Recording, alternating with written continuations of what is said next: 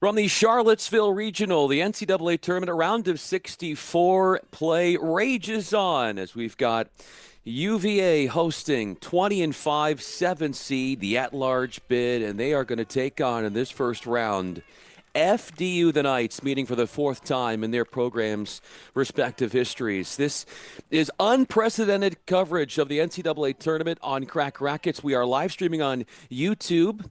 Be sure to follow Crack Rackets on all social media platforms. 3 doubles matches to start. We begin on court 1, the top flight of doubles, where it's Elaine Chervinsky and Melody Collard for UVA.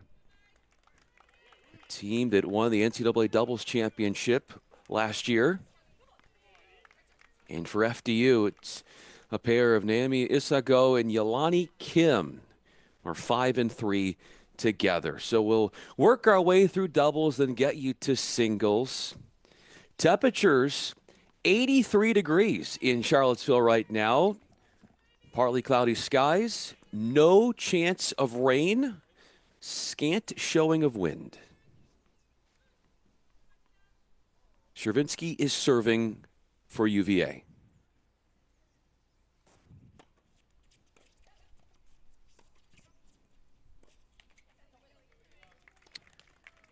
The winner of this duel will take on Illinois, who on these courts earlier today came up with a big win after dropping the doubles point to Arizona, put together 4 points, won in singles to advance.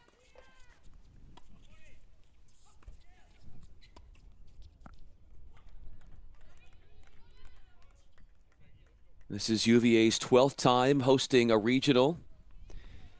Finished 6th in the ITA rankings before the NCAA tournament got started.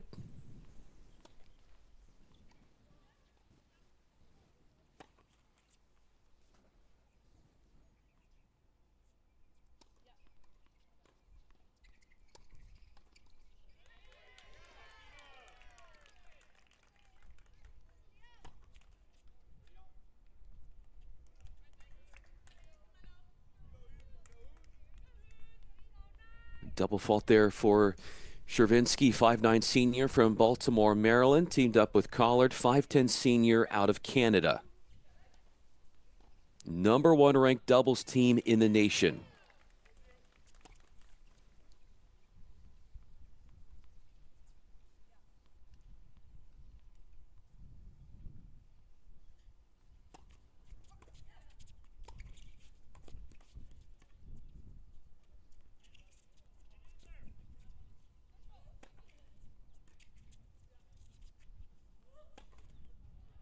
Misses the overhead. Collard at Isago and Kim well behind the baseline playing defense, but gets in her own way with an unforced error. Had the double fault and things not going as planned for the #1 doubles team in the nation in game one.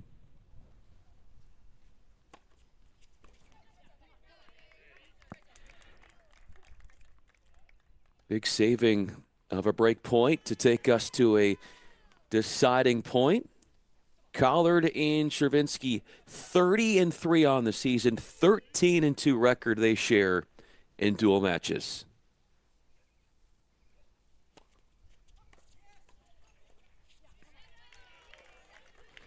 Hanging on to that service game with the adept play off the backhand volley from Collard, who steers UVA to the first game won by them, not without some self-induced mistakes, but a win in the form of a first game regardless, as we've got one doubles. Here's two doubles. Annabelle Shu, Venus Salas for UVA. They are the 41st ranked doubles team in the nation. On the near side of your screen, serving up an early break against Anastasia Lim and Alina Kubanova, who are perfect 7-0 on the year for the Knights.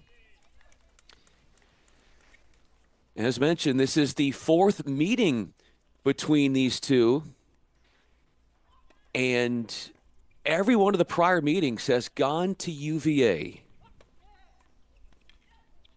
All coming in a Charlottesville regional.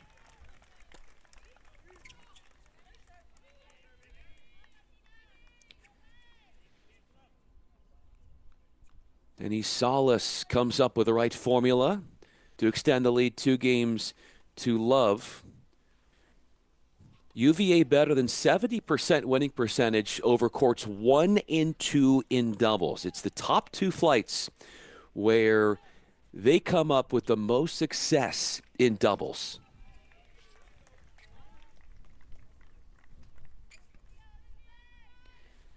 Shu and Hines Salas riding a current 5-match winning streak. They are second on the team in doubles wins, 27-8 on the year.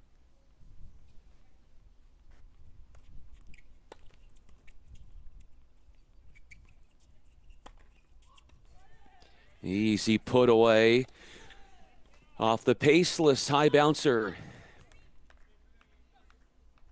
A juggernaut of a start here for UVA. 15 all in game 3.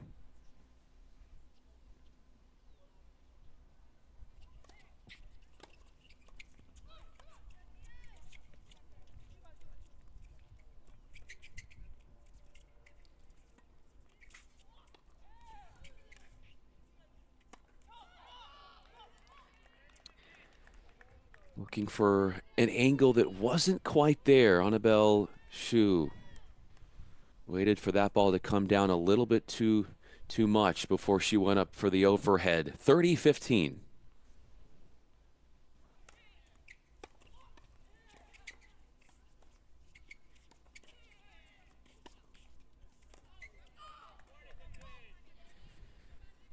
Big cuts off backhand drives in the cross court for Shu. One of them was good.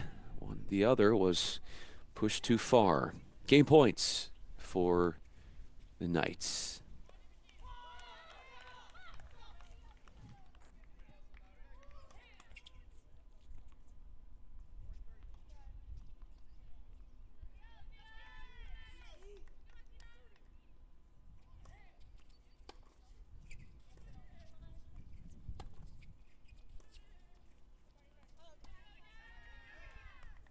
That one carries long. Salas, freshman from Spain. Shu, junior from Canada, who will await this serve in the ad court.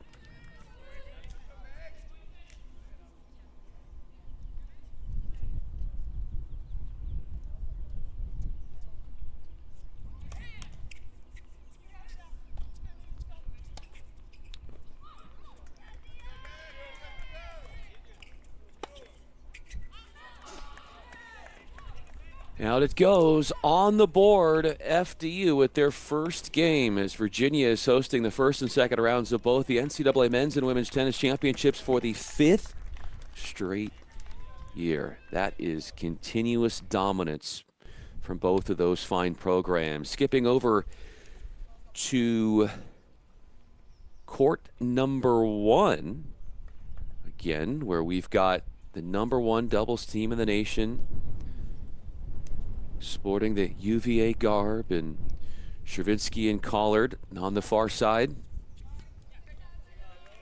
Already a break in hand.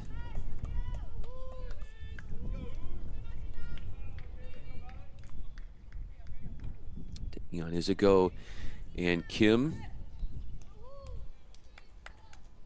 Stravinsky and Collard lost in the ACC final to North Carolina's Reese Brantmeyer and Alanis Hamilton.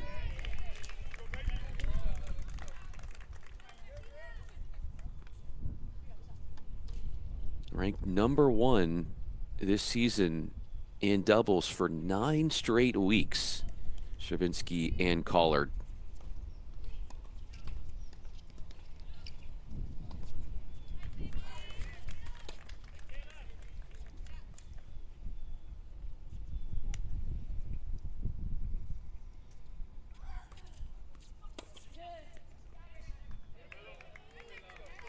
Collard there serving, 5'10" senior from Canada.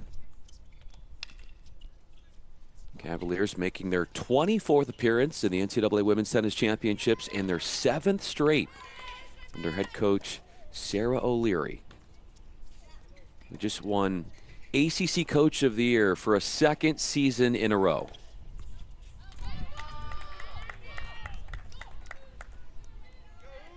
You look at the record for Virginia, 20-5. 9 of those 20 wins were sweeps. Reached the ACC Championship postseason tournament, but got swept in the final to North Carolina back on April 20th.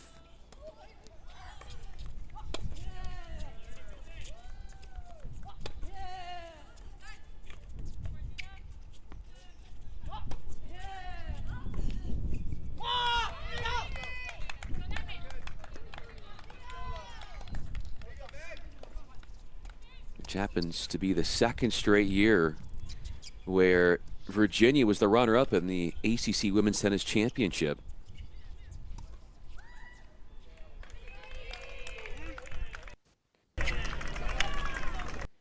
Meanwhile, running away with things at the threes, UVA Sarah Ziodato, Maggie Navarro on the far end. They have not dropped the game and not looking like they will, considering how well read that return of serve was. Blasted down the line. They are taking on the 3 pairs for FDU. Etzuriana Cosina and Valentina Silva. Silva Jr. from Brazil. Cosina, sophomore from Belarus.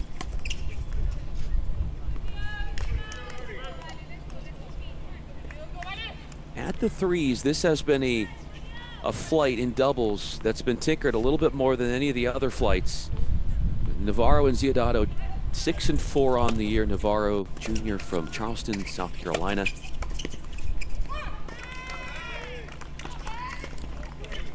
And Ziodato, grad student from Italy. We'll be seeing Ziodato as they've got break points here as the return team. Ziodato will be playing 1 singles. Recently named All ACC first team for singles.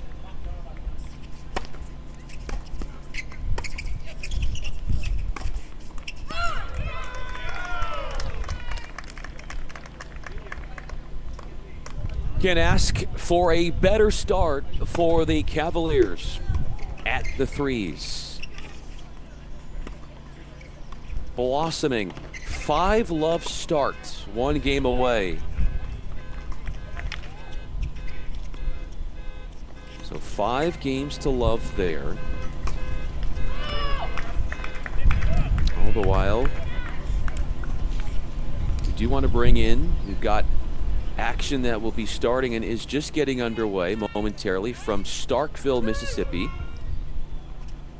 just to keep in mind, this is one of 4 different feeds going on within Cross-Court Cast presented by Crack Rackets. So unprecedented amount of coverage for you to sink your teeth in. On this court, Christy Halliors is my producer. I'm Bryan Fenley. We've got Virginia versus FDU, Mississippi State versus New Orleans men, Arizona versus Denver, and Duke versus Bryant. Duke versus Bryant. That is a women's duel. Arizona versus Denver is a men's duel. So 4 different duels on Feed 3 to take you through your Friday in the first day of the NCAA tournament. Here at the threes, Virginia looks to close out the set.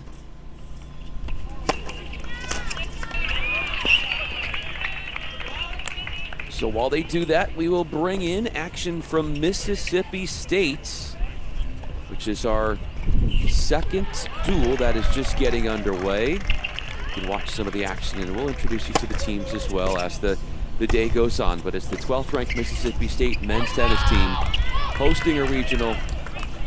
22-5 record, 17-1 in front of their home crowd. Going up against New Orleans, the Privateers, a 4 seed in this Starkville Regional, standing at 15-7.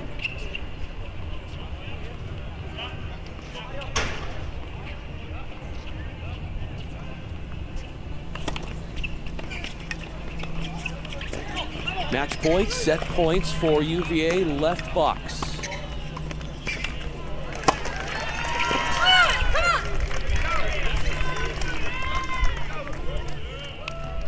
Breezing through at the 3 pairs.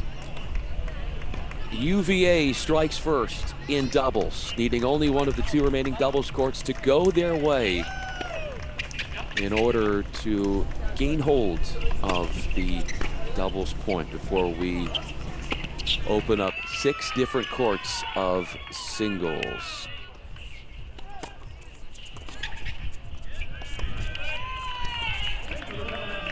Court number 1 in doubles, left of your screen, and no problems here for Chervinsky and Collard of UVA. They have not dropped a game. Only 1 game won over 3 doubles flights for FDU. 1 game was taken on court 2. It's 3-1. They're down against Any Salas and Shu. 3-1. Chance to go up 4-1 for UVA.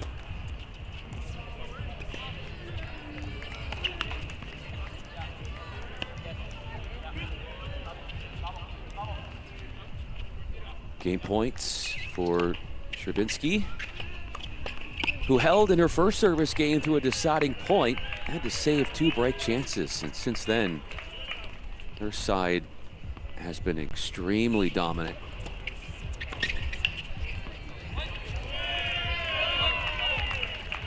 Using the out wide serve to hit her opponent off the court, and proudly walking to the chair with a 5 games to love lead to the ones for UVA, needing 1 more game to snag the doubles point. Here it is, 4-1, game 6 about to get underway.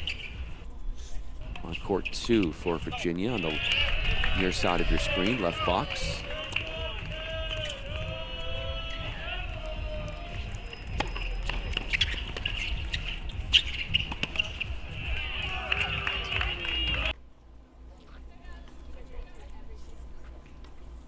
Playing outdoors in Starkville.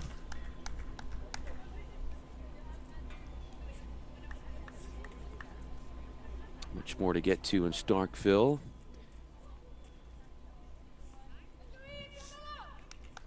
As Virginia is zooming past the competition here in doubles.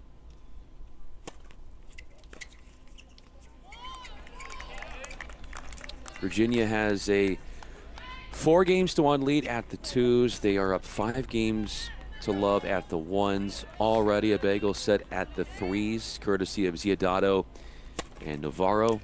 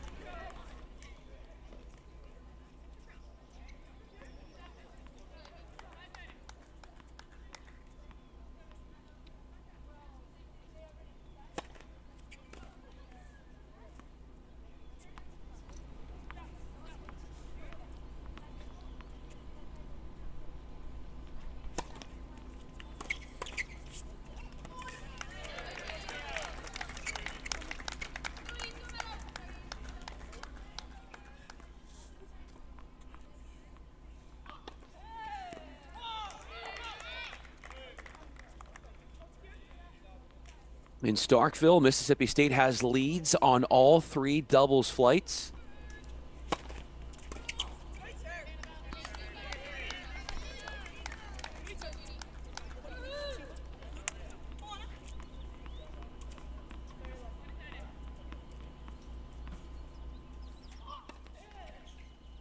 Game point for UVA at the 2s.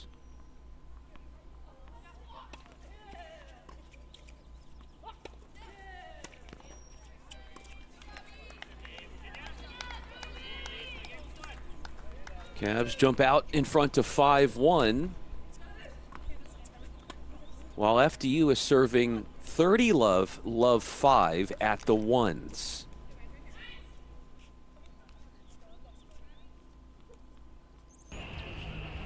New Orleans has a break chance.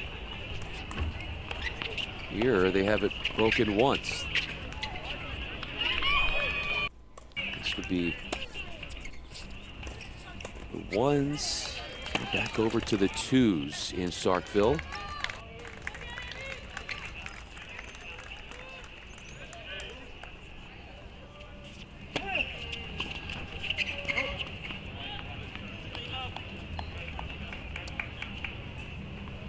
Twos for Mississippi State. Colo Baroni, Mario Martinez Serrano, taking on Jay Temming and Joseph Towns.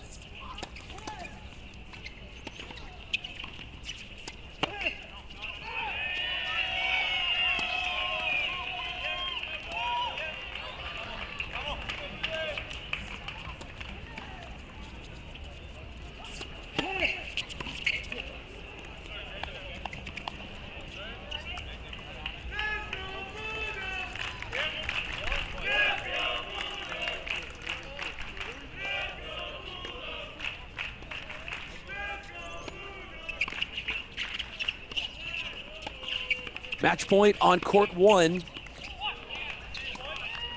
for UVA, which would give them the doubles point after they Winnebago set at the 3s.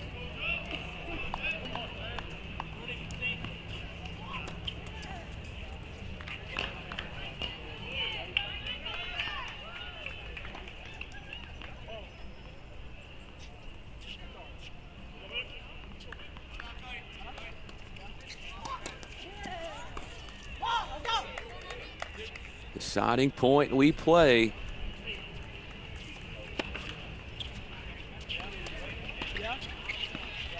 Still to come later on today on Feed 3, Colton Smith and Arizona men. So you're going to want to sit tight and watch that one. First round coverage from the Tucson Regional will be headed your way later on today. Another look at a match point for the doubles point for UVA in your left box.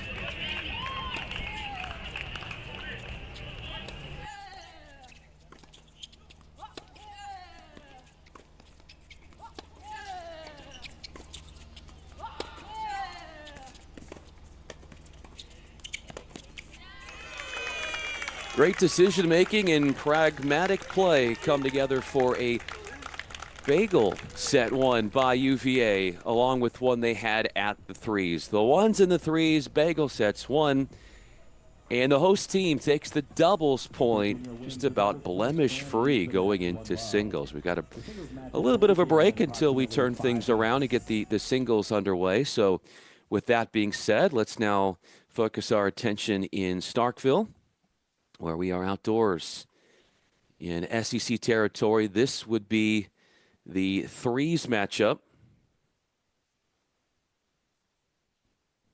with Mississippi State serving Dusan Milanovic and Michael Davansky versus Julian Franzman and Mark Mail.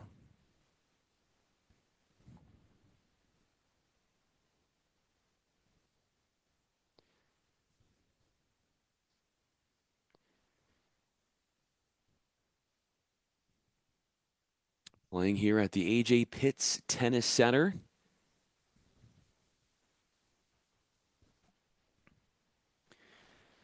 For the Bulldogs, this is their 14th consecutive appearance in the NCAA tournament. They have reached the Sweet 16 in 5 of the past 6 seasons. And they are 14-3 this year when playing duels outdoors. And perfect on Fridays, where they're 4-0.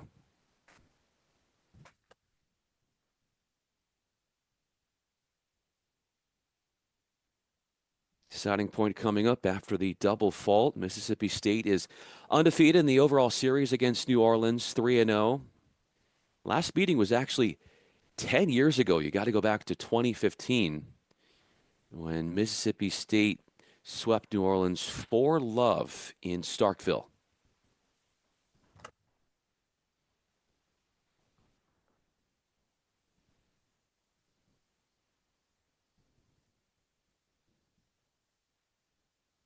Clever play to stick the racket out there off the redirect and come up with a 4 games to love start for Mississippi State at the threes. Over at the ones for the Bulldogs. Benito Sanchez Martinez, along with Petr Jovanovic, #1 in the nation in doubles for Mississippi State. Standing at 18-1 in dual play together this season. Jovanovic, 6'4" junior from Montenegro. Sanchez Martinez, 6'2" junior from Germany.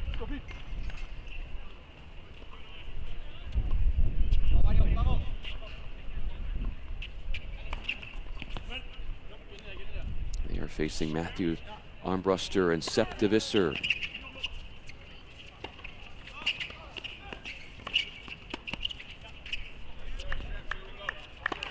Armbruster, 5'9" senior from Louisiana, de Visser, 6'4" freshman from Netherlands. These two for the Privateers on this court, 9-5 in dual play. So they managed to keep it to within 1 break down. The Southland League champs, who came up with a few upsets to win that conference championship. 5th seed in the conference championship and through the postseason tournament. Beat the regular season champs, Texas A&M Corpus Christi, then the defending tournament champs, NJIT. Feeling good about themselves going into the NCAA tournament in what is their 2nd appearance in second NCAA tournament appearance in program history. The other one was 2022, and it came against a fellow SEC team in Florida. Coming at the threes, Julian Franzman, Mark Mile, 8 and 9 together. Pair of underclassmen in trouble here for UNO as they're serving.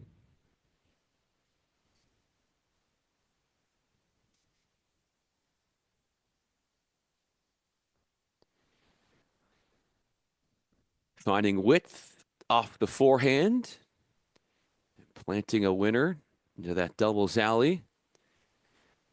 Dusan Milanovic and Michael Novansky, 14-4 in dual play. 13 of those 14 wins coming at the threes. Novansky Jr. from Slovakia. Milanovic, 6'3" senior.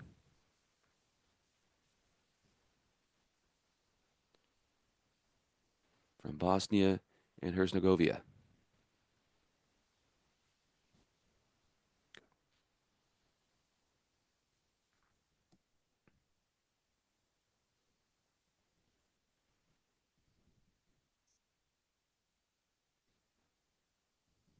A lot of success for Mississippi State when they win the doubles point. They are 20-4 as a team this year in duels when they do take the doubles point. Break chances against the Privateers on court 3.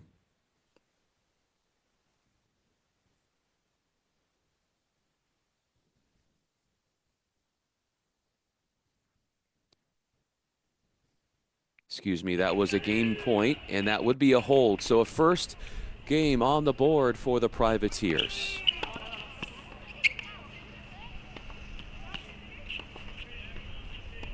On serve here, you can see why, based upon the service points won for Baroni and Martinez Serrano of Mississippi State, who were on the near side of your screen.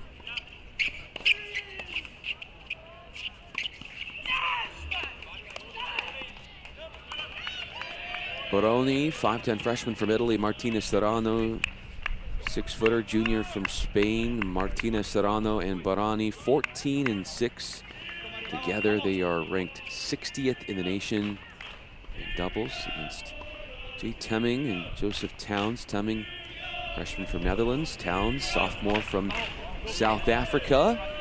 We do want to bring in singles, which is just about to get underway, from Charlottesville, where UVA dominated in doubles with a pair of bagel sets, one at the threes and the ones, to go up one love going into the singles portion of the duel. You are watching round of 64, first round coverage of the NCAA tournament in conjunction with Crack Rackets, live streaming on YouTube. One of 4 different feeds to sink your teeth into, and we will be with you all weekend long. So we bring in the ones with singles in Charlottesville, while we still have doubles to figure out in terms of who's going to take that doubles point in Starkville.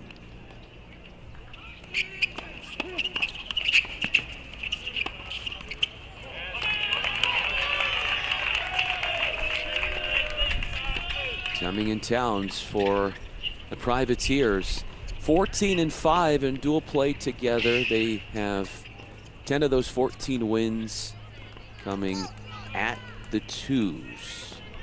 Trying to keep in touch. They're running out of time. 5-2 in favor of Mississippi State, who has break leads on all 3 courts of doubles.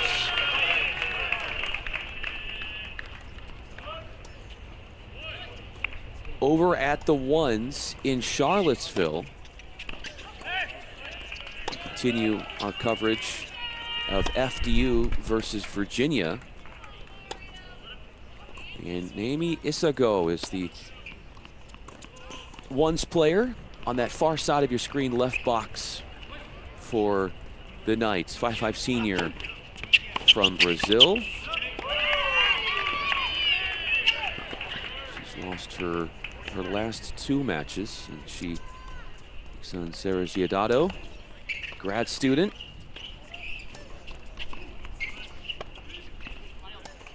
A ranked singles player for Virginia.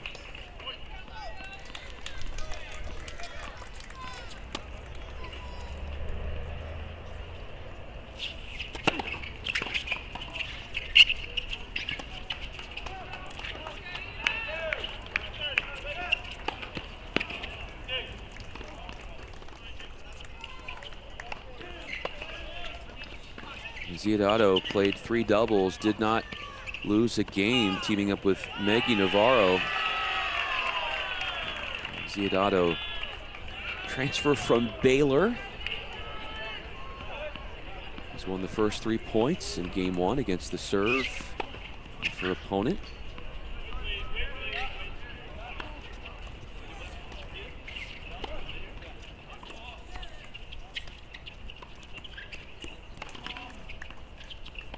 Slightly too soft with that backhand attempt, trying to change up the depth of the placement of the slice from Giadato. All ACC first teamer in singles this year, 14 and 4 singles record. She is 22nd in the nation in singles, going 7 and 4 at the top court.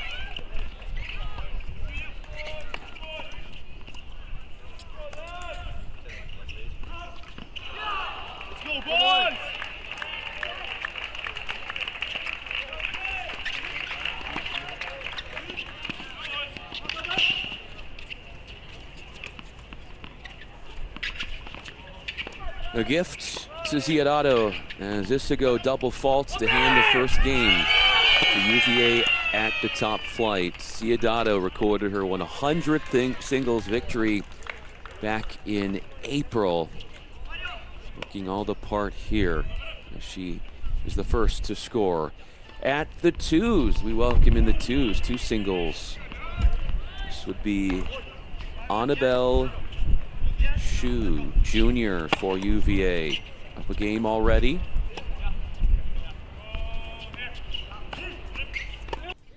Taking on Anastasia Lim of the Knights, 5'6" junior from Russia.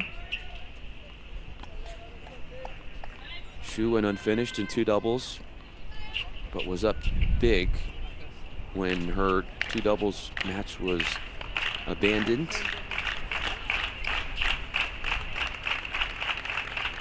5'9" junior from Montreal, Canada, third team All-ACC in singles. She just earned that distinction.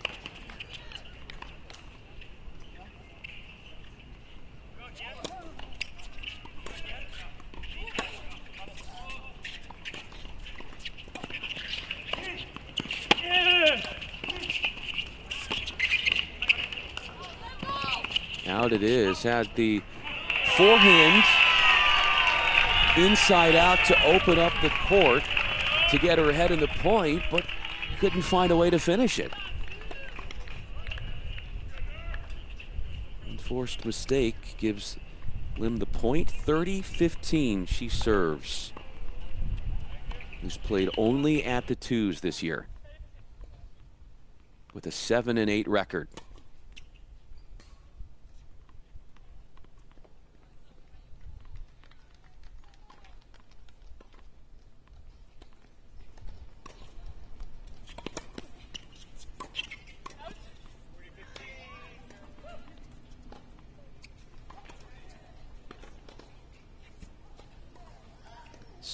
The Knights, it's their 5th appearance in the NCAA tournament and first since 2016. They won the NEC championship back on April 19th, taking out St. Francis 4-1 in the conference final. 11-7 record, perfect 6-0 in league play.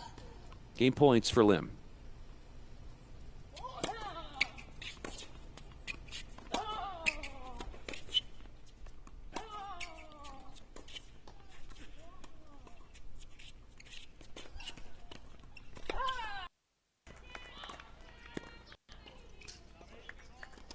Get it back over to court number 1, where Ziadato is at 30-all in her first service game, taking on Isago.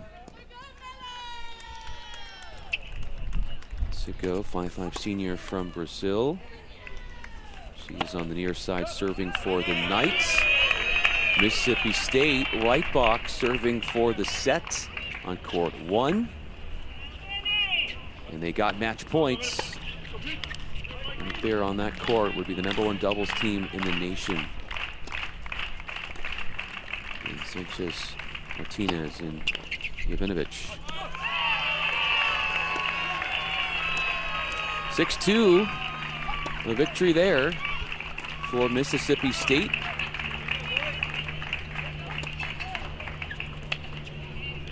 There will be a short 5-minute break before singles play begins. The striker levels, New Orleans 0, Mississippi State 1.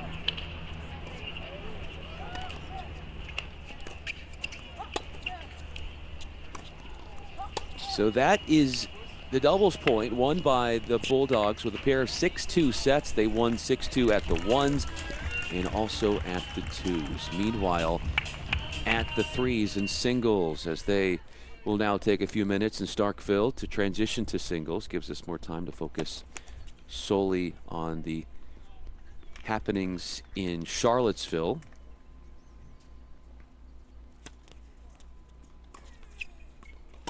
Alina Kubanova for the Knights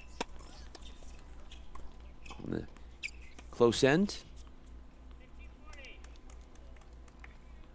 Looking for that two-handed backhand drop shot. Grad student from Russia is Kubanova.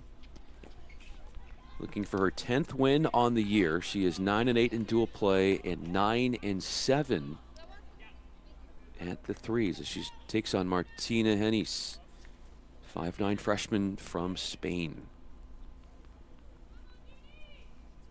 who is currently riding a 6-match winning streak coming into today.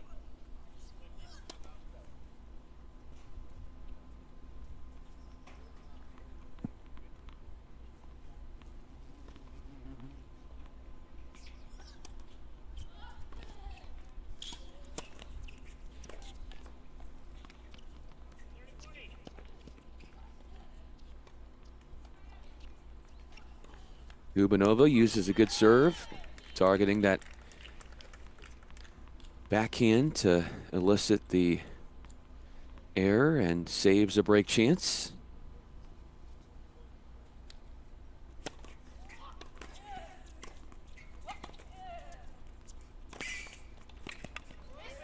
On the dead run, fancy footwork for Hennis Salas, who runs to the drop shot, then finds angle off of it. She's won all 3 games and has taken 2 games by way of the return. 3-love, great start for her at the threes.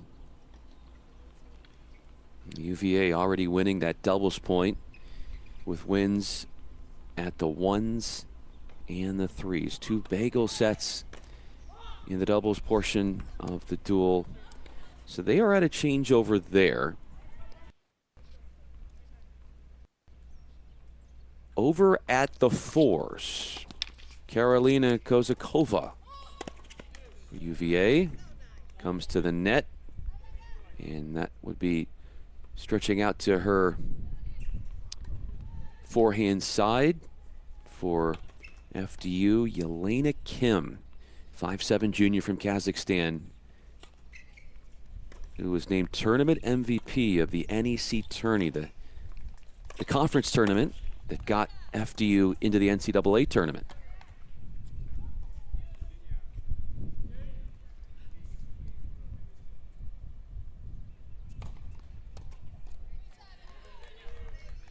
Kozakova joined the team in January. She's a freshman from Switzerland, and 3-0 her at the first sit down. Sit down happening on court 5. Pico Navarro, 1 game apiece against Katerina Kosina, who is a 5'4" sophomore from Belarus, entering with a 10-match winning streak. But she's not going to be happy with that serve as it goes into the net. Double faults. Gift wraps a game to the returning Pico Navarro for a 2-1 advantage in the opening set.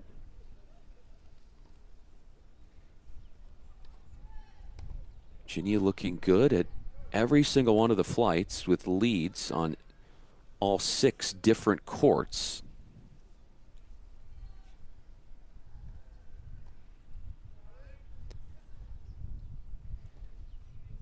They will play Illinois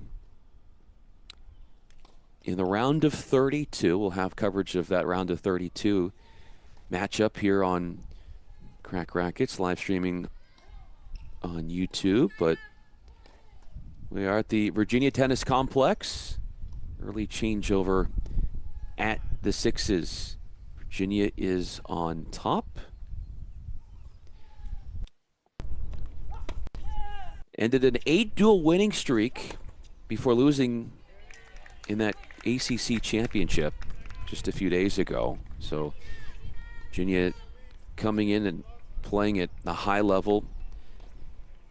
ACC tourney wins over Cal and Duke. They've only been swept once all year long, have the Cavs, and that was against number 1 Georgia. Ciudadano has swept all the games so far at the 1s. As we turn our attention back over to the top flight, where it is 3 games to love there for Sarah Ziodato, who, after winning a bagel set at the 3-6 love, and now 3 love up at singles at the ones, is 9-0 with games played and games won. So not a bad start for her over the course of this duel, as we welcome in singles play from Starkville, as Mississippi State, gaining dibs on the doubles point, now begins the singles part. And an early look in on court number 1 for Mississippi State. Benito Sanchez Martinez on the far side of your screen, returning, taking on Mark Mail. Mark 11-7 in dual play, 9-7 at the 1, 6-foot sophomore from Germany. And it's a court, top flight, where it's been the lowest winning percentage of a court of any one of the flights of the 6 flights for UNO this dual season. Desperately looking for success at the first flight.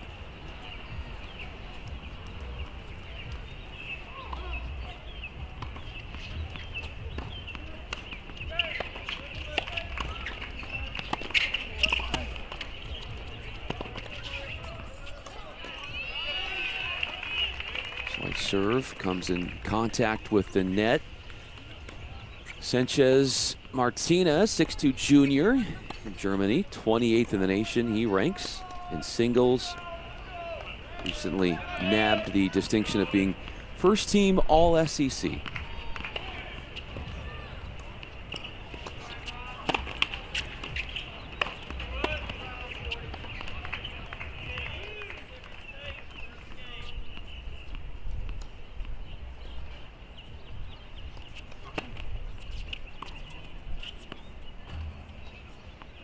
Trying to start out the point with a heavy ground stroke, but airmailing the lefty forehand long for 30 all.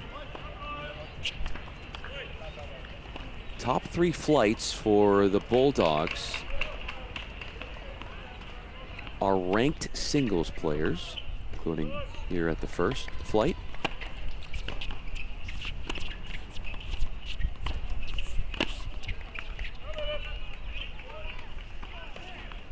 In that battle for court position and pushing Mark off the court.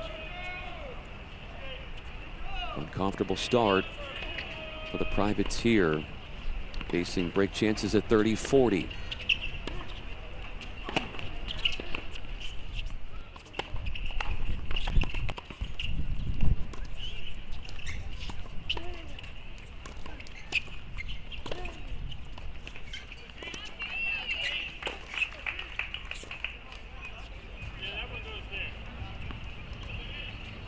That point, takes advantage of a short ball, and a drive volley will settle things in his favor. By the way, break chances on court 4 in Charlottesville.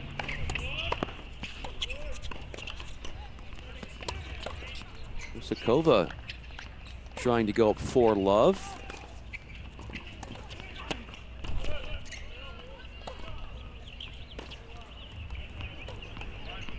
Zakova just 2 and 3 in dual actions, so getting a really big opportunity to show what she can do. She comes in with the postseason upon us. Court 4.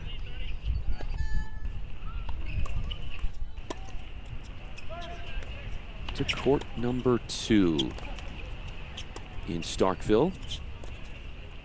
Petr Jovanovic, 67th in the nation for Mississippi State.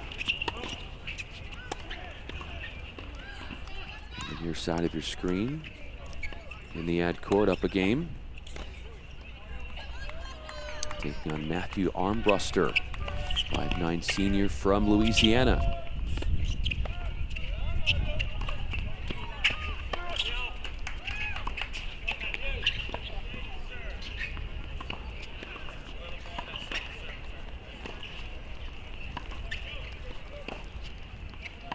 Jovanovic, extremely talented player. First team All-SEC as well. One of two to earn that award on the Bulldogs roster this year.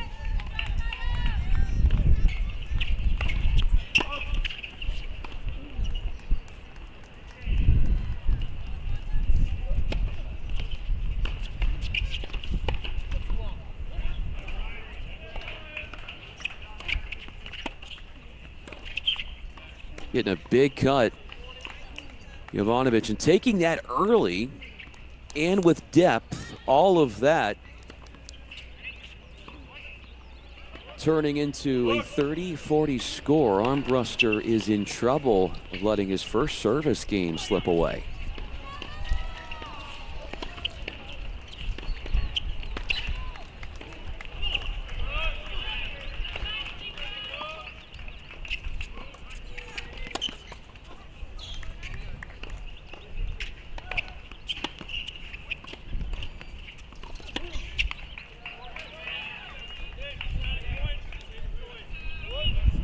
To a deciding point.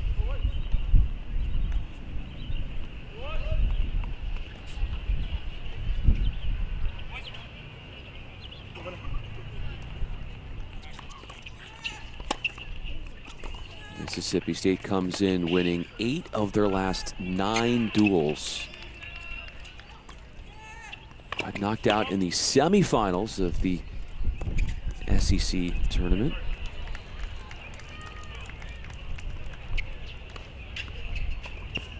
Lost to South Carolina.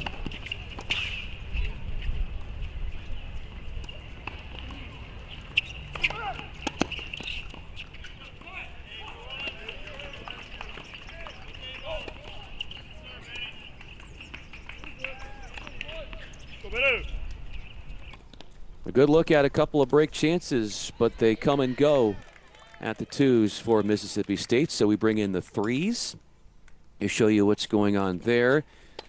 At the ones in Charlottesville, Ziadato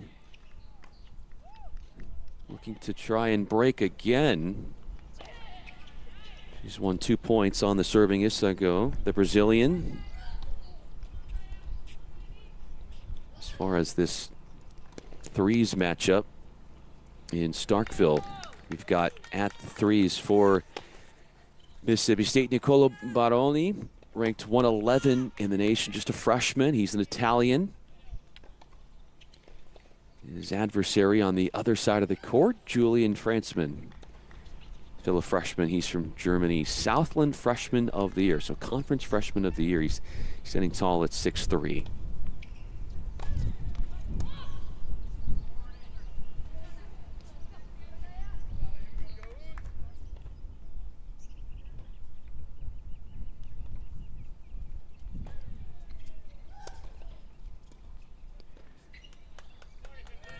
Or couldn't get to the inside out as well as he would have liked to find an angle.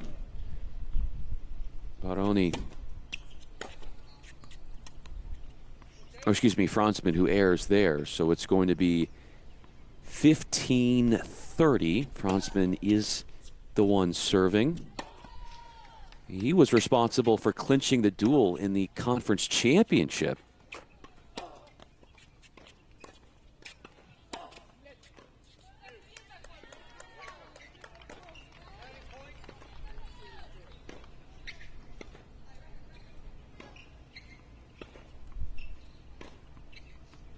Deciding point has arrived at the twos in Charlottesville with Lim serving.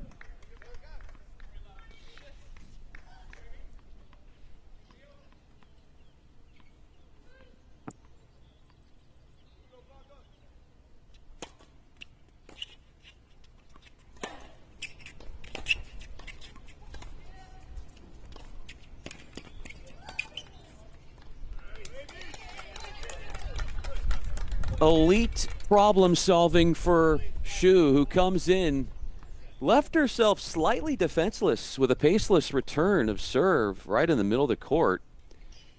But she comes forward, cuts off the angles. And she has a 5-1 lead, looking to close out the set here if she holds.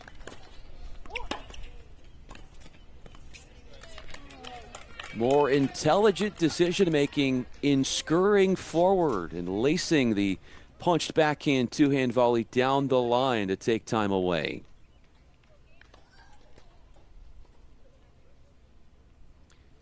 So glad to have you with us. Cross Court Cast presented by Crack Rackets. Don't forget to follow Crack Rackets on every one of their social media platforms.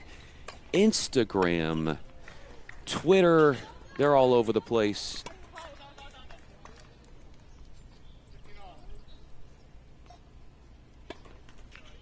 Four different feeds of the ongoing NCAA tournament that you can watch, including this one here, feed number 3.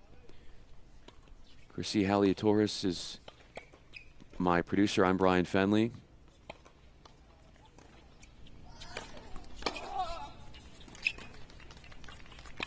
Haliatoris, excuse me. I'm Bryan Fenley. 15 all.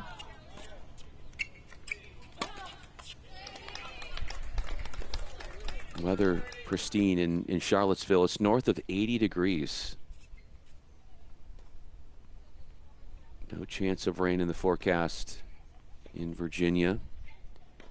Changeover in Starkville. Gives us a chance to peek in at the 4th flight. Dusan Milanovic.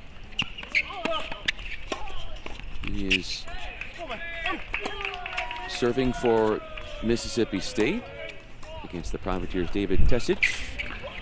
Louisville transfer 6'3". He stands from Germany.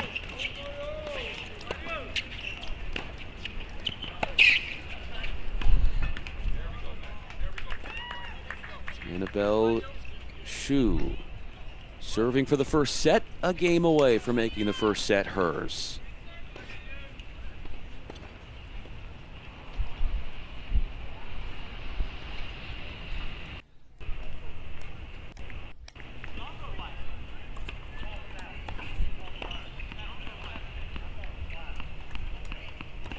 Eyeing in on the 5s, Hernandez Cortez. Serves for Mississippi State. Looking to level for 2 all.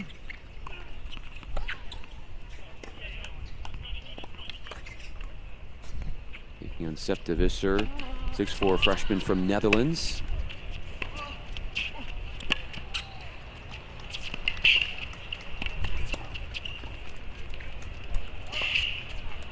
What a lob from Hernandez Cortez.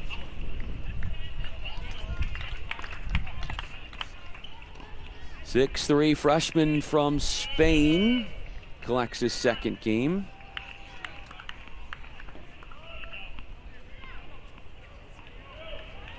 He is 9-2 in dual play. So Shu takes care of business, winning the first set at the 2s for Virginia. 6-1 in her favor.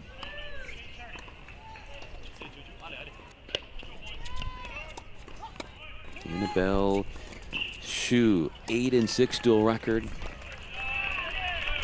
Has been playing at the top 3 courts all season long. Just the 1s, the 2s, and the 3s. Ziodato at the 1s, looking to mirror what Shu did at the 2s in forging a 6-1 first set W, which is a point away for the grad student and Baylor transfer, native of Italy.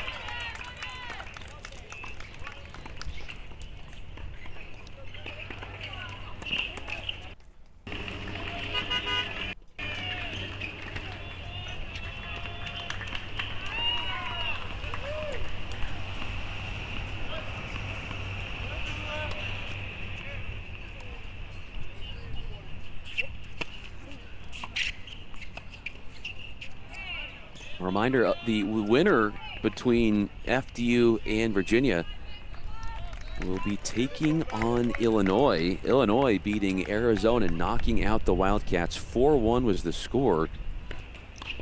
Wildcats won the doubles point only to lose in singles And they did so on courts 1, 2, 4, and 3. So the top 4 flights to secure the win, as the Illini will await the winner of Virginia and FDU. A 6-1 win on court number 3 for Virginia as well. Martina Hennies, 6-1 with that second set soon to start. And at court number 6, runaway traffic here, and one-way traffic for Mississippi State. Look at that score, 5-love over Towns.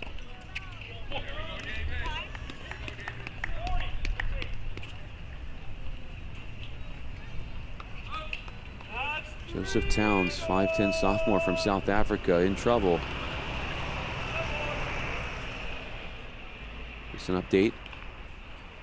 We do have some rain delays on other courts and other locations of regionals at Ohio State and Vanderbilt. Hope to get back to playing here shortly. But Towns just fighting for respect here, trying to earn a game as he begins his third service game. Takes the line at love 5.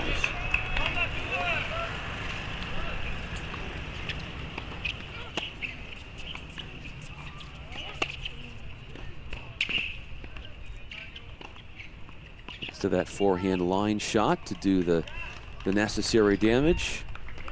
He's up against Mario Martinez Serrano at the 6. Junior from Spain, transfer from Troy. Leads the team, Martinez Serrano, in a number of duels clinched. He has clinched 5 duels, sporting a 13-7 record during the dual season. That is a lovely lob winner, gently placed with a whole host of topspin attached to it for 15 all.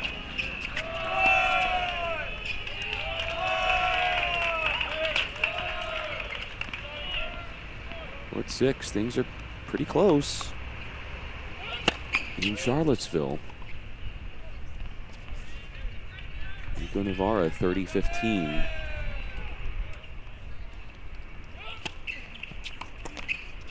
Does have a break in hand.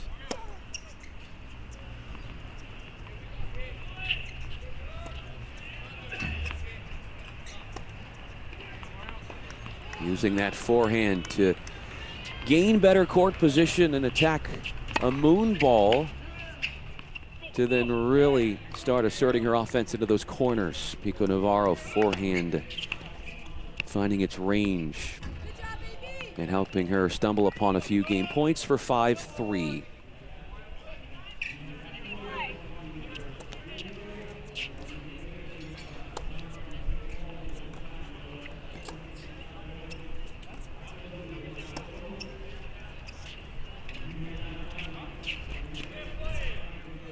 That is just dazzling. The rundown speed and then the touch to then do what she wanted with that ball. She navigates ahead 5-3, going from baseline to front court to take the dropper, and manages her own deception against her opponent, who's serving to stay in the opening set. Same could be said at court 6 in Starkville for Towns.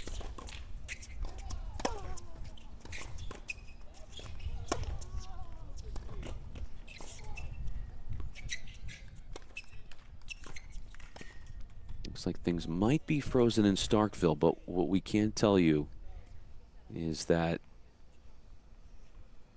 we do have the Charlottesville Regional seen in your left box. There we go, over to the top flight for Sanchez Martinez. Fans, we are now under a lightning delay. Please seek shelter in the Rula Tennis Pavilion lobby by following the Good position. Wondering if there is maybe rain. I don't want to speculate. Definitely going to keep an update on that, checking out all the social media platforms and see what's going on over in Starkville. In the meanwhile, let's show you here, enlarge the screen at the sixes.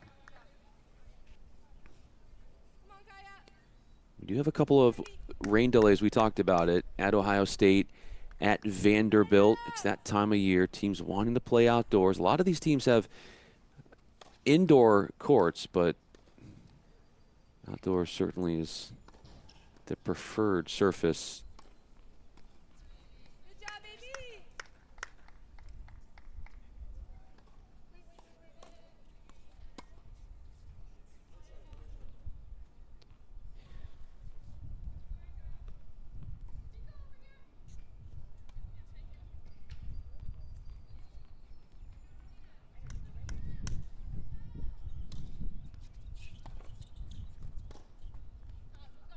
Nothing on Mississippi State social media to suggest anything other than just that they're continuing to play.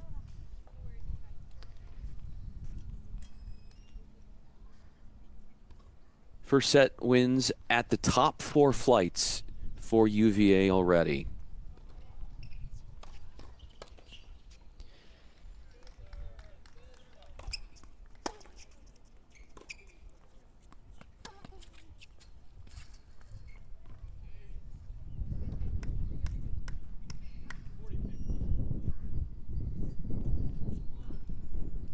Obviously, weather is in fine form in Charlottesville.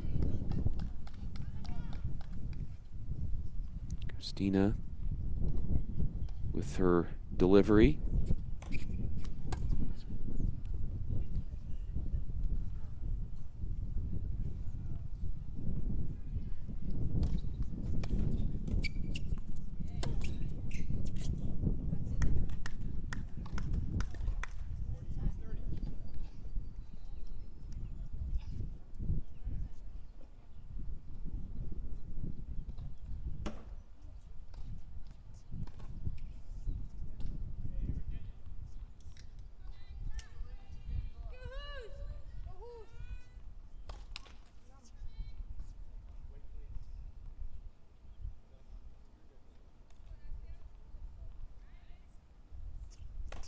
So I am looking at the National Weather Service in Starkville as we're showing you some of the Mississippi State versus New Orleans round of 64 NCAA tournament duel, and it looks like they do have a special weather statement out there in the Starkville region of 40-mile-per-hour wind threat and the threat of hail, penny-sized possible, until 2:30 Central Time, so for the next half an hour. So that might be what's going on in Starkville as we try to surmise what's happening. But we can tell you that play moves on in in Charlottesville, where a deciding point is at play at the ones. Isago and Ziadado. Ziadado controlling this match against the senior from Brazil, who has lost her last 2 matches and has a 7-11 mark at the ones. Is Isago in 2025. Ziadado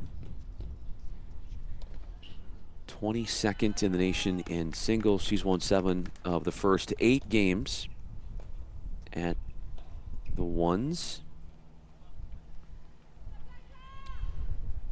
What's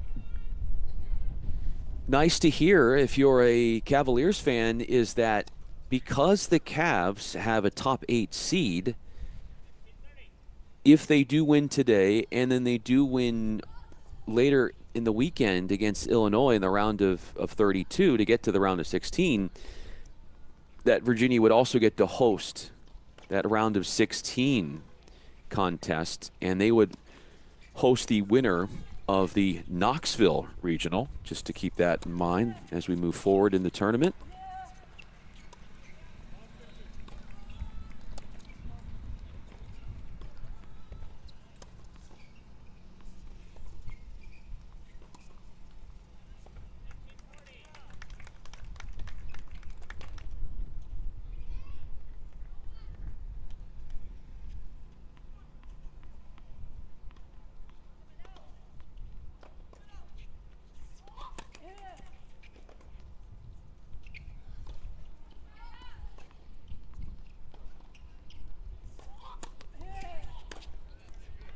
absolute laser beam from Ziadato.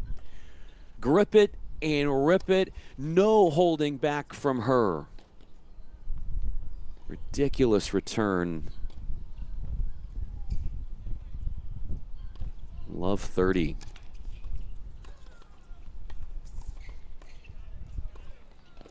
As the grad student from Italy is really encroaching and putting pressure on the serving Isago.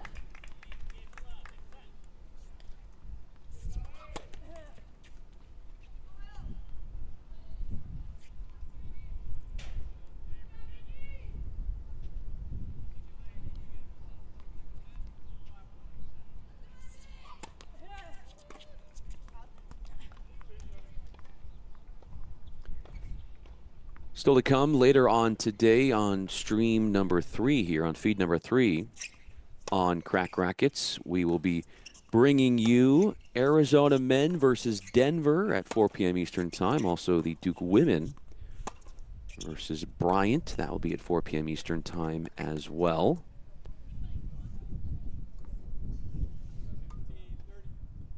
And a holding pattern with our second duel of the day, which features Mississippi State and New Orleans. If you're looking to watch some of that, it appears that we are in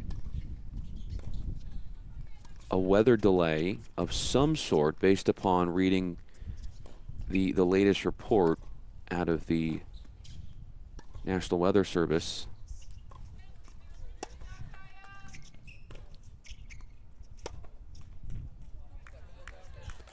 Christina misses on her backhand, trying to groove it down the line. This is Pico Navarro, doubles point going to Virginia. You can see that top right of your screen, and they didn't drop a single game in those 2 double sets won. Bagel sets at the 1s and the 3s to get us to the 1-love score. And that is one cruel if you're returning ace. Let's are in play. Set point off the...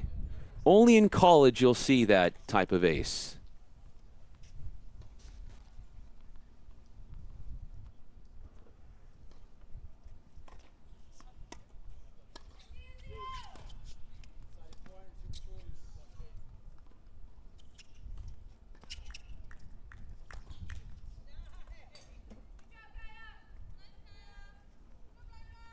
But what that racket giveth also taketh away, and deciding point comes from an ace and a double fault.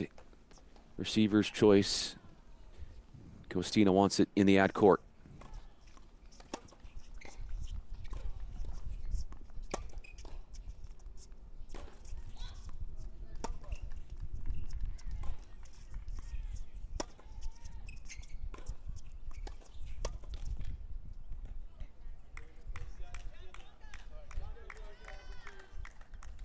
Squaring up down the line with the backhand, runs it wide, and a opening set goes to UVA at the 6s.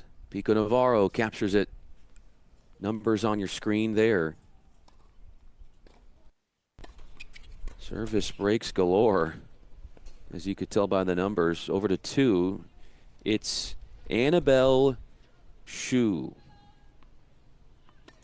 And she is just putting on a clinic here, taking on Anastasia Lim, as Shu is serving, but in trouble of dropping her delivery.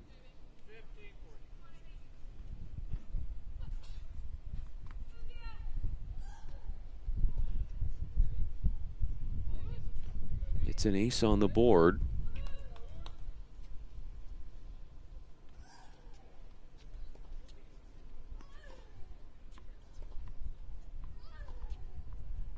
Virginia has advanced to the round of 16 at 9 times in program history, including each of the last 4 years.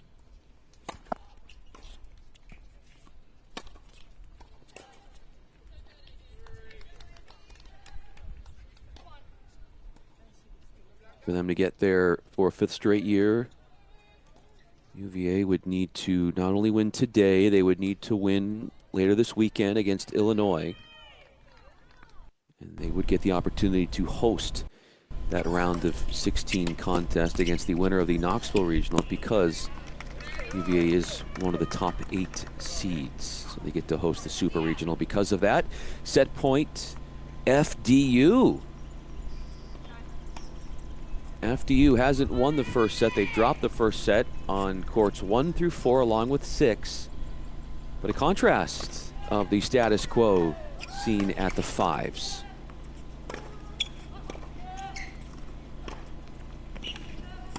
As Collard serves.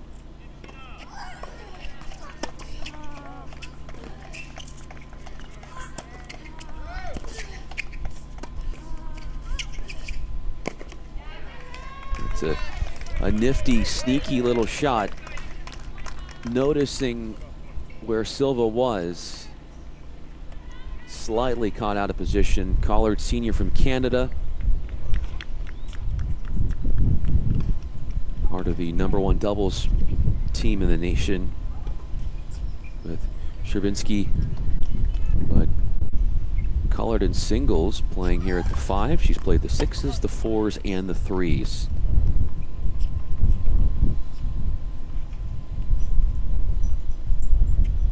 And 6 in dual play, she stands.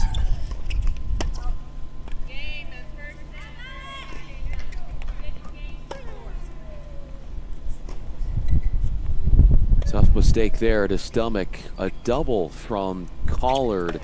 Gives Silva the opening set. 6-4 for Silva. 5'7" junior out of Brazil. Returning to our second highest flight, which pits Shu versus Lim.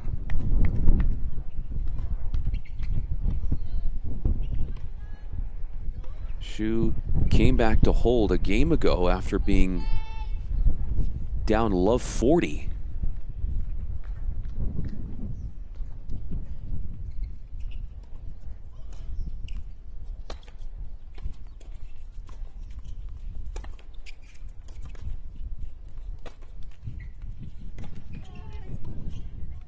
Half speed on the overhead, giving off the impression that she wasn't completely sure of what she was trying to do there, given where she was on the court.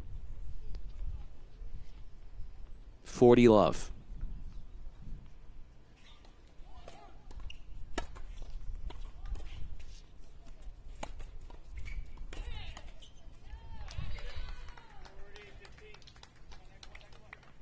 Two forehands off the ground and then runs forward, closing the net, putting more pressure on Lim, who nets her own groundie.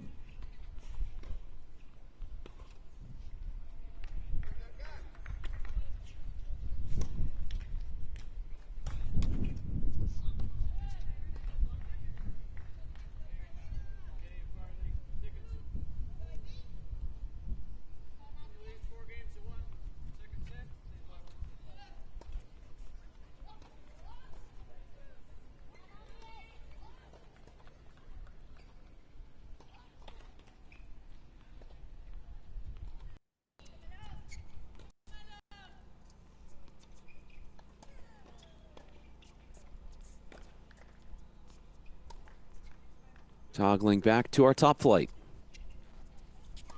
Isago serves at Ziadato.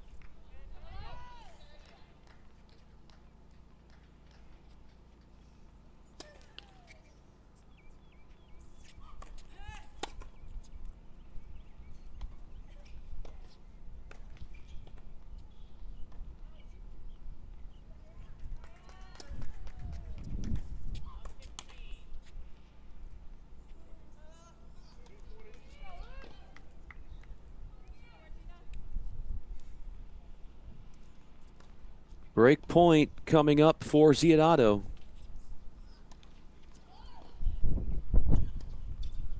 Who already took a set in singles and won a bagel set at 3 doubles earlier today.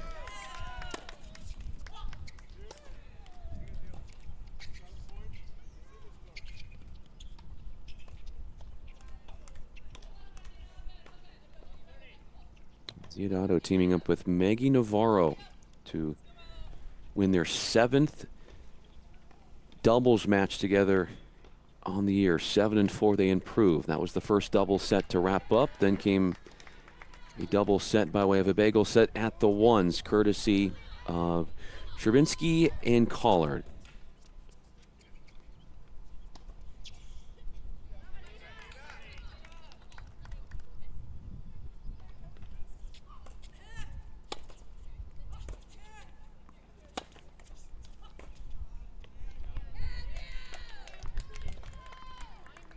Forehand from Ziadato, attacking the forehand of Isago, forcing her to fly one long down the line, off the court.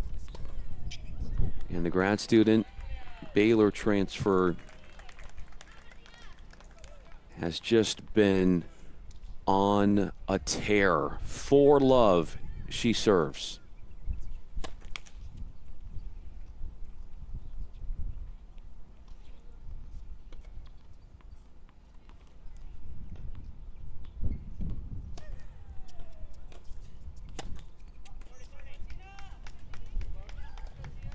Body serve inhibiting Isago from Ziadato.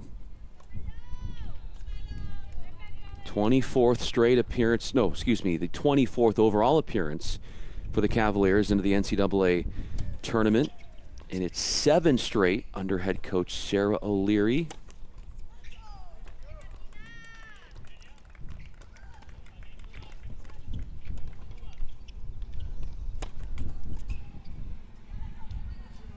Make this the 12th time that UVA has hosted a regional. Hosting as an at-large bid, they fell in the championship of the ACC tournament. 7th overall seed in the NCAA tourney.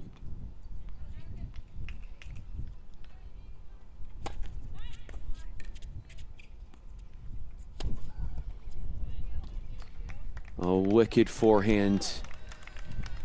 Nonchalant as she finds sharp angle and rolls that one sideline breaking well away from the Isago defenses.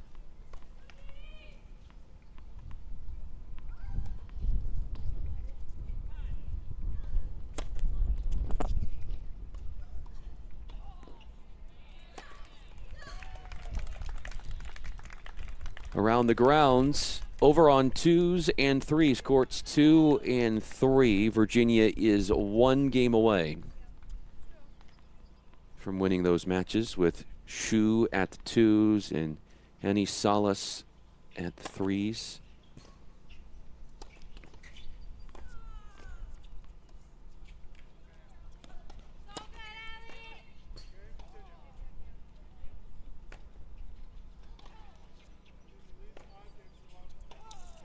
When you can serve as well as Ziadato can, no wonder you've got a lead like you have there. 6-1, 5-love. Nothing getting in the way of Ziadato.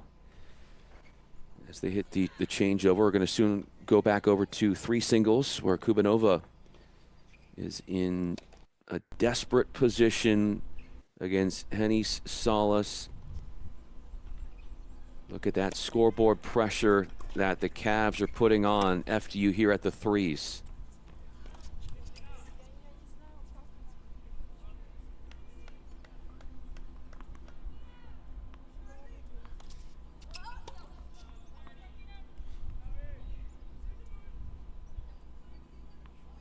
Henny Salas led the team in the regular season in singles wins, with 7 in conference play. A win for her today for Henny Salas would make it a 7-match win streak in completed matches.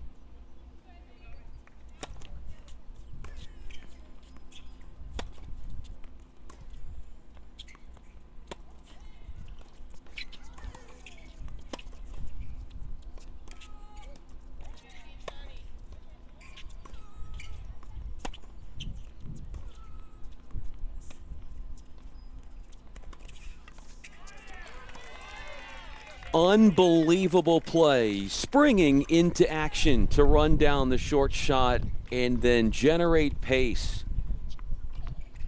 with a quick whip with that lefty forehand. Freshman from Spain, putting on a show.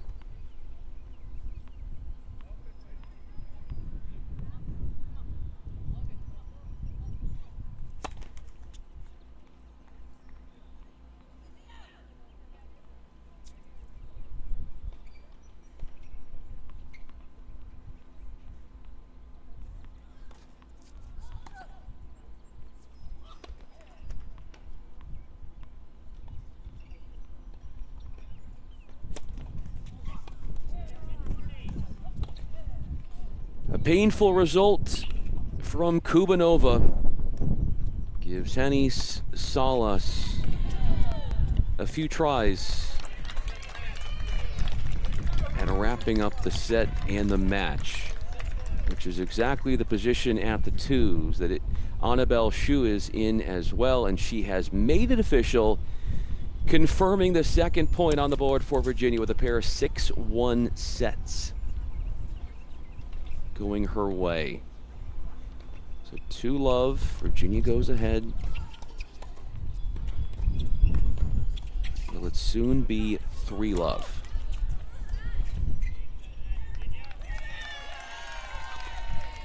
That is going to be back-to-back double faults to close out the match for Kubanova. Tough to see that unraveling from her serve there at the end, but it is. Henny Salas losing only one game, extending her win streak to 7 in a row, 14th win in dual play on the year, and that is a 3-love score in the duel for Virginia against FDU. Meaning that Virginia is only 1 point away from their 21st win on the season and their 10th sweep on the year. And they have just wrapped it up at the ones. Yes, right there. The handshake and all. Ziadato 6-1, 6-love over Isago. So Virginia making quick work of FDU, eliminating the Knights.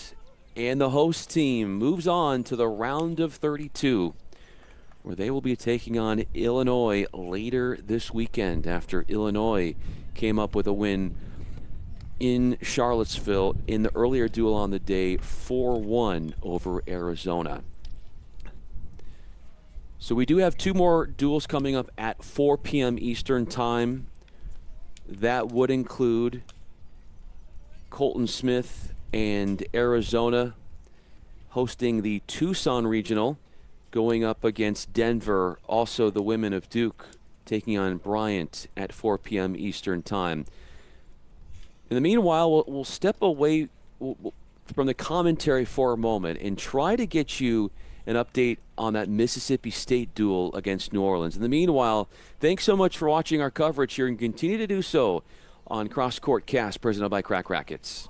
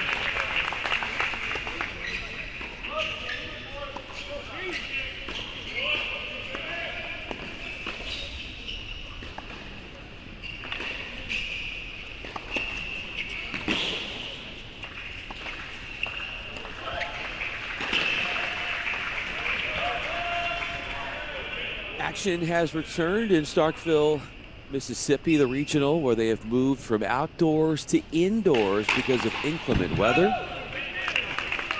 Watching round of 64 action NCAA tournament. Cross-court cast presented by Crack Rackets. I'm Bryan Fenley.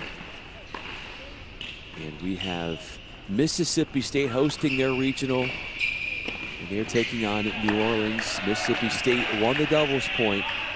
And then right when singles started is when outdoor play was suspended. And they have now moved it indoors here to settle things.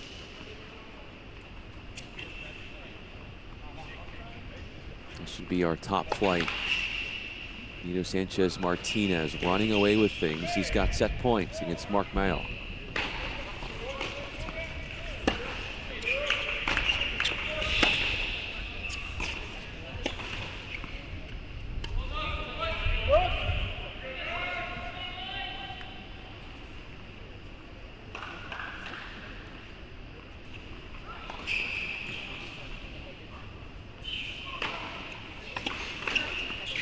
Don't forget, coming up in a few moments, we're going to go out to Durham for Duke women taking on Bryant. Also to Tucson in their regional as the Arizona men begin NCAA tournament play, squaring off against Denver.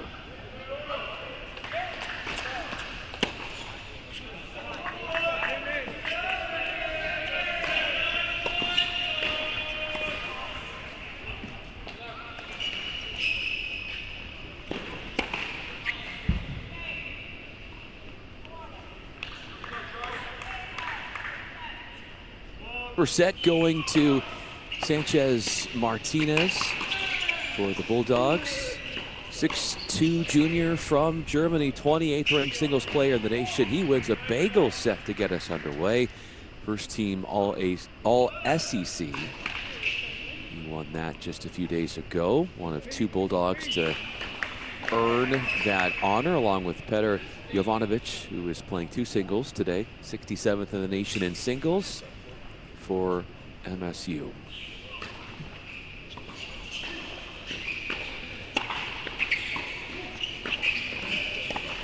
Court one in between sets. In the meanwhile, 5 other flights are playing.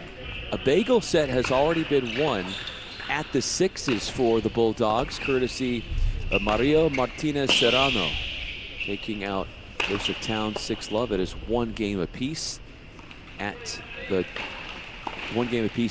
in the second set. First set is still ongoing. Courts 2, 3, 4, and 5.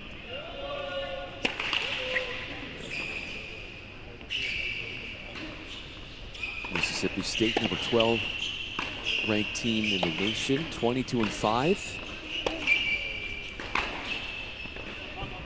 Trying to go 18-1 at home. 17-1 right now, undefeated in the overall series against New Orleans, 3-0. And State hosting the first and second rounds of the NCAA tournament.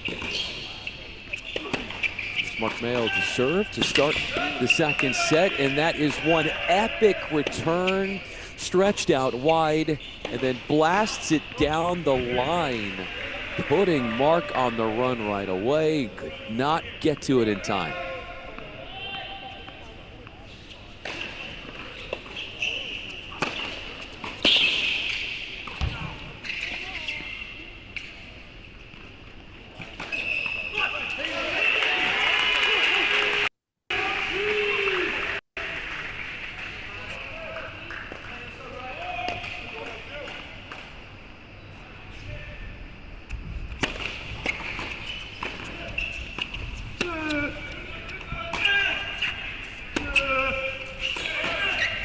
This is court 3. Deciding point up for grabs.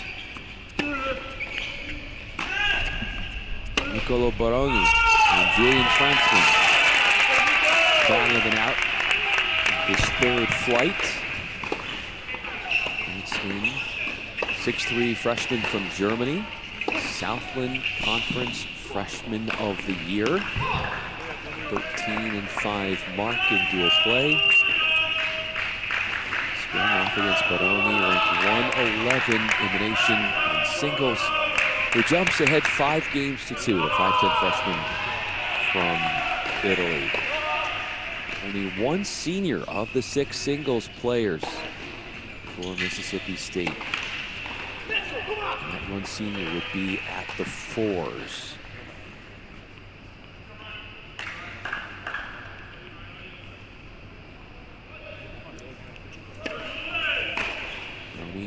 Quickly back out on the court. Trying to put an end to this first set. 16 wins, 4 defeats in dual play for the Italian. 10 of those wins coming at the 3s.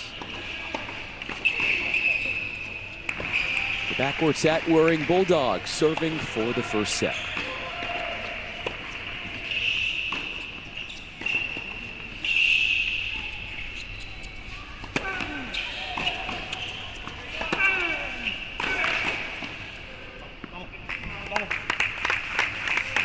This Privateers team, 15-7, and look at this. We're going to have in Tucson, the regional is soon to start. The winner between Denver and Arizona in this round of 64 NCAA tournament duel will take on Harvard, who on these courts left of your screen earlier today in Tucson, won by way of a sweep against Washington 4-love. Outdoors in Tucson, indoors in Starkville Regional, at the Starkville Regional, and we are for it all here on the third feed. Cross-court cast presented by Crack Rackets.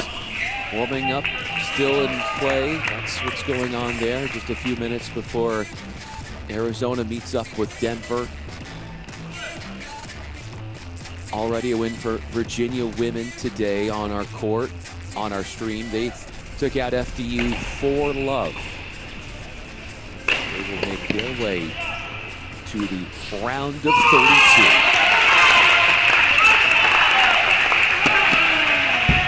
$30 for Baroni, right box for Mississippi State.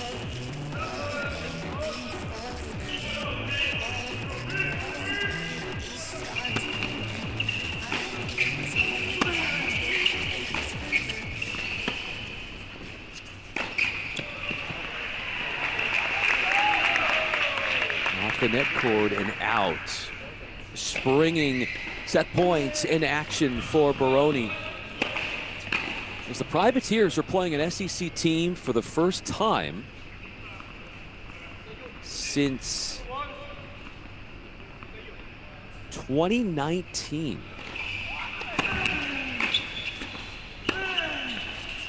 Actually, they played them once before this year. That would have been in early February. They got swept by LSU.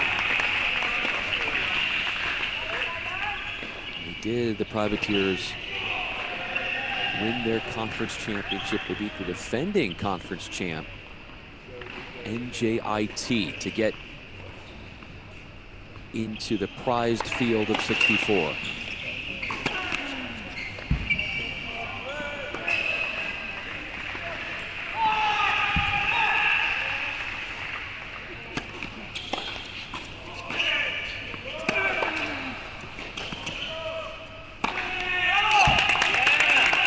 In attack mode, changing directions, moving forward, forehands coming up, very clutch in the first set. By way of the great play from the forehand, has Baroni taking ownership of that first set, 6-2. Go Marcus. Second flight, Matthew Armbruster and Petr Jovanovic. Armbruster trying to keep Jovanovic at arm's length.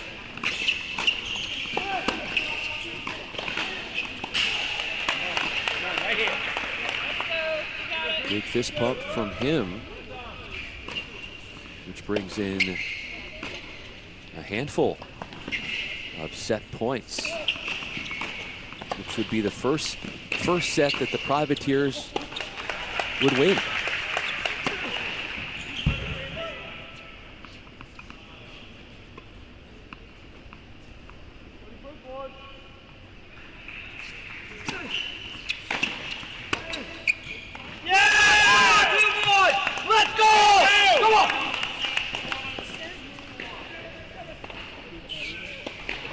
UNO has the opening set at the 2s.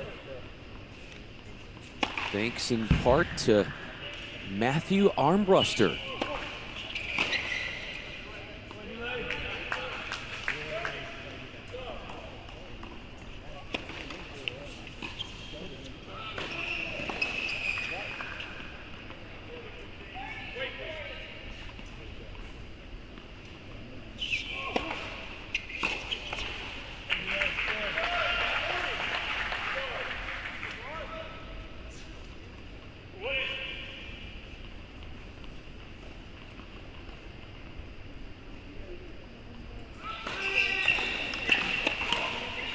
Twos are in between sets.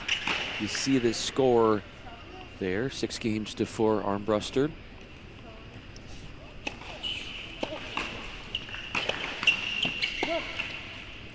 Matthew Armbruster, 5'9" senior from Louisiana. He holds a 6-8 record in 2025. Getting our first look at the 4s. Dusan Milanovic in trouble here. He does grab the game, but down a break.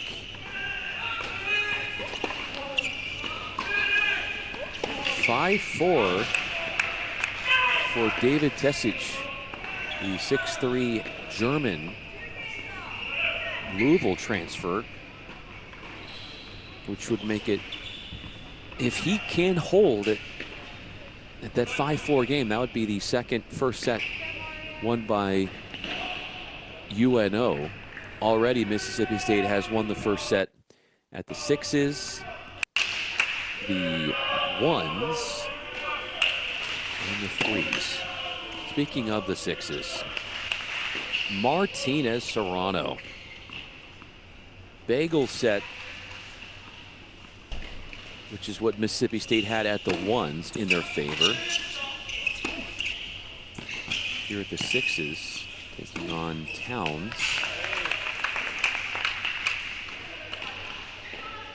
This was a duel that started outside.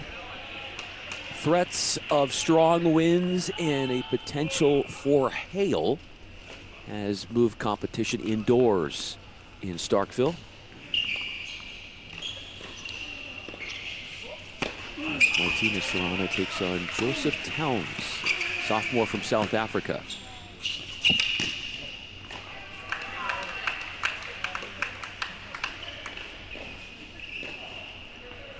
We do have the numbers, the stats on your screen there from the first set, as we are now into the second set, which would be 2 games apiece. Martinez Serrano serving with a 30-love advantage.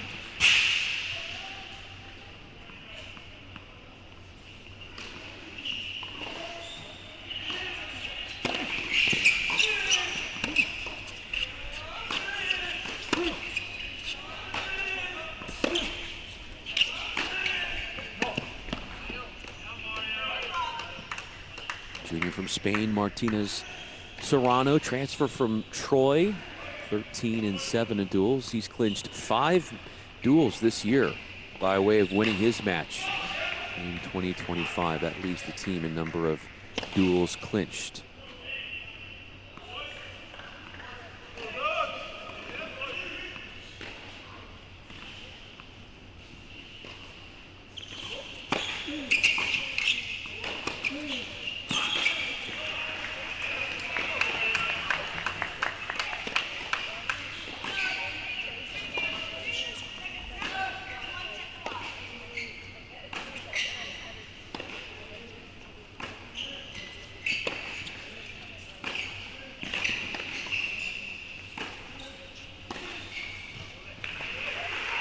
By the way, the winner of this duel between Mississippi State and New Orleans will take on Michigan State. Michigan State earlier today at the Starkville Regional swept North Alabama 4-love. So the round of 32 battle will be Michigan State against the winner of the Privateers Bulldogs duel. This is court 5. Featuring Brian Hernandez-Cortez and Septa Visser. Tight one, as you can tell, late in the first set. The first, or you would actually, it would be Saturday at 1 p.m. Central Time. That would be when the round of 32 duel would start here in Starkville. Tie-break time at the 5s. Turning his body away from his opponent, looking for the corner, and getting a smash off the back foot there for the first point for Hernandez-Cortez. 9-2 in dual play. Freshman 6'3" from Spain.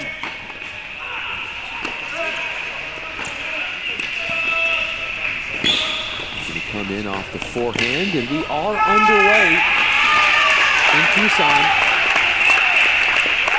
So we've got 2 different duels to show you. This would be on the left of your screen in sunny Tucson, Arizona. The 10th seeded Arizona Wildcats, 24-4 overall, winning their last 9 duels and coming off taking the Big West Conference Championship. Facing Denver, 61 in the nation, the University of Denver Pioneers, champions out of the Summit League. They are the 4th seed in the Tucson region. First doubles is where we are. That would be what you're looking at here. Denver is serving 40-15. Ikuto Yamaguchi and Connor Rob Wilcox are at the 1s. For the Pioneers, who will be serving at 40-30. Far side will be Colton Smith and Inky Cabrera-Bello, 6-5 together. And 45th in the nation as a doubles pair, 5th highest ranked doubles pair out of the Big 12.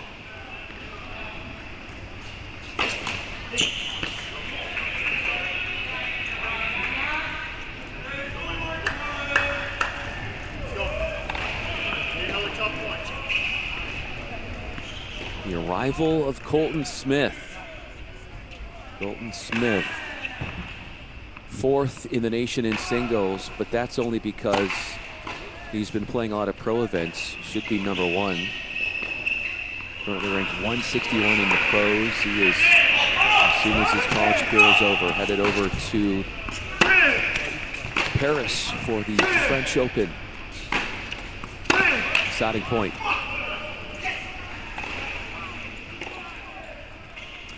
Massive hold here on a 3rd game point for the Pioneers. Yamaguchi holds, the 6'3" senior from Japan, taking the court with Rob Wilcox, grad student, 5'7", Vanderbilt transfer from Salt Lake City, Utah. Making our way over to our 2nd flight of doubles. On your screen, Jay Friend, Eric Pagum, 17-3 in dual action. Already, they have a game on the board. Far side they are. They take on Daniel Ancho Arizgo and Theo Coates. Sancho Arbizu and Coates 17-3 in dual play, so also a very effective record. Arbizu, 6-foot senior from Spain, Summit League Player of the Year. Playing 2 doubles for the Pioneers. Coates is a 6-foot freshman from England.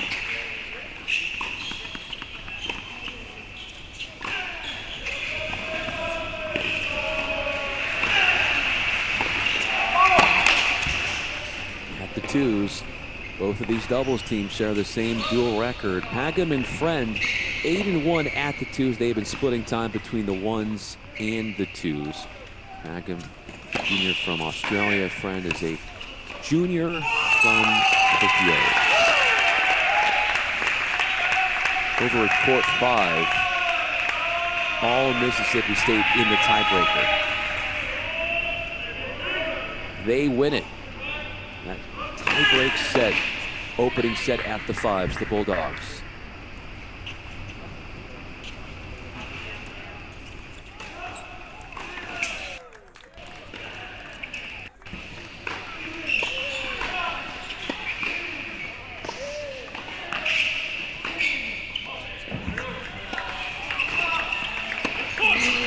Arizona began the season ranked 6th in the nation, highest ranking of the year. 15-1 at home, 6-2 versus nationally ranked teams. Game point number 2 for the Pioneers in your left screen.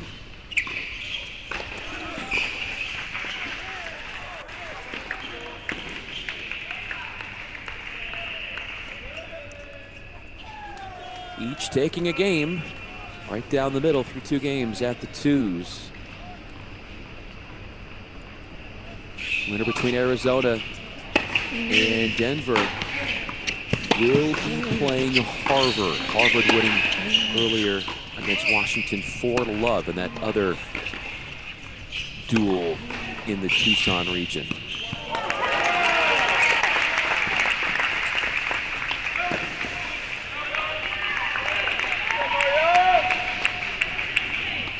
Flight of doubles, 3 flights going on. Jasper Christensen, Philip Gustafsson. Arizona there at that 3 doubles spot. We'll get over to there in a moment. But at the twos here for Arizona, this is the court in doubles where they have the highest winning percentage.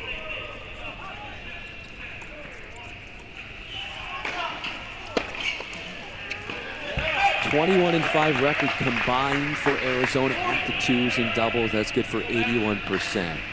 Struggles persisting at court 3, where Wildcats are 11-10 on the year, winning 52% of their matches and doubles at the threes. 15 all.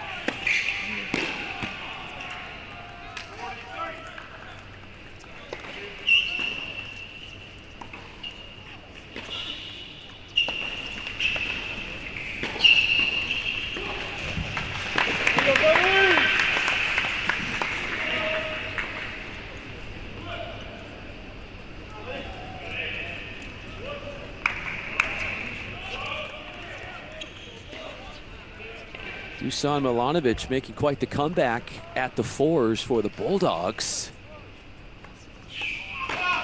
Point from 6-5. Should make a 6-5 lead. Him winning the last few games if he sees that through. This is the third and final flight of doubles. Left screen. Christensen and Gustafsson.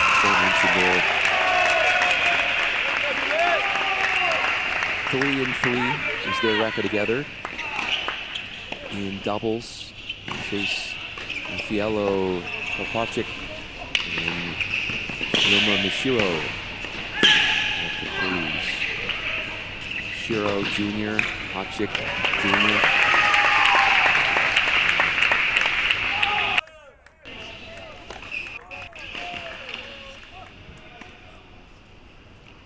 Love start for Arizona at the threes.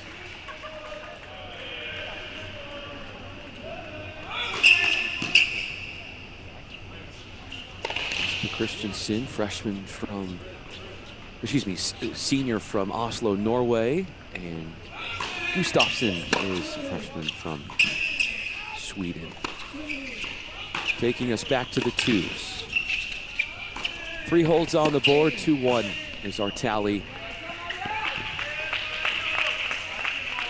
Your friend Eric Pagum together there for the Wildcats, who have won their last 9 duels.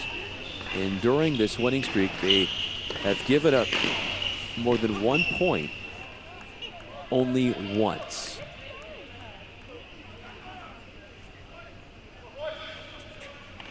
Meaning 8 of the 9 duels during this stretch have been won either 4-love or 4-1.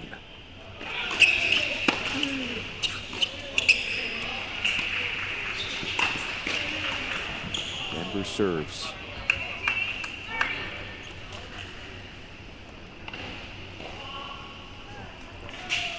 Not much getting in the way of Mario Martinez Serrano at the sixes indoors in Starkville.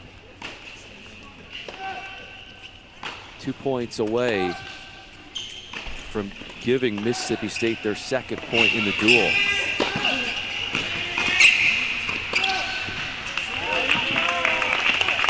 Under stress with the amount of court he had to cover. Got to the return, but then moving forward in the court and whipping it on by Joseph Towns of UNO. Oh no, pardon me. Pardon me, Towns is serving. So this is a match point.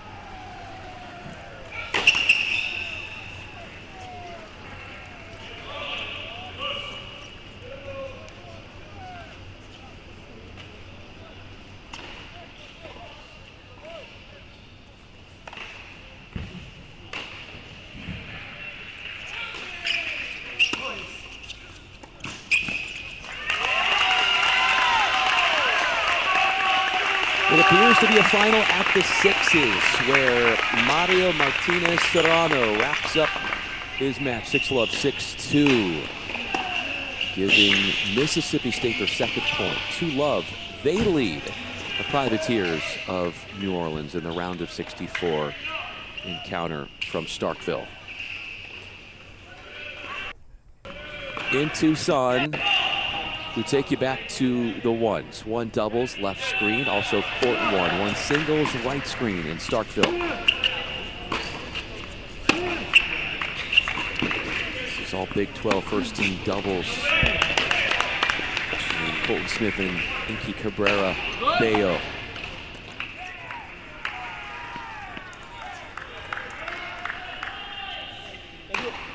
Looking early though, Smith and Cabrera losing the first 3 games on becoming this very talented doubles team of Cabrera and Smith, who have quite a bit of work in front of them in the hopes of coming back. Their amidst the changeover. There's a passing shot on court 1 in Starkville where Benito Sanchez Martinez, top 30 in the nation in singles, has a firm grip on his match at the ones.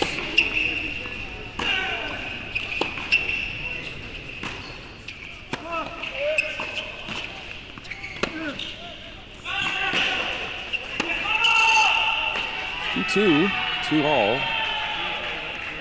And 2 doubles. There you go.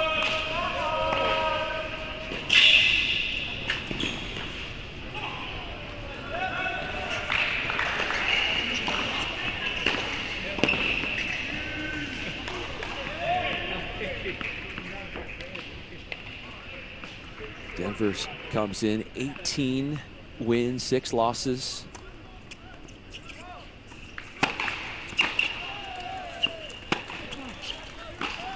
#61 in the nation. It's the highest ranking of the year so far for them. They were up 2 spots from the previous rankings, released back on April 22nd.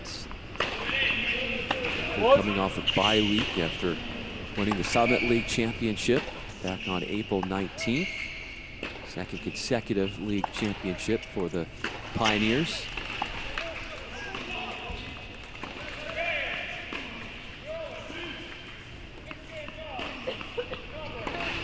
Mark Mayo earns break points.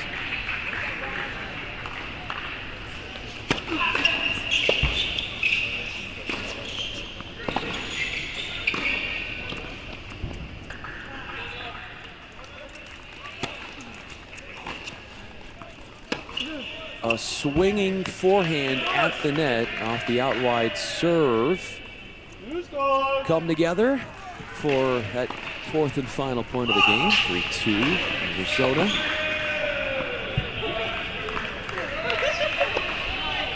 Five service games won.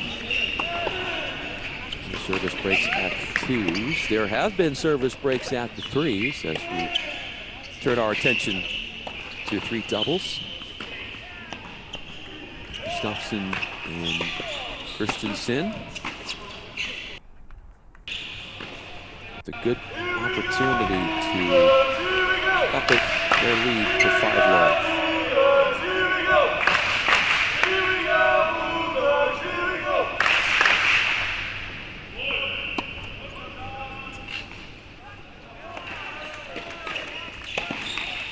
Glowing reviews to start for Team Christensen Gustafsson, who have made it a 5-love beginning. Nothing getting in their way at the 3s, that 3rd and final flight of doubles play. Updating you on the other doubles courts in Tucson. I can't tell you that Colton Smith and Inky Carrera-Bello dropped the first 3 games. Soon enough, we're going to bring you Duke versus women if you're looking for that one. That round of 64 matchup, that will be starting momentarily from Durham, North Carolina. And we will have a set of doubles for you there. If you're wondering why they're playing indoors, well, right box. They started out outdoors, and then rain and some weather challenges entered the picture, forcing about a 30-minute or so delay as teams and fans moved indoors to stave off the inclement weather.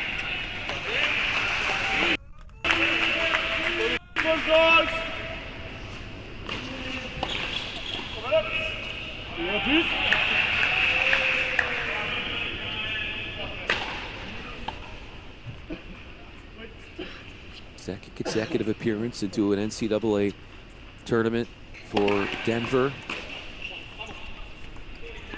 They got swept last year in the first round against then 19th ranked Michigan State.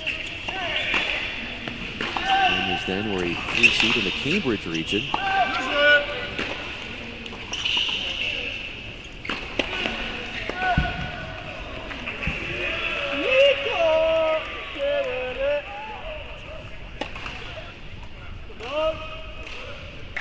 Rob Wilcox. You go to Yamaguchi. Party crashers so far at the ones and doubles, with it being all Denver there against the 45th ranked doubles team in the nation, led by Cabrera Bello and Smith.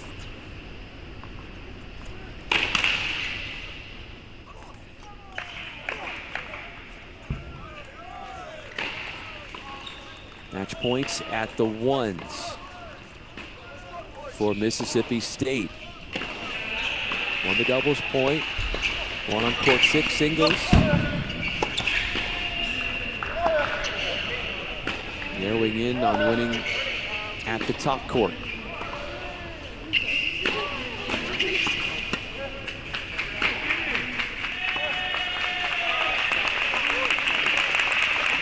There it is. It's a 3-love lead for Mississippi State, needing one more point to advance. 3-love in front of New Orleans. Court 1 going to Benito Sanchez Martinez. 6-love, 6-1.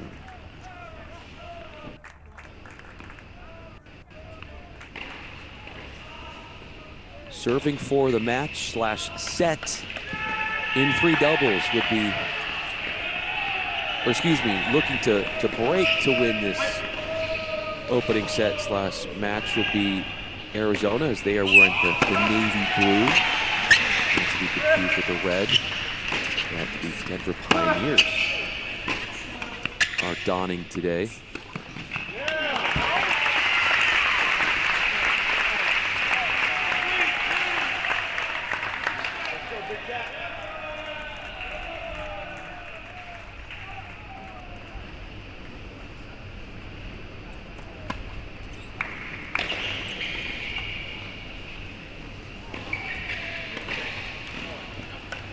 Match point off a deciding point at the threes and doubles in Tucson.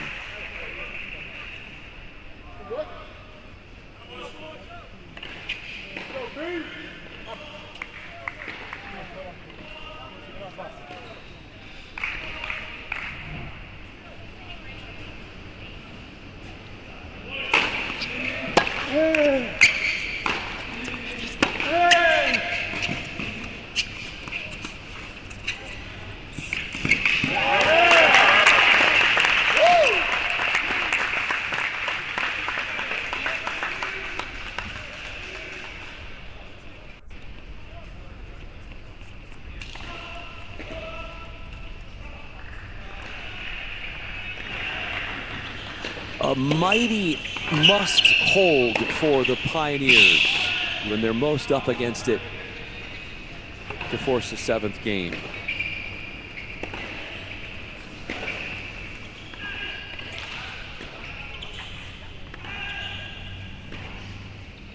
Denver leads the all-time series against Arizona 4-3 in head-to-heads. Teams haven't met since March 10th, 2017. It's a 4-3 Denver win. Denver also won the last time they played in Tucson by way of 5-2 back on February 21st, 2016.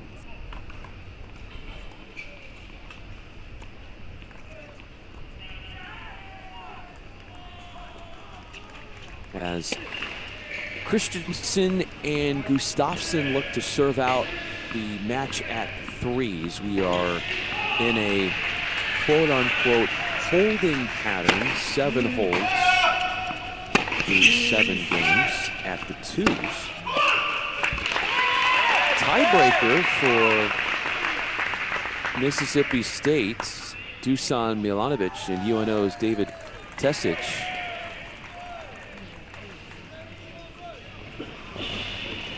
Milanovic, you can see that right box. Milanovic coming from behind here to try and stake out the first set.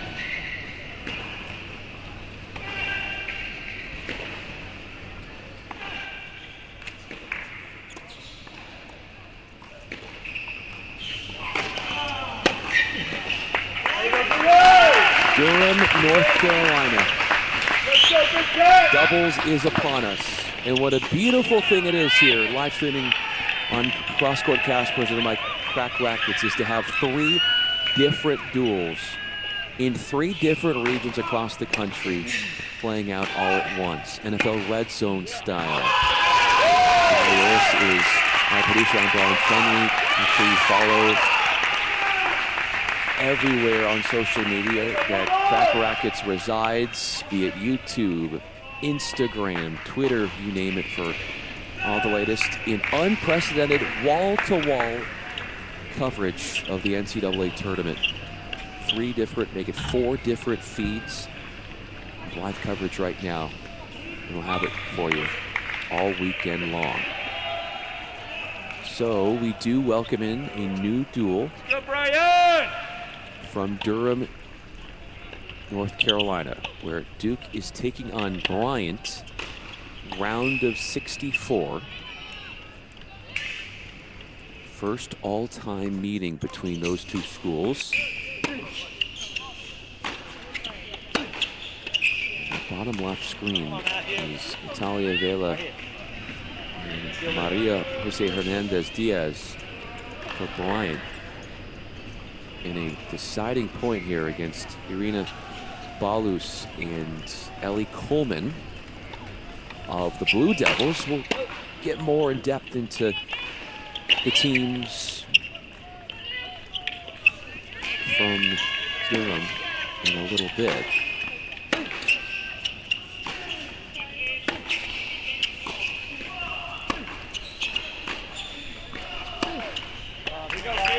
Tremendous opportunity for Team Friend and Pagam here to break for the first time in this set.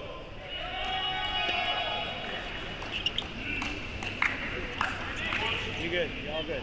Let's go.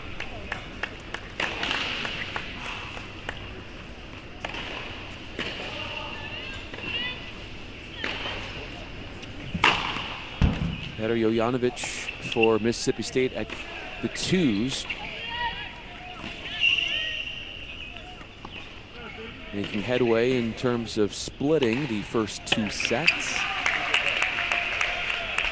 Top left box is where you can gaze at that matchup. Come on, Matthew. Keep battling. Good return. It's a troubling one to try and deal with. On the charge forward, slightly out of your normal comfortable hitting zone, and took a tricky bounce. There you go. Good start, Pete. There's a good lob there, pushed back the Denver bunch after they did get one crack at an overhead.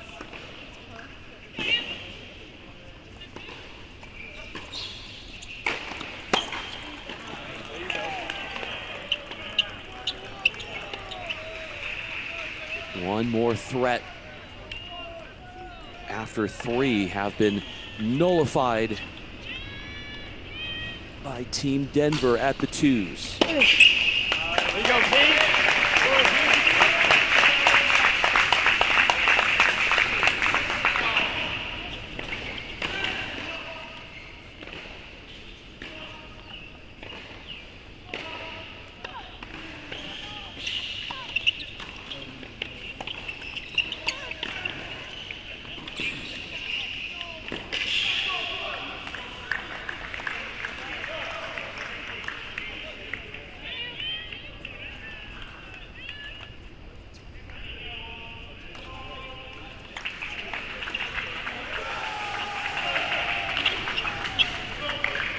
Waited till the very last point in the game to secure the service break. Big opening here. Go, Sip. Chance to serve out the first with a 5-3 advantage for U of A.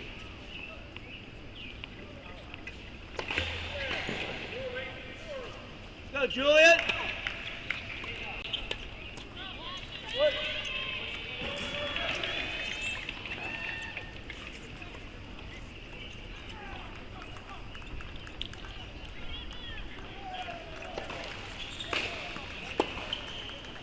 What a comeback at the ones for Arizona, where Cabrera and Smith have made it a run a game of 4. Down 3-love, up 4-3. Not surprised in the slightest bit.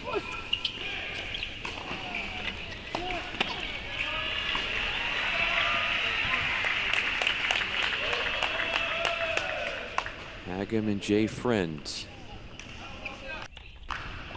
have 5 games on the board. Christensen and Gustafsson for Arizona at 3s have 5 games won on the board as well.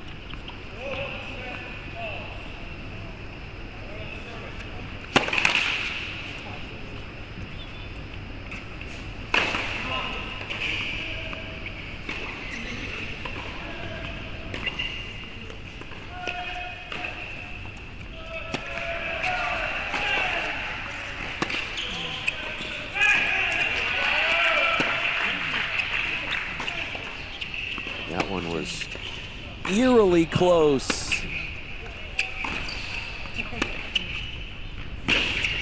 But off the court on the retreat. Off the defensive shot. Lob try. 15-30.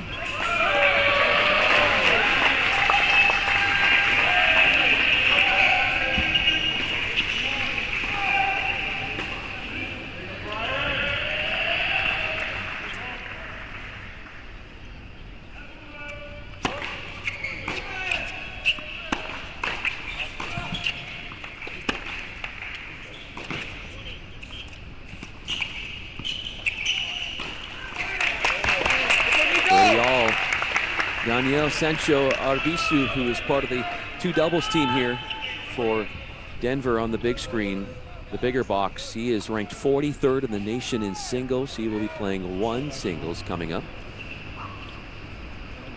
Is Colton Smith. Jay Friend will be playing 2 singles. He is the 6th ranked singles player in the nation.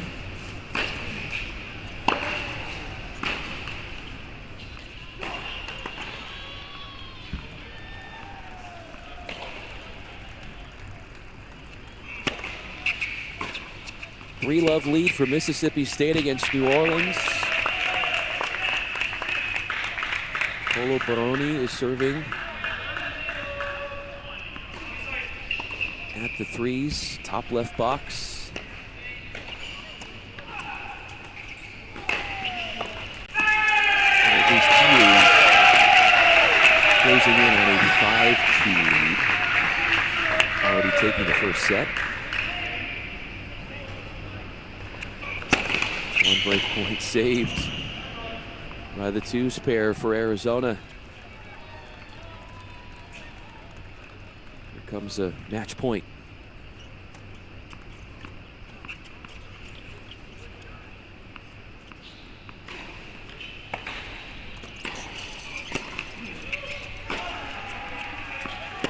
Just long, gave it a try, ran it down. That break lead could not be consolidated. And broken with a chance to serve out the match. The 2s and Coates and Sancho Arbizu come together and play their best tennis. It is needed most.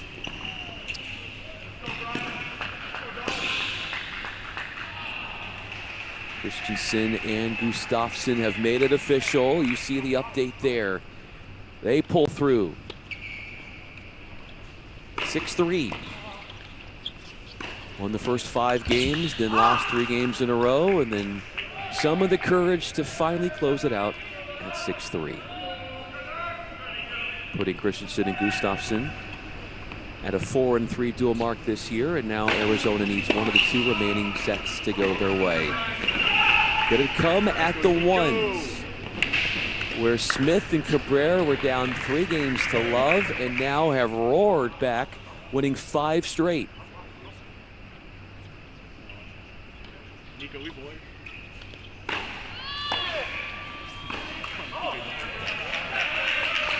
dealing with Yamaguchi and Rob Wilcox on the other side. Denver wearing the red. Yamaguchi serving.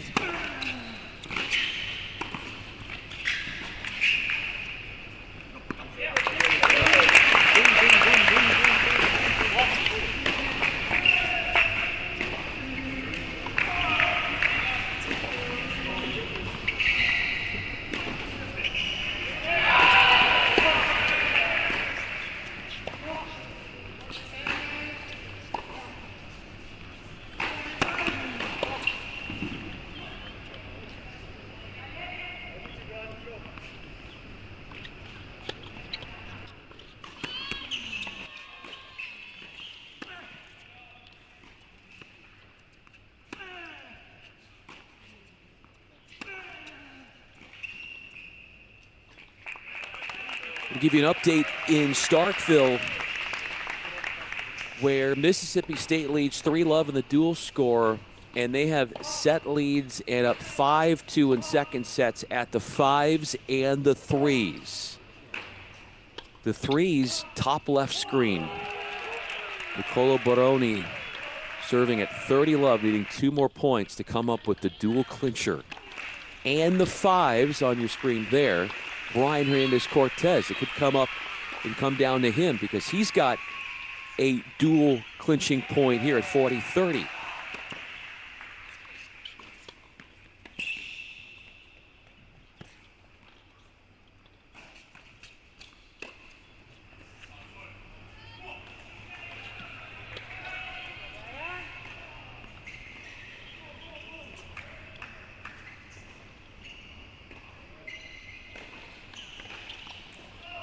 Deciding point. Great chance and match point. Top left box at the 5s.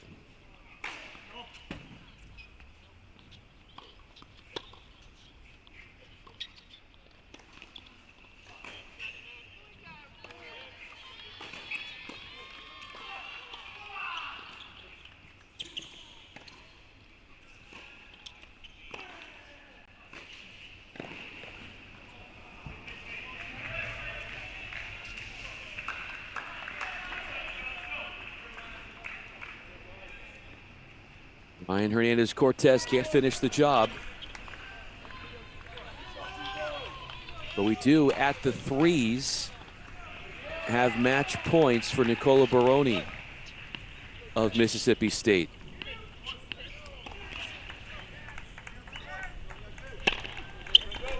Might it come down to him?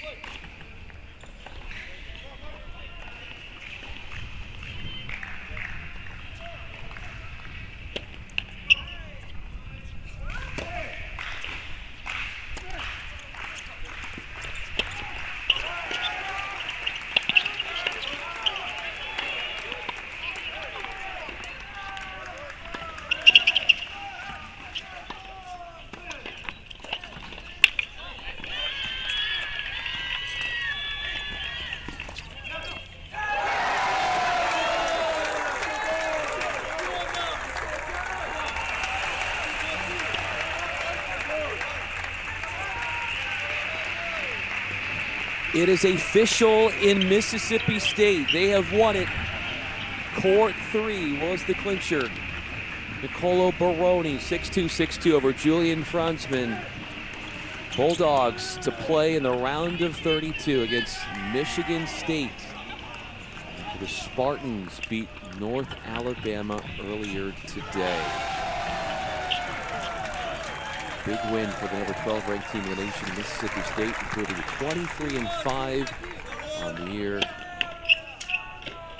18th home win, improving to 4-0 all-time against New Orleans. So the Privateers have been eliminated in the first round of this tournament. Leaves us with 2 duels to decide and figure out.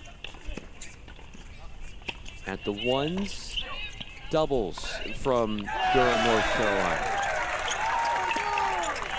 all tied at 5 games apiece at the twos in Tucson.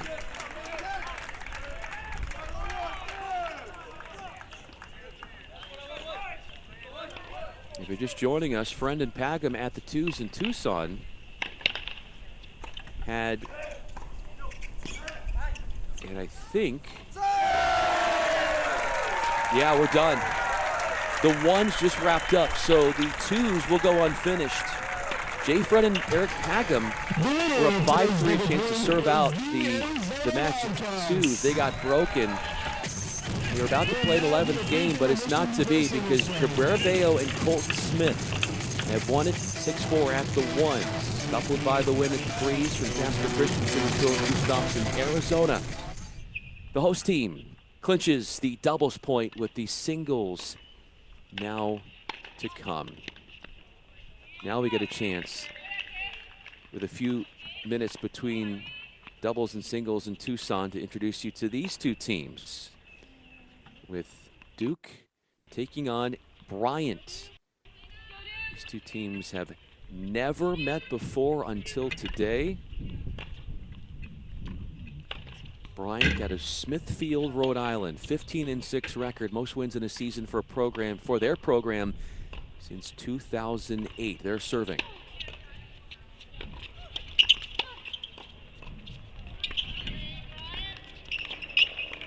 They come in having won their last 5 duels. Winners of the Ohio Valley Conference Championship would be the Bulldogs, infamously known as, taking the title against Southeast Missouri State in a 4-2 score. 3 doubles courts of action. This is the twos.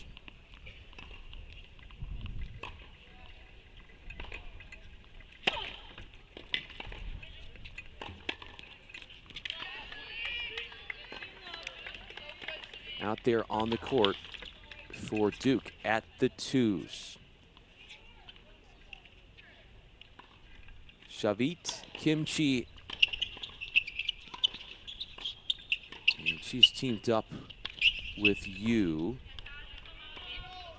They're taking on Caitlin Munson and Yali Noy. Munson and Noy are 5-3 together. Yu is serving 5-1 to close out the match.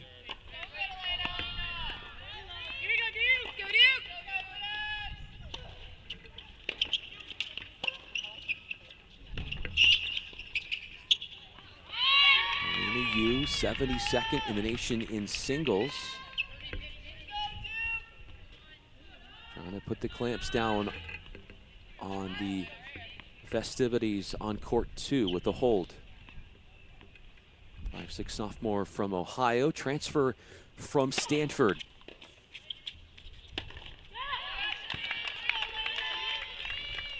Kimchi crosses over the net to put one down off the smash.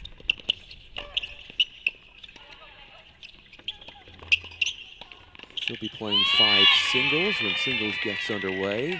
Elena Yu, her doubles partner, will play at the 4s. Match points.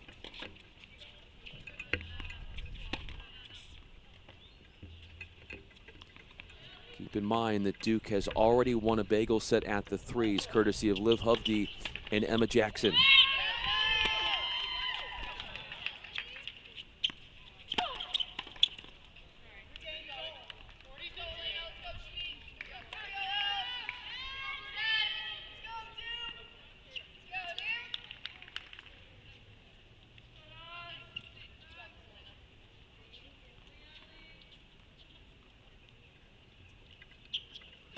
It's 3 games apiece at the 1s, where Irina Balus and Ellie Coleman are playing together for the Blue Devils.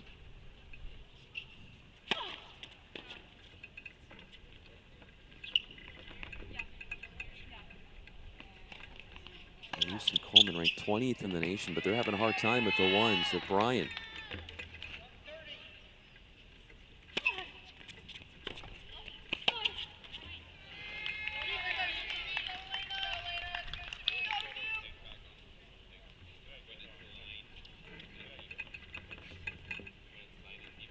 8 seed Duke earns this year. They've won 16 of their last 17 duels, led by their outstanding head coach, Jamie Ashworth,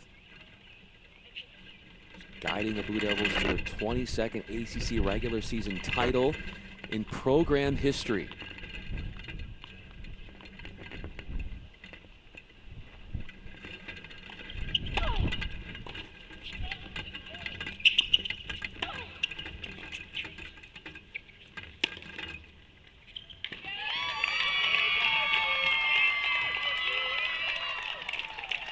Kimchi puts the ball away to secure the set and the doubles point after the win at the threes.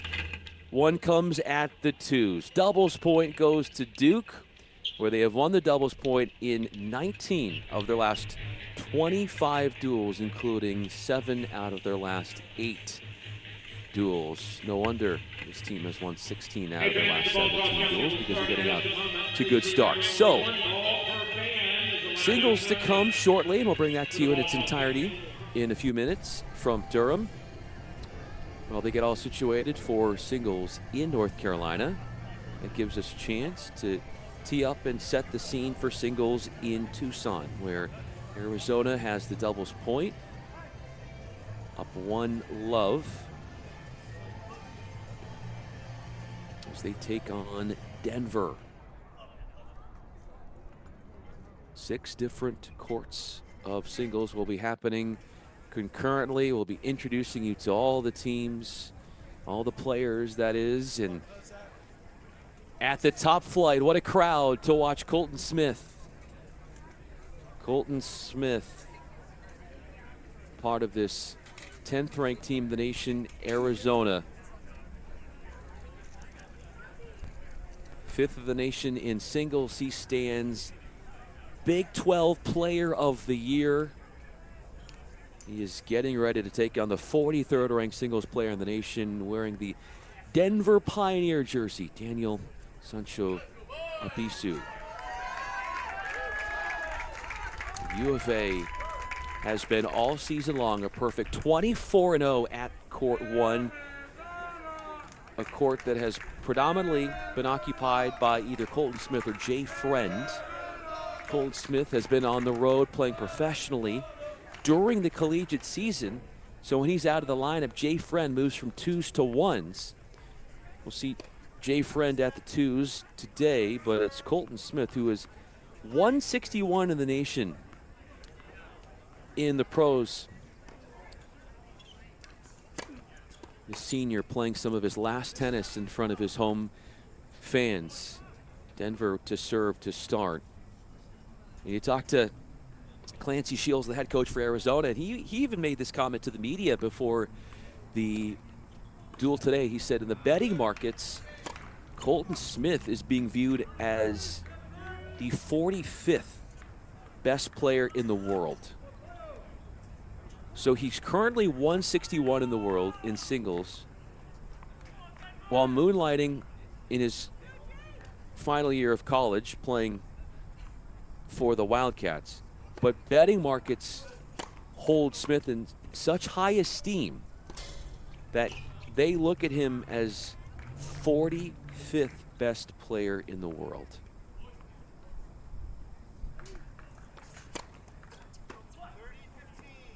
Double fault there for Daniel Sancho Abisu, who has been ranked all season long. He's 21-2, 6-foot senior from Spain. You got the Summit League Player of the Year serving against the Big 12 Player of the Year receiving.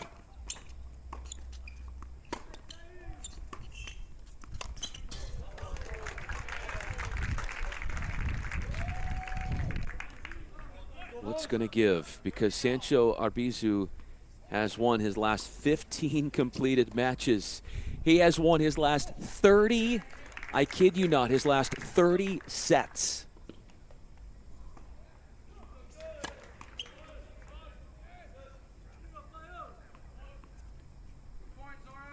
All the while, Colton Smith hasn't dropped a match all season long. He is 15-0 and 13-0 at the ones.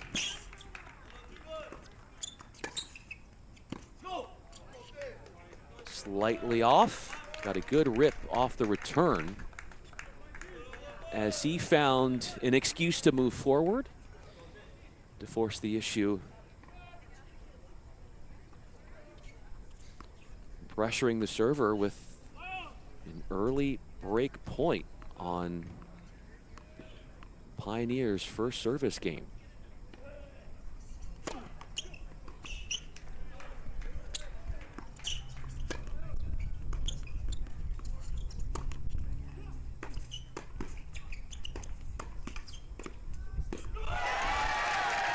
Had an answer for everything that was sent his way. Backhand breezes it on by, picking off Sencho Arbisu at the net. Summoning the service break out of the gates. Colton Smith wowing the crowd right from the start. What a battle this is going to be. But an early message sent. Colton Smith breaks. Smith is number 5 in the nation in singles in college. Jay Friend, his teammate, is number 6 in the nation. He receives with the first game in hand against Rafaelo Papacic for the Pioneers. This would be the twos.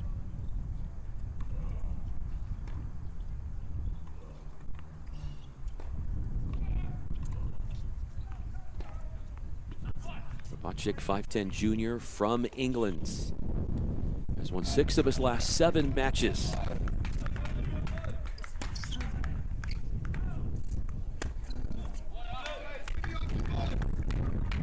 It's been an up and down season for Papacic. Began the dual year ranked 43rd in the nation, but by April, early April, he had fallen outside the rankings. Hasn't been back since, but he's right there. He's 11-5 in dual play and certainly worthy of consideration of being a ranked singles player.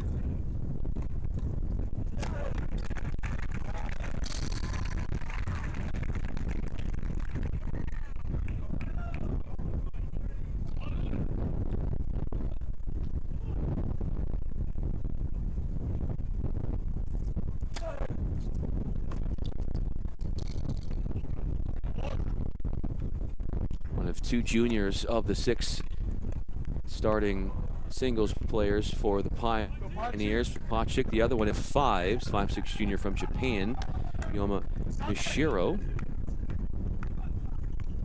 Mishiro taking on Alexander Rosen. Rosen has been playing lights out recently, and we'll get more into that matchup as the duel rolls on.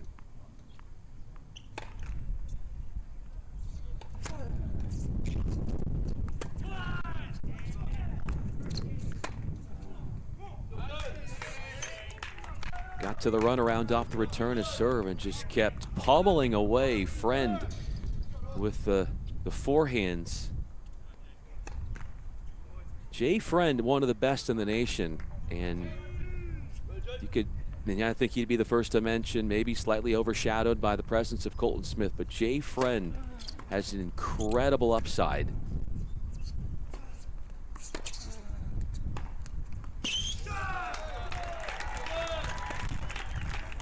Willing that point by using pace. Taking it away and making it a 2-love score. First service games at the 1s and the 2s for Denver, both service breaks. Game 1, it was won by the returning Colton Smith. Game 2, at the 2s, won by the returning Jay Friend. And now we'll welcome you into the singles portion from Durham, North Carolina, where we welcome you into catching Duke versus Bryant. Duke taking the doubles point. So they're up early. As far as this particular matchup, we are on the wands. Natalia Vela, 5'5" junior from Guatemala, all OVC, first team singles player. She will be serving at Love 1 with a 9-7 record in the dual season, taking Liv Hovde, 61st in the nation, just a freshman from Minnesota.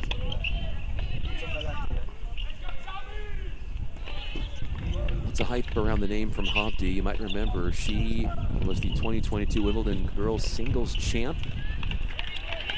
Just added to the roster in December of last year. And when she's in the lineup, Duke is 15-1.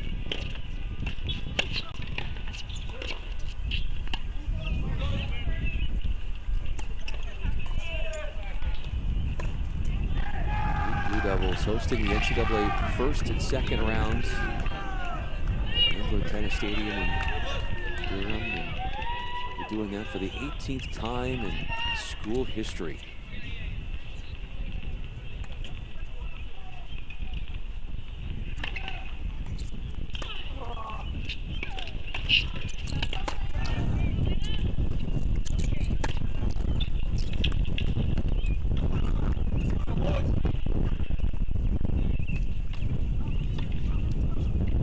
Men's side, both Denver and Arizona had a bye week between the conference championship and the NCAA tournament.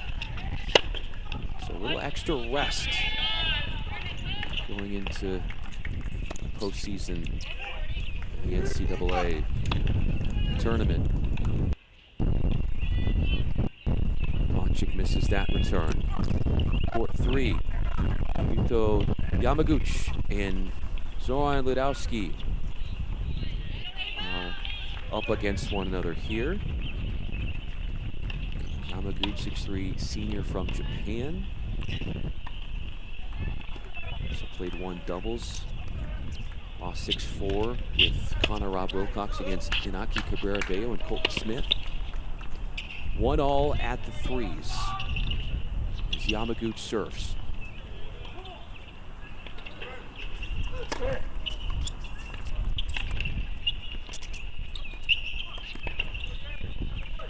Using that wingspan to try and cover the line.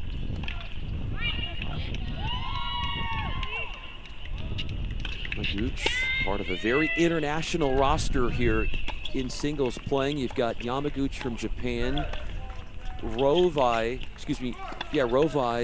Rovai, freshman from Sweden for Pioneers. He's at the fours. Shiro, 5'6" junior for Japan. He is at the fives.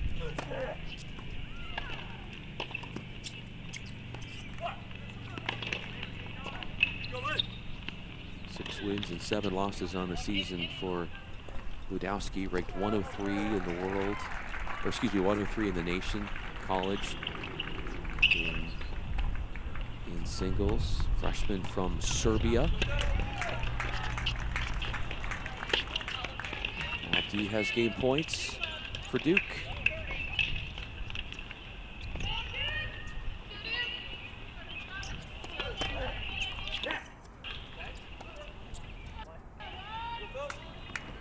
To court 2 in Durham. Emma Jackson, Illinois. Second flight from Durham. Illinois, 5'8" sophomore from New Jersey. All OVC, Ohio Valley Conference first team singles player. Far side of your screen. More over to the twos later on. Here are the fours. Ellie Coleman versus Maria Jose Hernandez.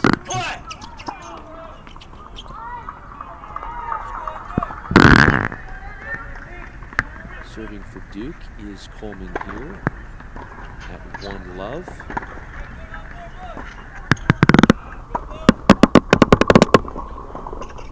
Maria Jose Hernandez.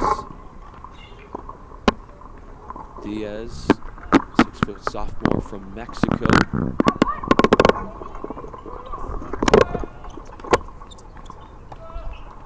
Coleman, from Midland, Michigan.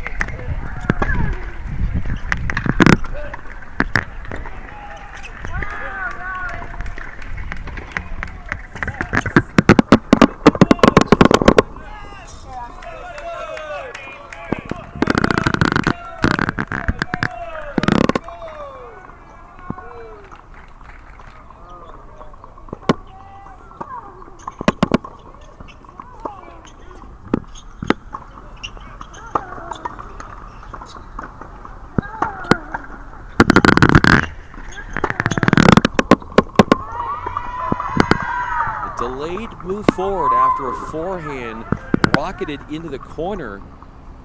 And she will beat Hernandez-Diaz into that corner with the forehand. Coleman, team leader in dual wins, ranked 98th in the nation in singles. All 6 singles players for the Blue Devils are in the ITA rankings.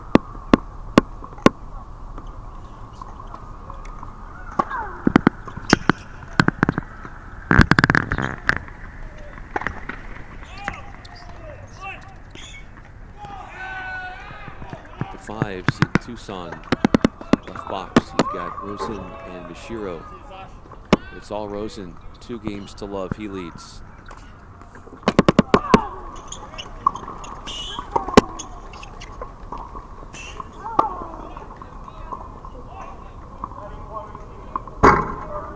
How good has Rosen been coming into today? 19-2 in dual action. He is riding an 8-match winning streak, and he clinched the win for the Wildcats in the Big 12 championship duel over UCF. He did it at the fives.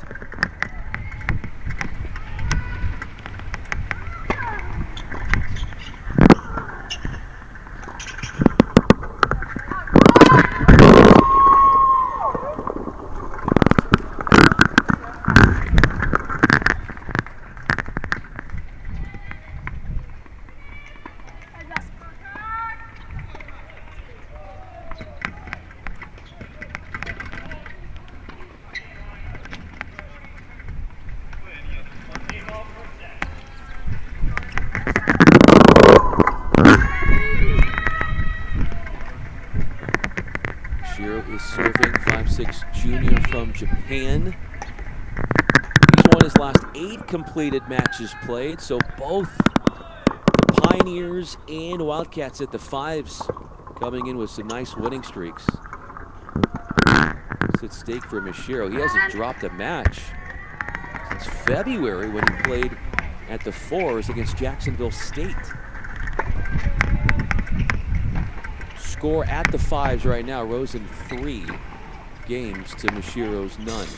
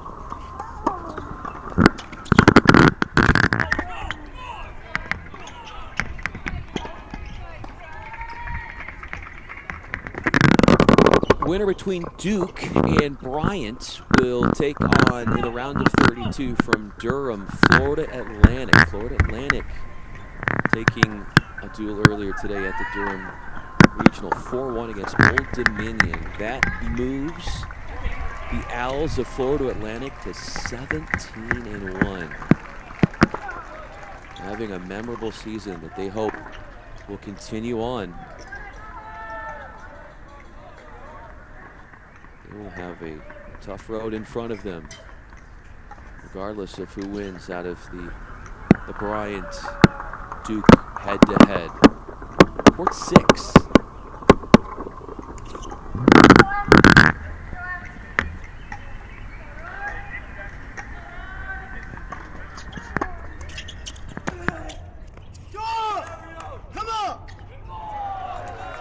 That is court 6, left side of your screen. Court number 5. Beautiful shot in Durham.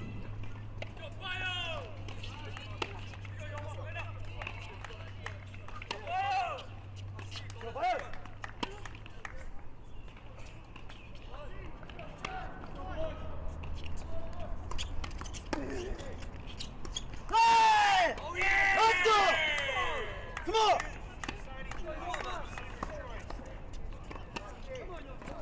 Let's go!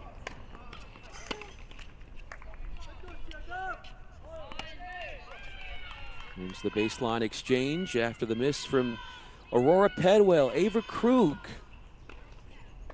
has jumped in front 3 games to love over Pedwell, 5'4" sophomore from Canada.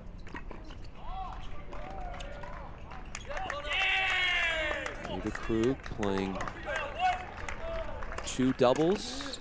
Or no, she did not. She was taken out of playing 2 doubles. In for her was Elena Yu, who stepped in for Krug to play doubles. Usually Kimchi and Krug are playing doubles together at the 2s.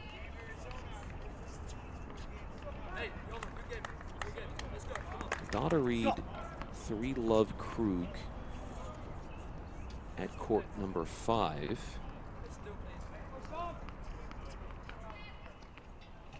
That's right, in Arizona, we don't have access to the scoreboards for the top, or the bottom 2 flights, the 5s and the 6s, so we'll do our very best to try and get you the latest in live scoring as it's made available.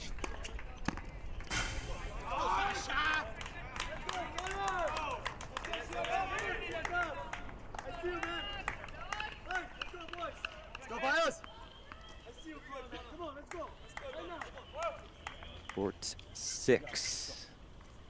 Katie Codd facing Bryant's Lisa Marie Dugetch.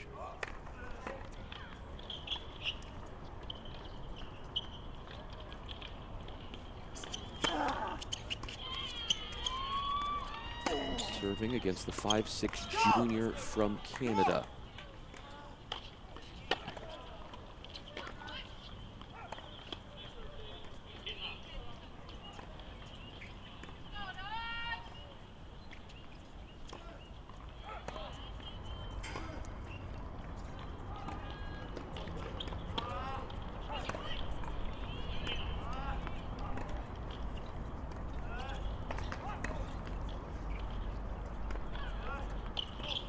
Junior is Katie Codd, 5'9", out of Carlsbad, California, which is in the North County, San Diego area. Serving 1-2.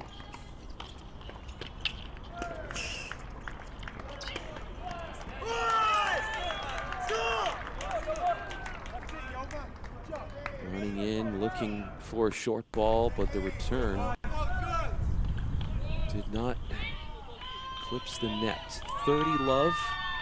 Also, Jay Friend at the 2s is rolling for Arizona.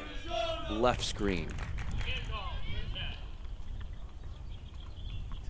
I also mentioned not long ago Ava Krug. She's only a freshman from Sarasota, Florida.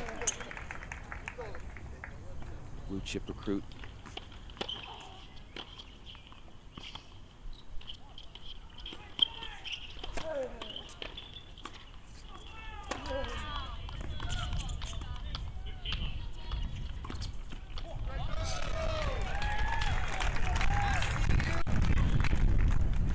Winner between Arizona and Denver will be facing Harvard. Harvard swept Washington 4-love earlier today in the Tucson region.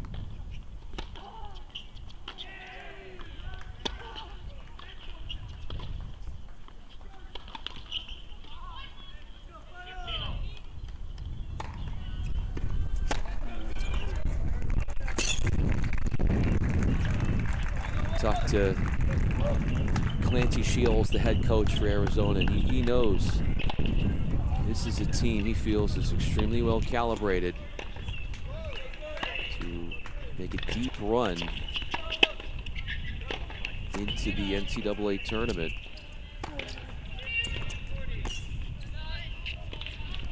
It's not going to be easy because if they go on to win, they'll take on Harvard. Harvard was like preseason 10 or 11 in the nation. They've got a ton of talent. Go,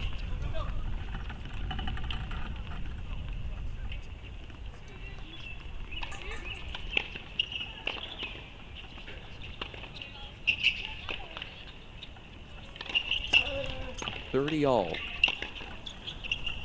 Papa Chick serves at the 2s for the Pioneers.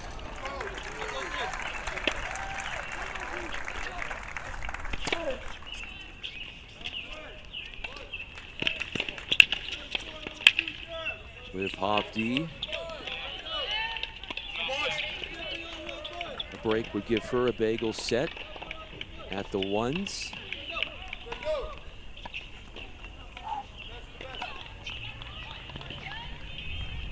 Set point for the returning Jay Friend at the 2s.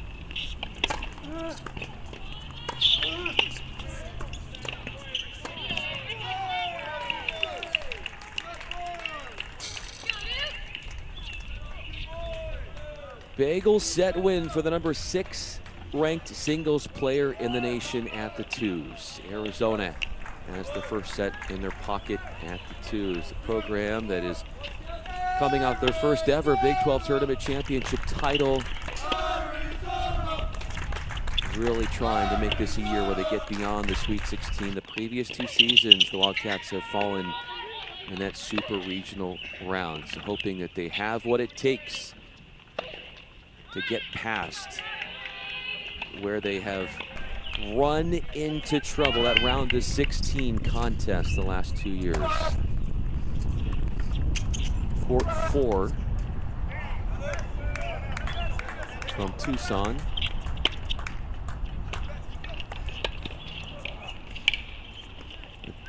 A contest that features Samuel Rovai. He's the freshman from Sweden, representing the Denver Pioneers.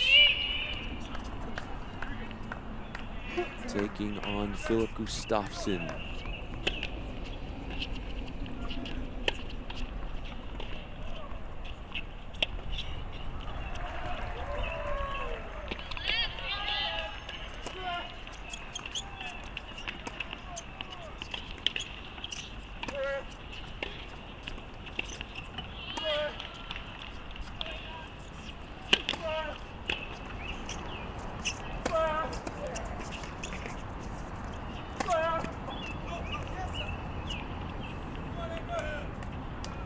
Slightly out, I believe, is the call for Rovai, just given his bodily expressions after taking the forehand to the line. Last 3 matches that he played went unfinished, but the freshman from Sweden does have a pretty impressive mark. 14 wins, 7 losses. So this is actually court 6. So I'm usually, if I'm not mistaken, last time we were inserted as the 6s, but last time, if I'm not mistaken, in Tucson, we would do commentary on this court left screen as the 5. So this is actually Casper Christensen versus Connor Rob Wilcox at the 6s. The 5s is Alexander Rosen versus Mishihiro. Mishihiro. Christensen steps in front 3 games to 2. At the second changeover. So they flipped the courts 5 to 6. Just changed the positioning of who is playing where at those bottom 2 flights in Tucson. But Alexander Rosen at the 5s, 5-love lead. Trying to mimic what Jay Friend did after he took the first set, 6-love. Colton Smith won't be having a bagel set, but if he holds here, it won't be that much different than a bagel set. 5-2 in front. He is going up against Daniel Sancho Arbizu in this vaunted top flight.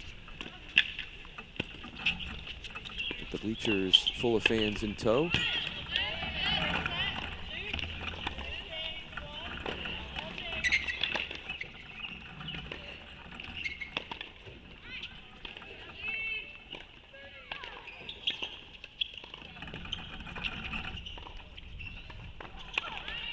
You don't have to ask Clancy Shields about how good Colton Smith is with him saying right away that he does have the best player in college tennis according to Shields. And while that ranking might be 5th right now in singles, it's because he has been splitting time between playing in college and professionally.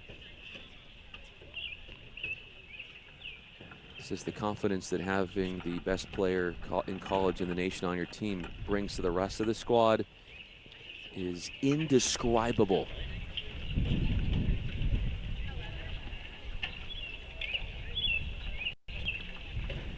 Set points for Havdi. She claims the opening set, right box at the ones. So ones going the first set to Duke. Attention fans, First set currently play is suspended due to is a point away for Smith. 15-0 return to your this dual vehicles season. and stay tuned for match updates.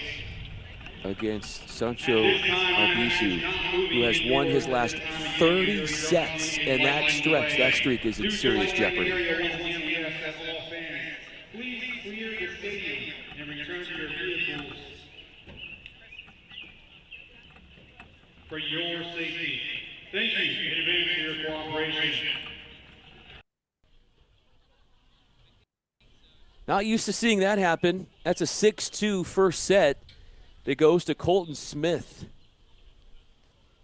It's been a long, long time since Sancho Arbizu has dropped a set. And it comes 6-2 versus Colton Smith, who loves to divvy up his time when he's not playing tennis and refining his game. Likes to decompress and unwind by fishing. And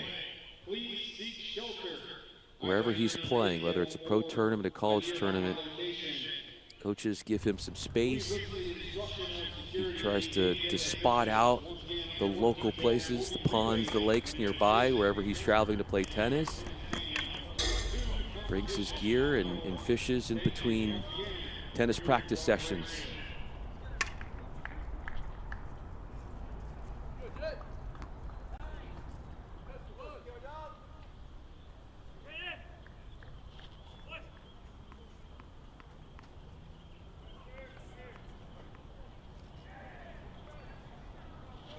So court 5 is actually just finished. It was 5-love, and now it's 6-love. Alexander Rosen takes it.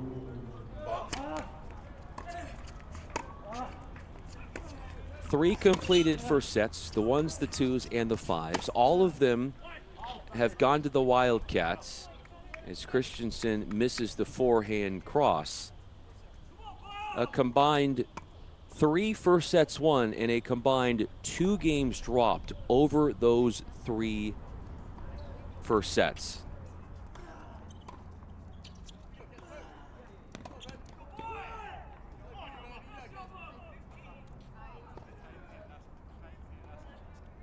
Weather looks pleasant in Tucson, but we might be dealing with some looming weather challenges in Durham. Keep an eye on that as it plays out. But in Tucson, as we look at court 3, sunny skies in the desert,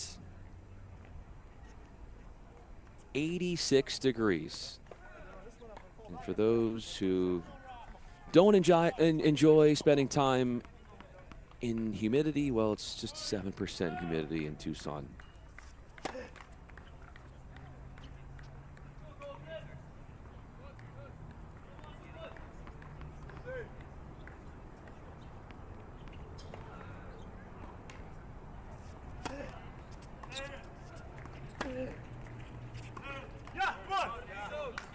looking at the weather in Durham, North Carolina, because obviously we're having coverage of that round of 64 duel between between Duke and Bryant.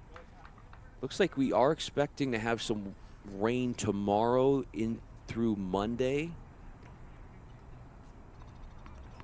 Duke does have indoor courts, so we potentially could see things moved indoors. Saron Ludowski, powerful serve, pumps it in up the tee, flat and hard for a 40-15 lead.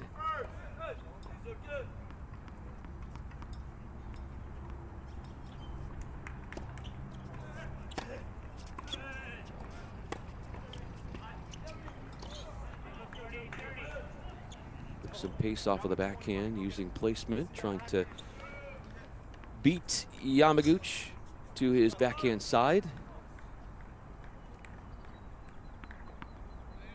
The sixes, Christensen, Rob Wilcox, 3 games apiece. Again, we don't have the updated scoreboards there at the 5s and the 6s, so the scores we do have, they might not be up to date.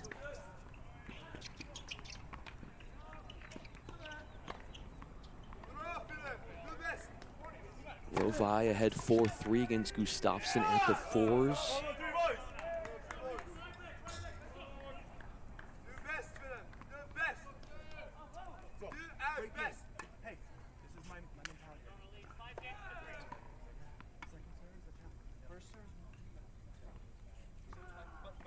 Looks like we've got 5-3 Ludowski. That is made official by the score bug, bottom left of your screen. Meaning Yamaguchi has to hold to give himself any shot of winning this first set.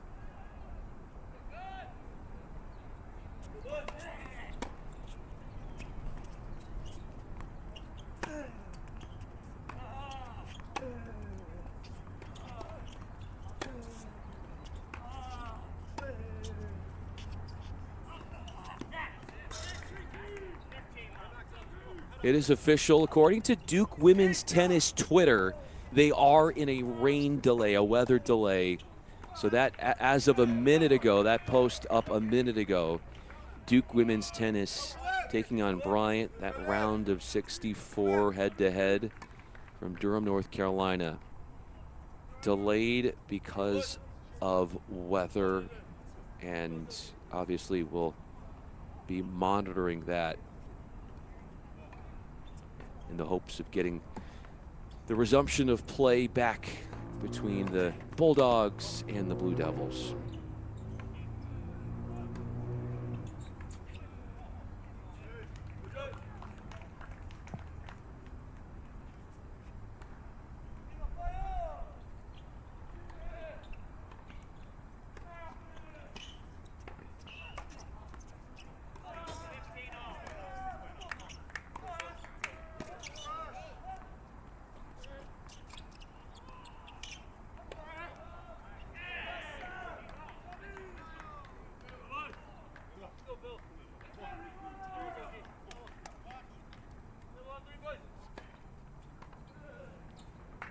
All, game number 9.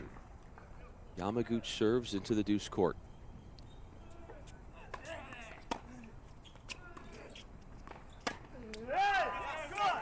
He just takes that ball and manipulates it, and does what he wants with it. Hijacks that neutral ball, turns it into a rocket launcher for a .1. Off his second ball off the ground.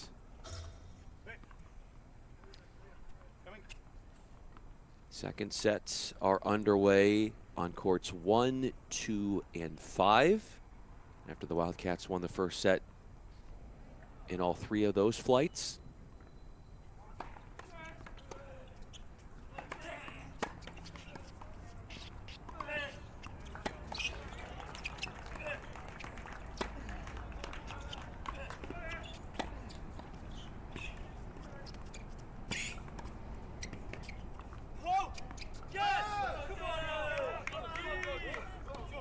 think that one just missed long.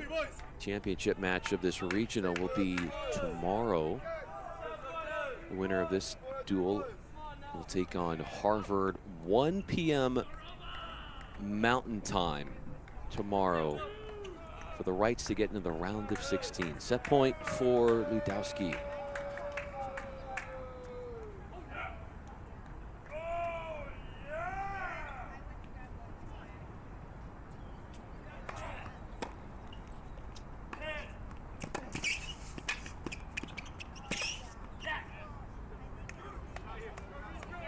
To stretch out and overextended slightly with the forehand. Angles were limited with Yamaguchi coming forward. Point number 2 off the return for Ludowski.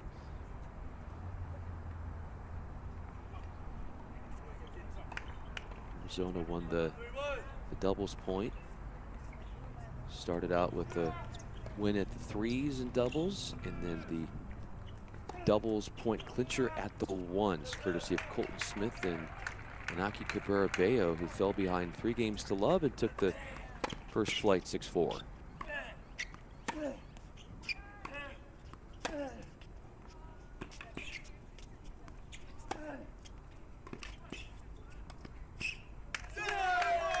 Forehand cross, creating a lot of opportunity for him. Gets a floater to come forward off the forehand cross. Settles the point in his favor, and he makes that first set his, stamping a 6-3 W. Halfway to the finish line at the threes is Ludowski for Arizona off a second set point. No set points to be seen here yet between Gustafsson and Samuel Rovai of Denver. Rovai leads 5-4. As both players come to their respective chairs. It's the first time the Pioneers and Wildcats are meeting in the NCAA tournament. It is their 8th all-time meeting. Denver leading the series 4-3. But that last meeting wasn't since 2017. Papacik serves versus Jay Friend. Almost had that passing shot, but coming forward off the chip.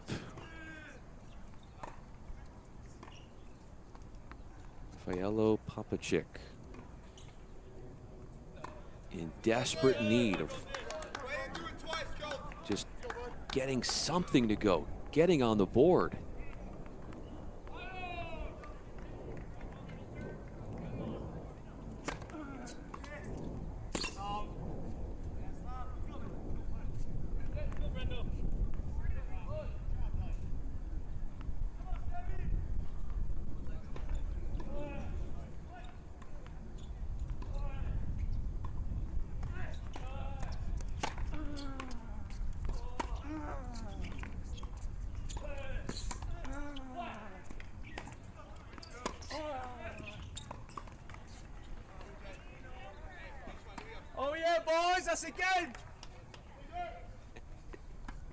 It took a 10th game, but Papacik has a game won. Could that be the start of something here at the twos for the Pioneers?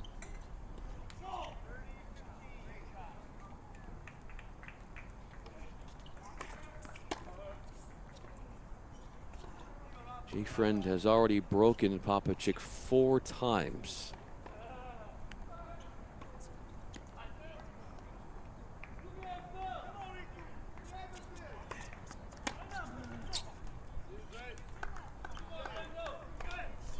Tough kicker to handle, high bouncing. That forehand return of Papacik. Again, if you are wondering where the action is from Durham, North Carolina, where Bryant in the round of 64 is taking on Duke, they do have a weather delay Last update about 10 minutes or so from Duke Women's Tennis Twitter saying there is a weather delay. Now, Duke does have access to indoor courts. Obviously, their preference would hope to be that the weather goes away pretty quickly. They can get back outdoors, but indoors is always a possibility.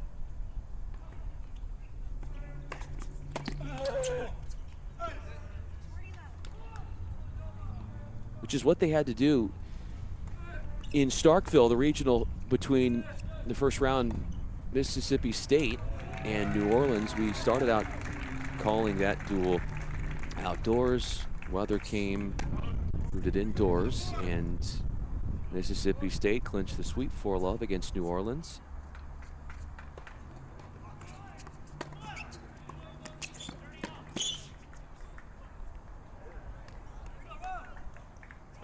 Could not tell, but I think he pushed the forehand out.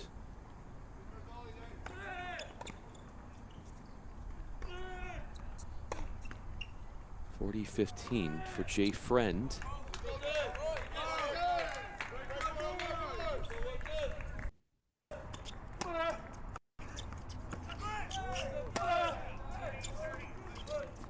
No distance, no separation between Gustafsson and Savai at the fours.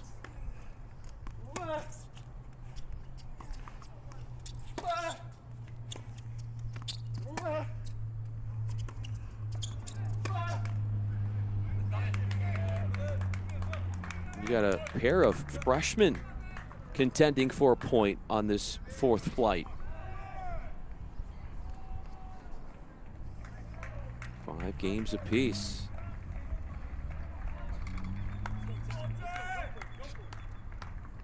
First sets completed and won for Arizona at the 1s, the 2s, the 3s, and the 5s.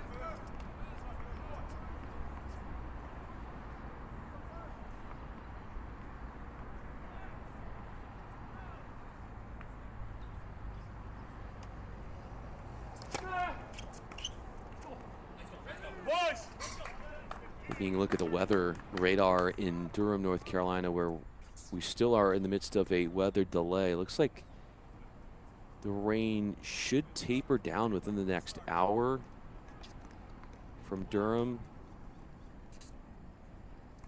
But we'll continue to monitor that situation.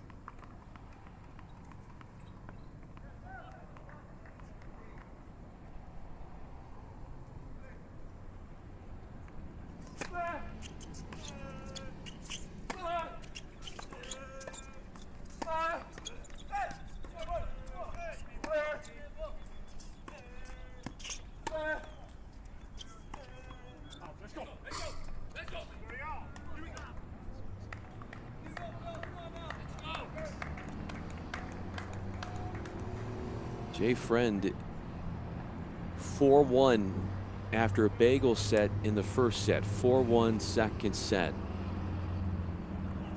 He is furthest along of the 6 singles matches towards a potential finish line.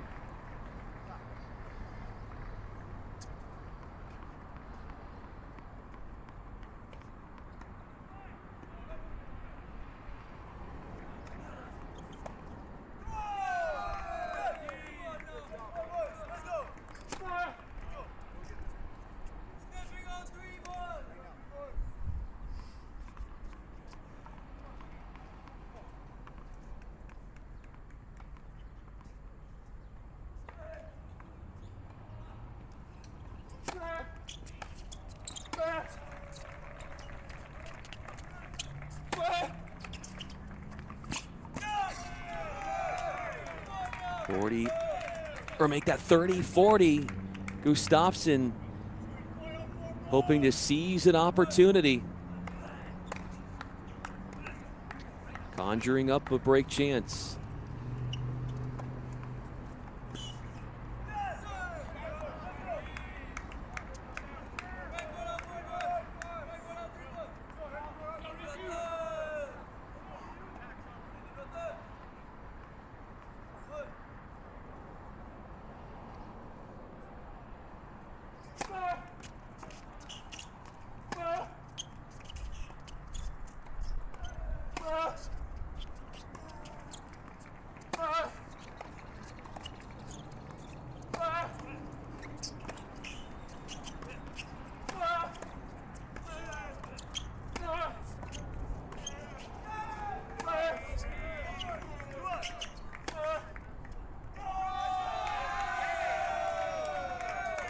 That's a big one. Forehand misses long. Gustafsson proceeds to take a 6-5 lead as the 21st in the nation Harvard Crimson look on. They're going to be taking on the winner of this duel here between Arizona and Denver. Harvard winning earlier today against the 37th ranked Washington Huskies in Tucson. 4-love was the final. Got the doubles point and then winning singles at the 1s, the 5s, and the 6s. Harvard to close it out. Friend nearing his opportunity in terms of closing it out.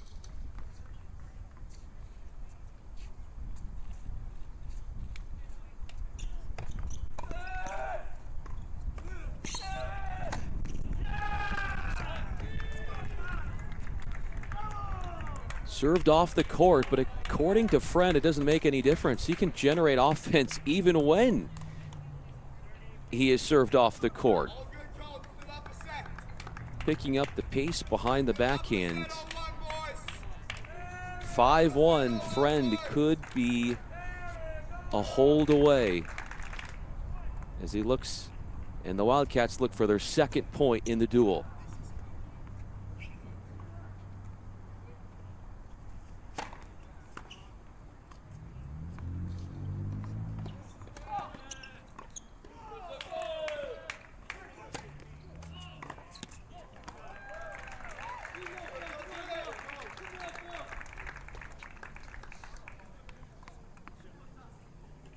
Recently named Big 12 Scholar Athlete of the Year, Jay Friend.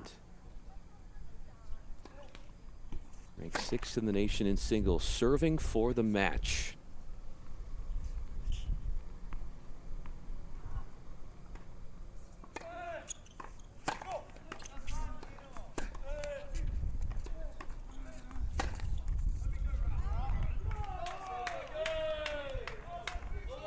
Got a chance to upgrade to the forehand, did Pompachik, using depth to push back. Jay Friend, who has a 22-1 record in dual play. That one loss coming at UCF. Went 3-0 in singles in the 2 position during the Wildcats' Big 12 tournament title run.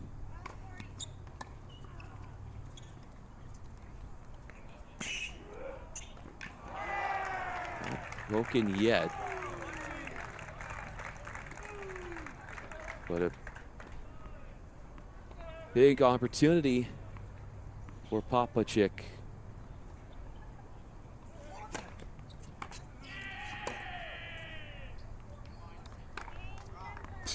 Just a loose game, never really seemed comfortable.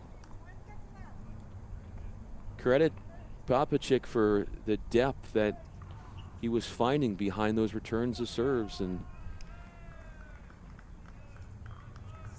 it's kind of reminiscent of 2 doubles where Friend and Pagum versus this Denver team, they were up 5-3, serving for the match, and then they get broken, and then they go unfinished at 5-all, and then now in singles, Friend serving for the set and gets broken there too. So still not much you can say other than a full-on domination mode for him by the looks of the match, but the perfectionist that he is, he's certainly looking back at that last game. Ludowski is returning at the threes versus Yamaguchi.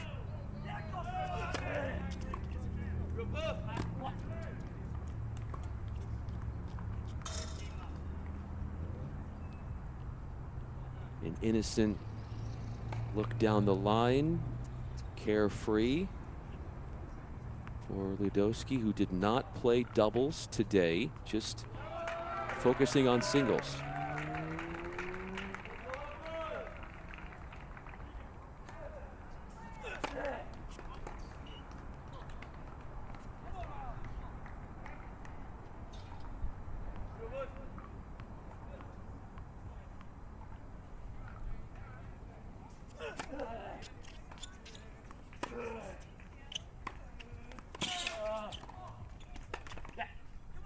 Gotta be able to put that one away. Ludowski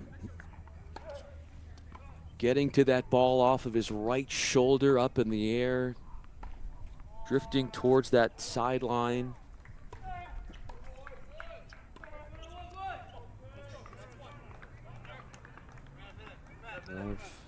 Or 30 love, excuse me.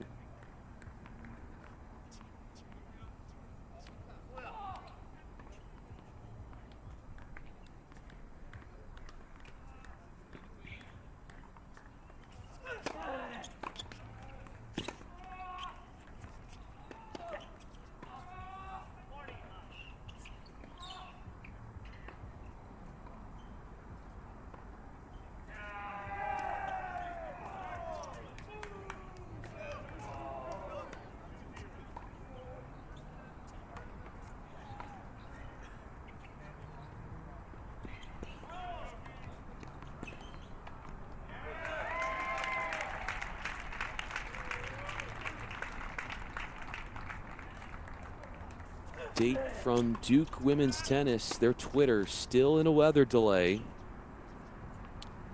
They've not heard whether or not they're going to move inside. Durham, that Duke versus Bryant first round NCAA tournament duel is paused for the moment, as is that point. After an innocent ball rolls on to court 3.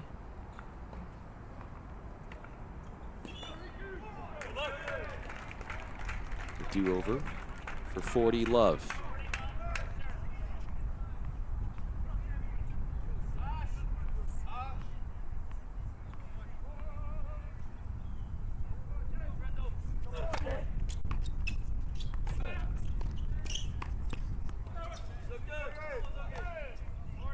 Not messing around there. Nothing conservative about the way Ludowski hit those forehands, clubbing that ball.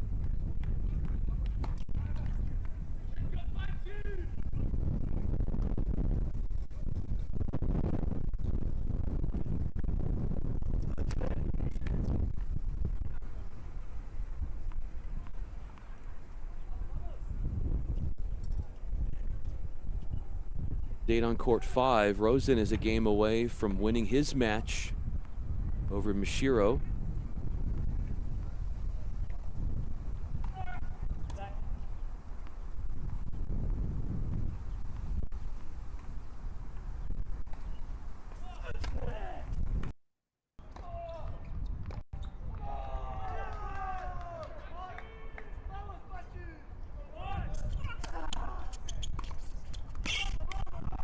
Doing the full splits there almost, and we get you over to court 5, where Rosen on the far end for the Wildcats,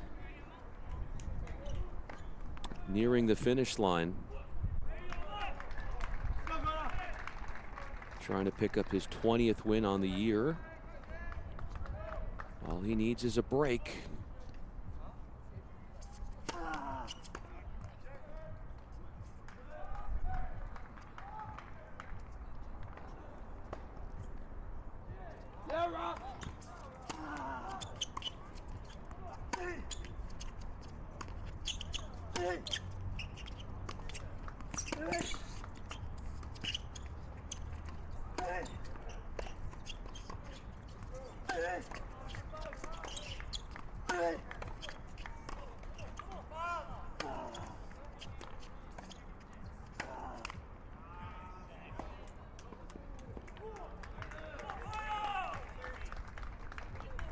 Riding an 8-match winning streak is the sophomore from Toronto, Canada, Alexander Rosen.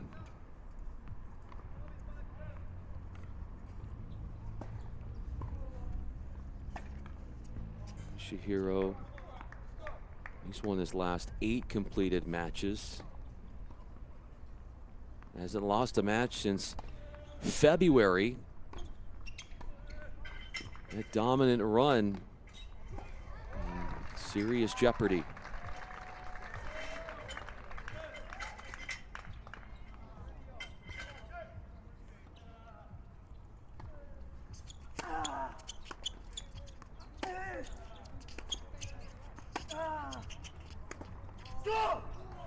Come on.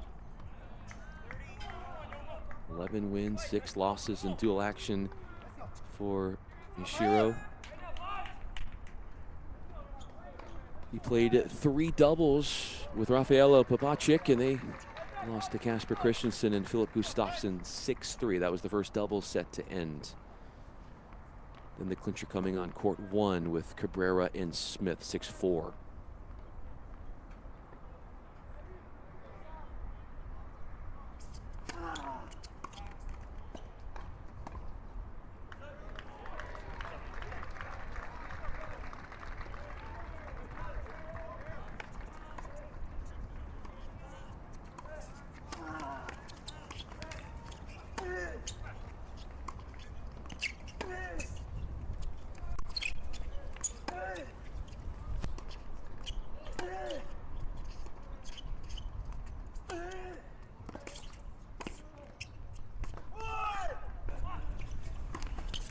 Shihiro coming forward, and good things happening to him in doing that.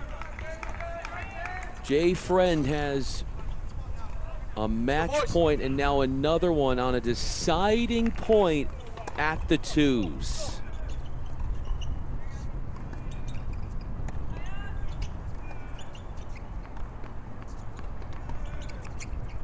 Trying to bump his record, Friend, to 23-1 during the dual season.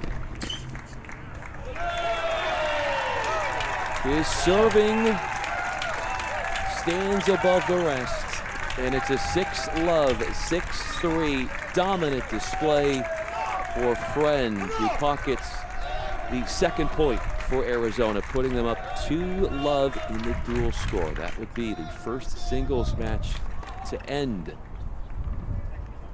Jay Friend pulling through without much resistance over Rafaelo Popacic. It's a final 6-love, 6-3. So Friend goes unfinished in 2 doubles and is the first to finish in 2 singles.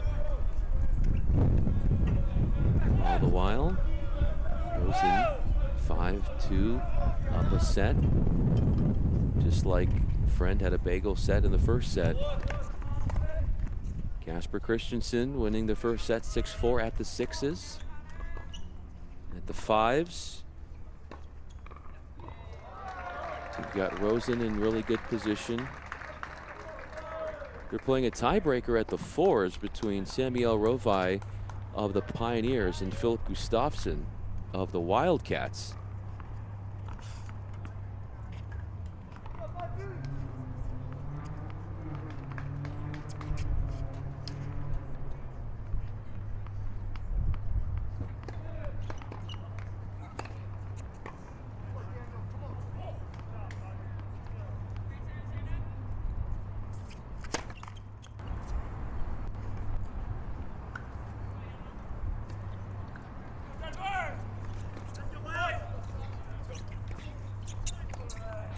You can see at 2-love the match score.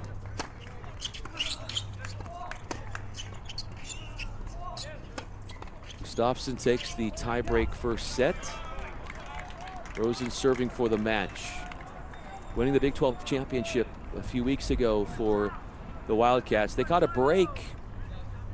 We thought they were going to take on the defending national champ TCU in the finals. They were the 1 seed, but they lost to UCF.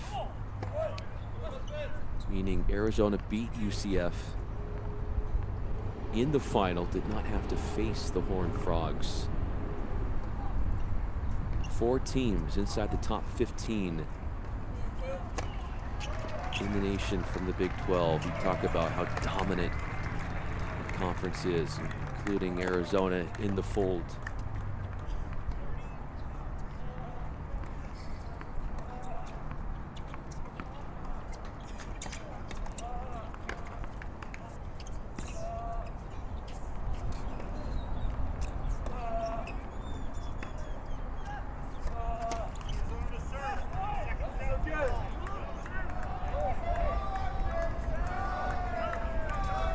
Closing in.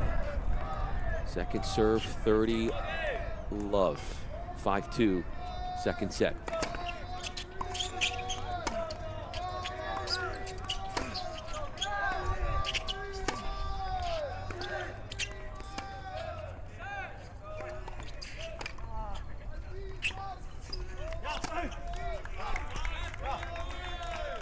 More point to make it 3 love.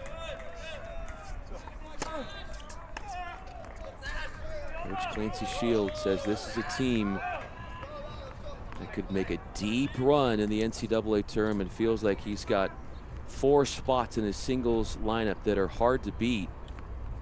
Considering how his 5 is playing, Rosen, you might want to go beyond the top 4.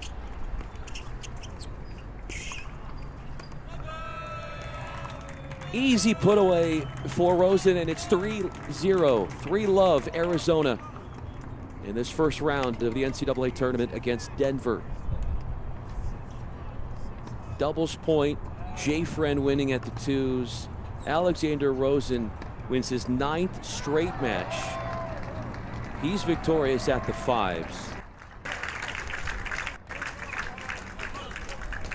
Colton Smith, 4-3. We go back to him. Right screen. Ahead with a set in his possession versus Daniel Sancho Arbizu.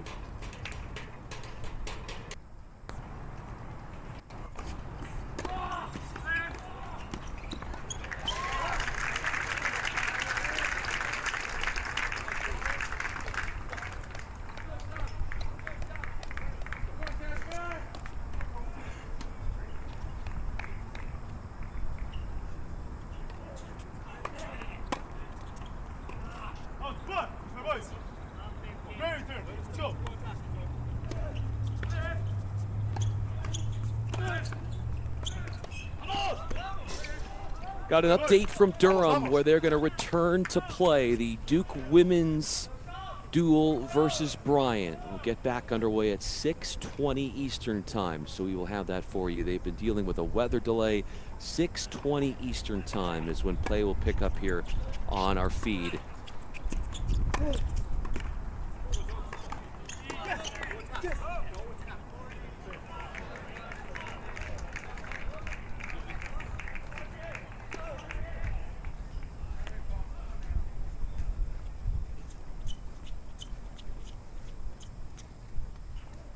.40-15 Smith.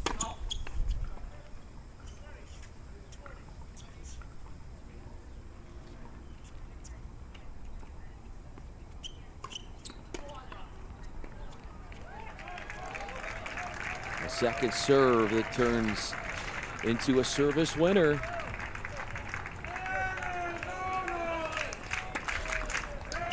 One game away, 5-3, ahead by a break.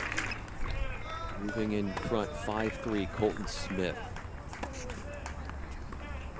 Last weekend playing in front of his home crowd. An all-timer, soon to be full-time pro.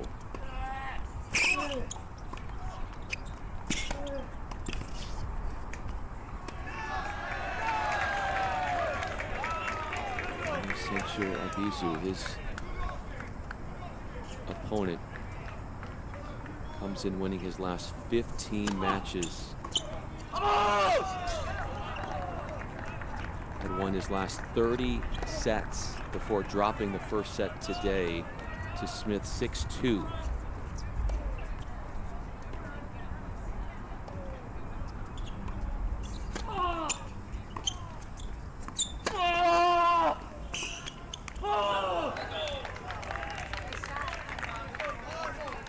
Extremely impressive, the width to dot the line to put that stress on Smith's forehand. Ludowski could make it 5-1.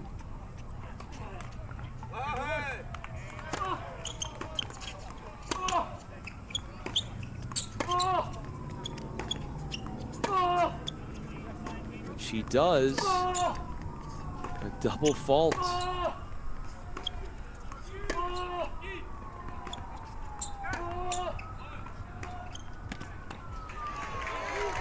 This means he can serve for the match and the duel and a ticket into the round of 32.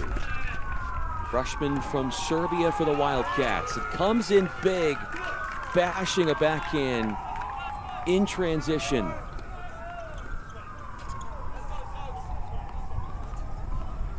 Attacks a paceless ball for a 15-love start.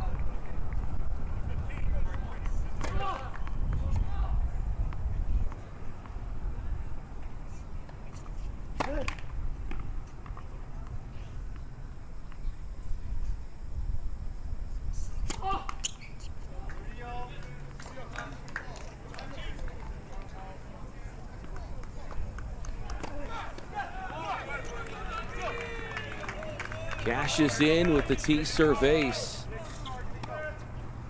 Ironic that Ludowski, if he continues to play well in this game, would wrap up his match and win the duel with that fourth coveted point for the Wildcats, as he makes it 40-love. But for Ludowski, his last 7 matches played went unfinished. To go from unfinished in his last 7 appearances to being in position to clinch is quite the stark contrast. A handful of dual points, match points for the freshman.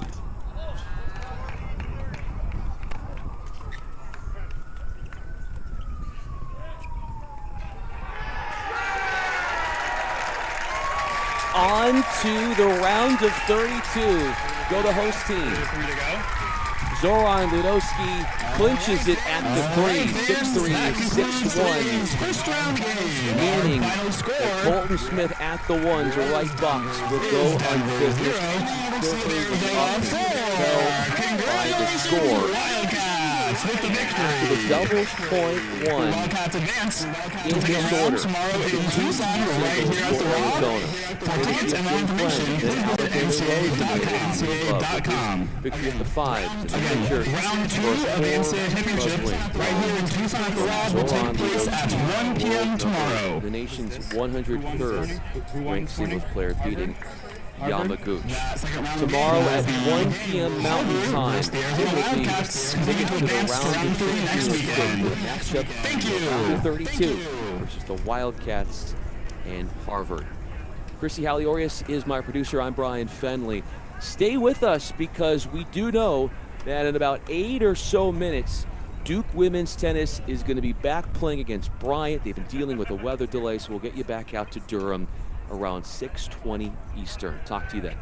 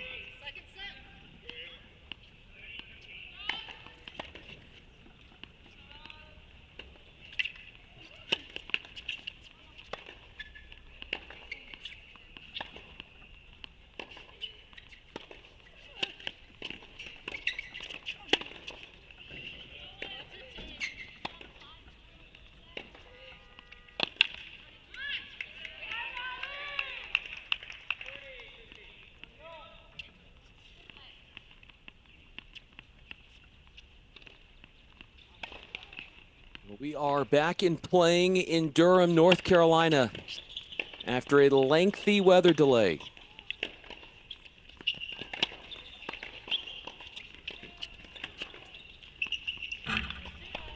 Bryant on the near side, Duke on the far end. Everything is done in Arizona, where they have picked up the sweep in the round of 64. So they will play tomorrow, 1 p.m. Mountain Time, against Harvard in the round of 32 as part of the Tucson region. We are in Durham. Duke hosting their regional on the women's side versus Bryant. Round to 64. They are playing in right now. This is Liv Hovde, 6-1, first set win, taking on Natalia Vela of the Bulldogs. Bulldogs wearing the white tops.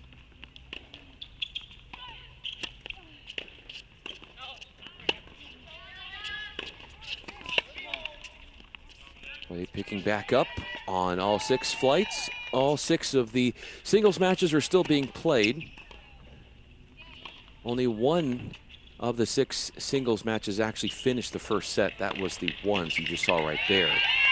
And you can still see that in your right screen. At the 5s, Eva Krug on the near side. Receiving in what will be 1-5. 1-5 is the service game here for Aurora Pedwell.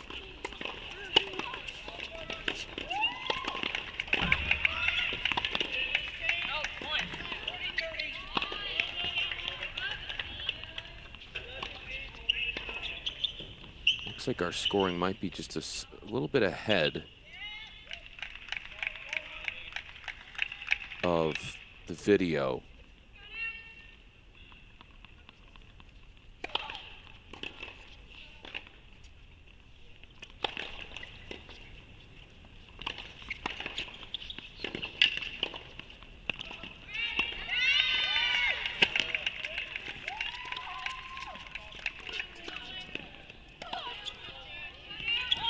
We'll show you court 3. Elena Yu of Duke versus Caitlin Munson of Bryant.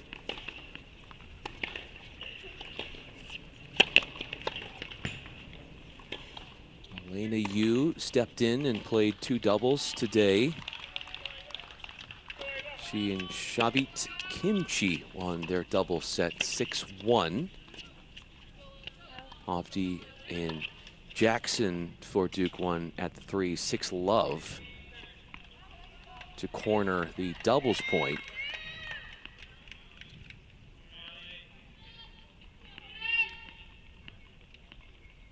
And at the chair here at 6-1, I believe. That should be, yeah, 6-1.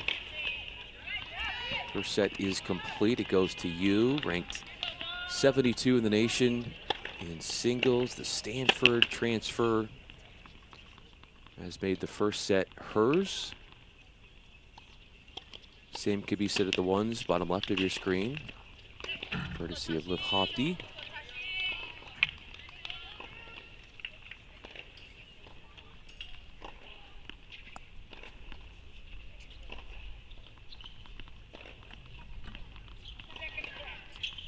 Looks like we might be done at the 5s the first set as well, 6-1. So how about this? You got 6-1 first set wins at the 1s, the 3s, along with the 5s. 4s and 6s still amid their first set.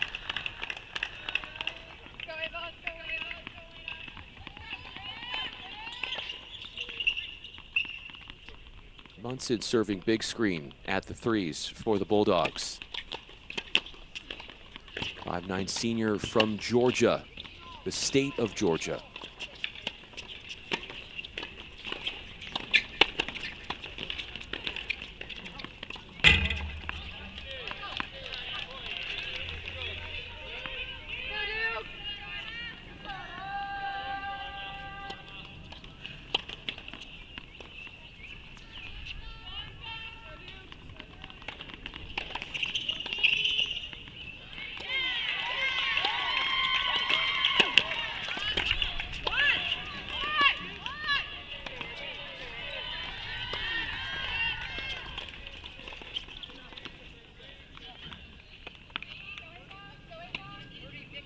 Five and 12 record in dual play for Caitlin Munson. Part of the Bryant team that has won 15 duels, 15 and 6 record. The last time that Bryant played an ACC team, 2019, they were at Boston College and lost 7-love.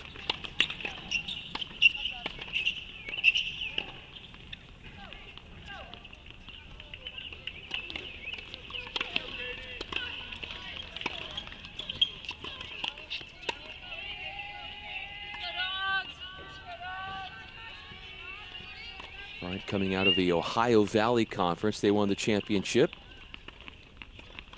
It's their third trip to the NCAA tournament at the Division I level and their 8th in program history.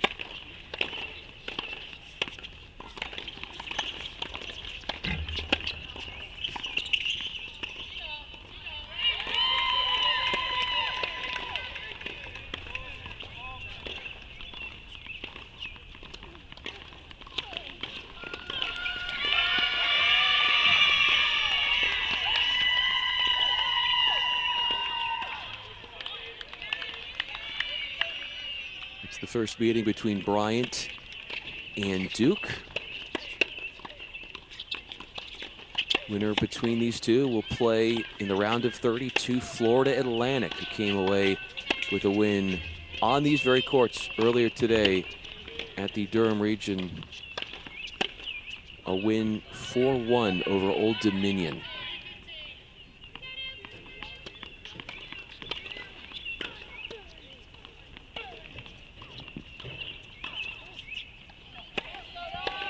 Florida Atlantic is a sneaky good team, up to 17-1. Munson wins her second game. She strikes first in the second set.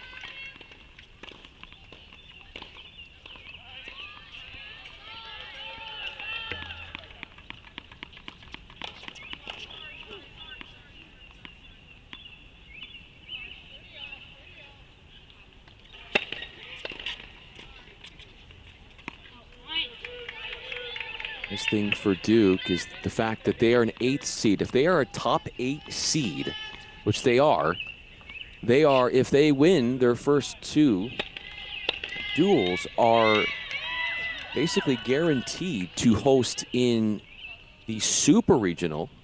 So winning, if Duke were to win today and then win their round of 32 duel this weekend, they would then host the Super Regional in Durham on May 9th.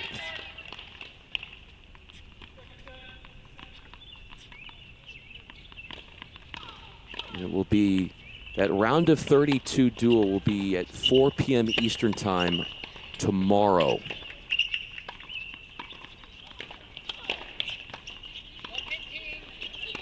Noy serving for Bryant at the 2s. Allie Noy, native of New Jersey, has the best winning percentage on her team in singles, as the team lead in number of dual wins. Fewest amount of losses, 14-2.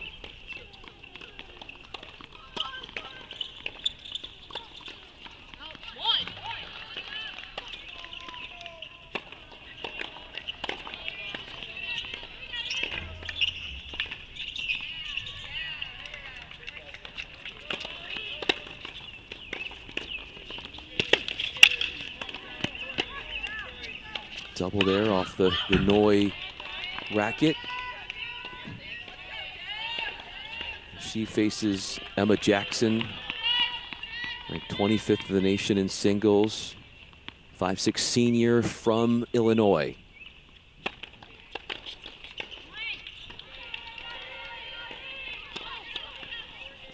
With the most success out of anybody on Duke's current roster right now, most success in the NCAA tournament would be Emma Jackson. She is a career 4-1 in NCAA tournament matches.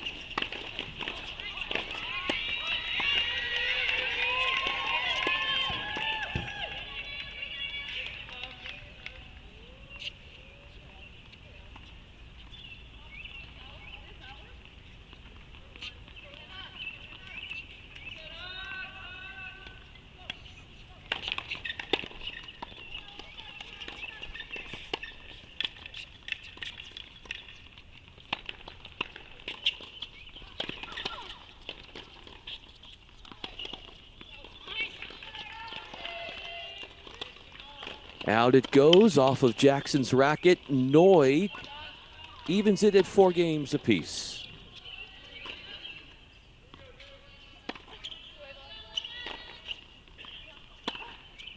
Or excuse me, deciding point.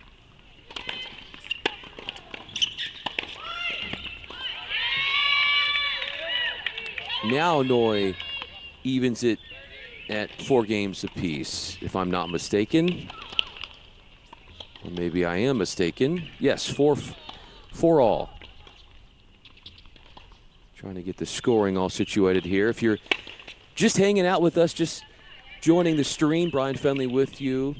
Chrissy Halioris, our producer. This is Cross Court Cast presented by Crack Rackets. One of 4 feeds, unprecedented wall-to-wall coverage of the NCAA tournament, Division I college tennis, courtesy of Crack Rackets. Be sure to follow them on all social media platforms, from YouTube and Instagram and X and everywhere else, as we will be bringing you a ton of different matches across the country, regional play all weekend long. But we did, if you're just joining us, we did have a weather delay in Durham. I said probably about 30 to 45 minutes.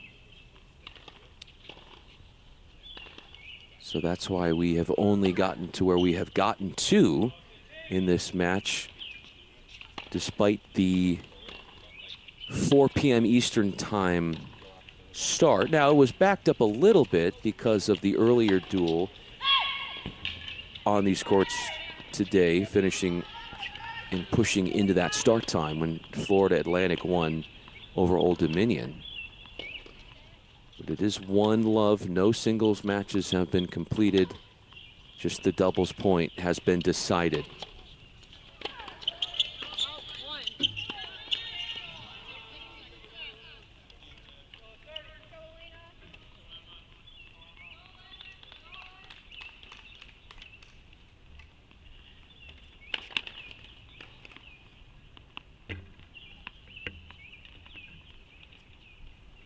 So it's 5-4.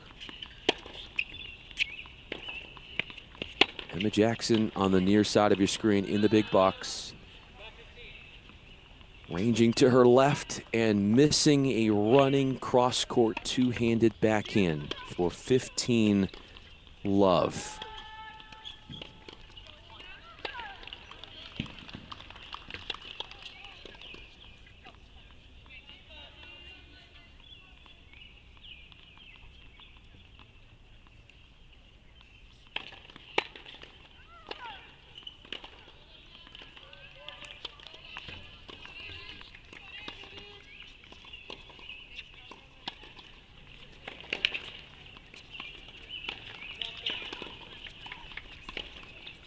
Self-inflicted mistake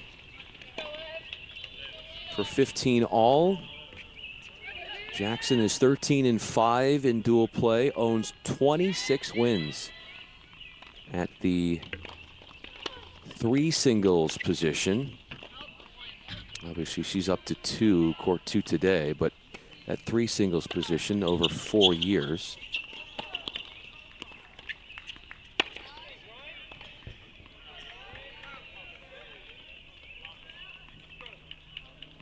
Having accumulated 159 career combined singles and doubles victories, Emma Jackson,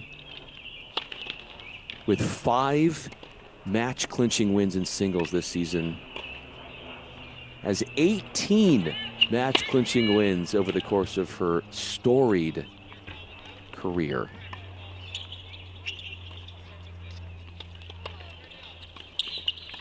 Trying to figure out the scoring here. Trying to get that all squared away.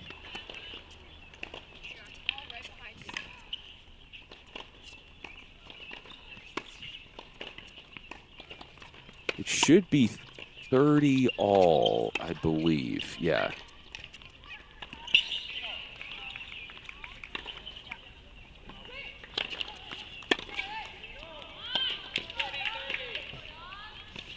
So now Noy has it 40-30.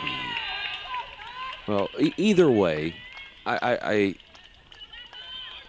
am just here to enjoy the tennis like you are with the live scoring as it is. As we continue to work through that.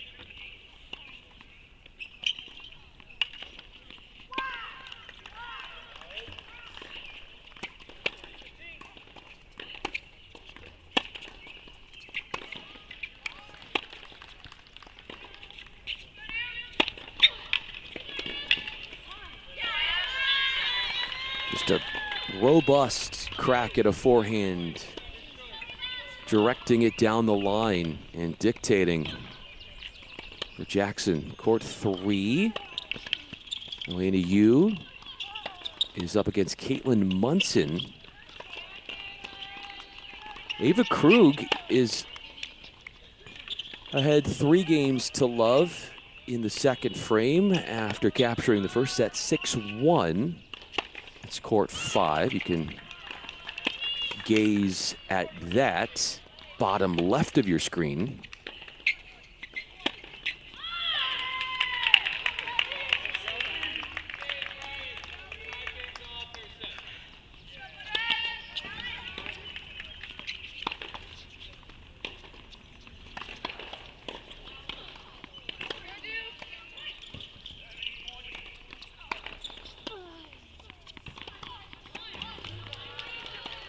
Like it's 5 all.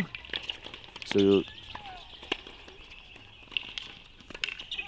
just discount what you're seeing in that score bug on the big screen, the bigger box, court 2, as it's now game 11 being played.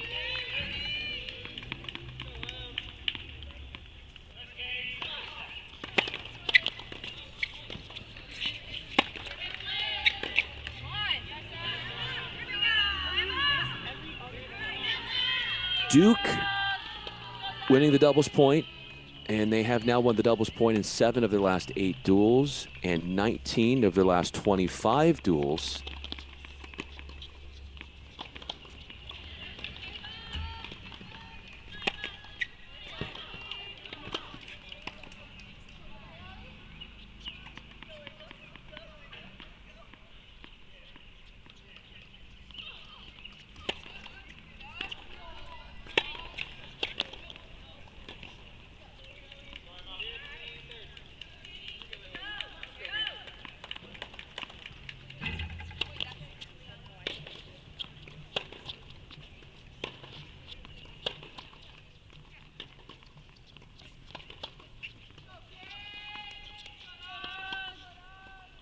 So a late change at the 2s for Duke. It's scheduled to have Irina Balus at the 2s in singles. She only plays 1 doubles. So with her out, they move Emma Jackson up to the 2s. Normally she's at the 3s as of late.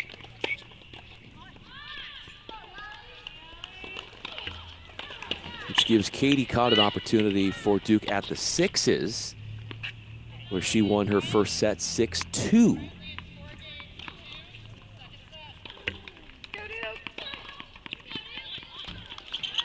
Court 2 is the only court that hasn't finished the first set. The 5 other courts have seen the first set all go to the Blue Devils.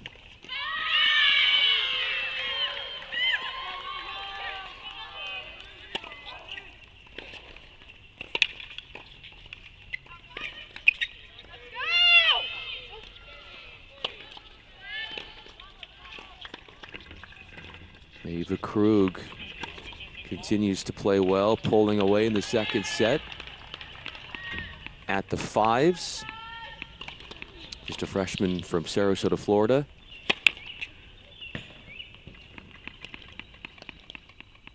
She normally will play 2 doubles with Shavit Kimchi, but they broke up those 2. Had Kimchi play 2 doubles today with Yu, and they enthralled with a 6-1 decision. And at the 2s,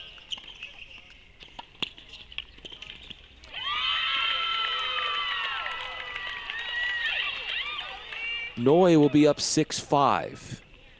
So our scoring is a little bit behind, but Noi is up 6-5 at the 2s.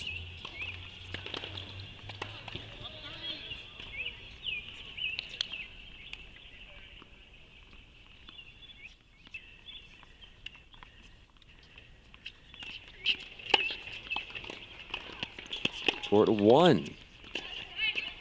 Upside down second set compared to the first.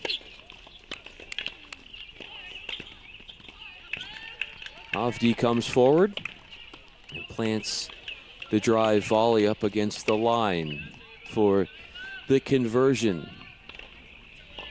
Duke owns a record of 11-3 against all the teams combined that made it to the NCAA tournament this year. That's a pretty nice mark. A Duke team that lost in the semifinals of the ACC tournament.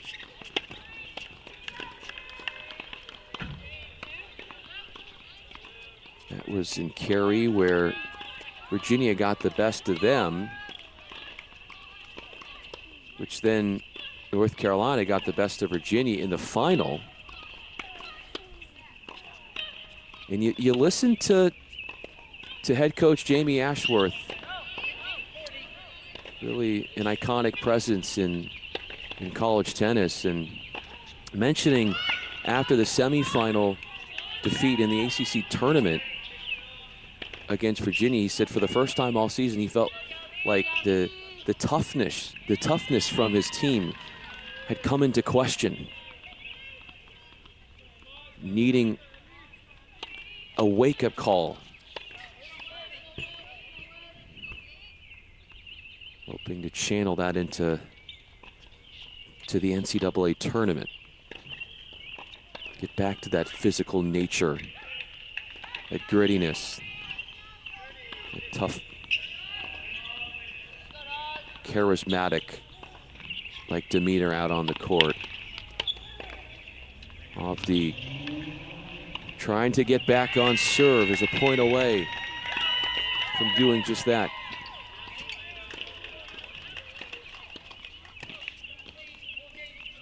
She was a late add to the roster, just joining the Duke roster on December 23rd of last year.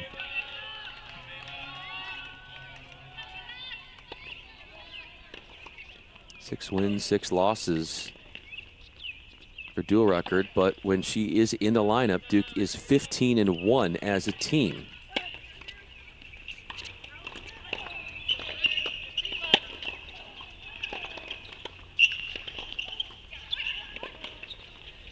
#61 in the nation she stands. What a luxury to have 6 singles players ranked if you're Duke.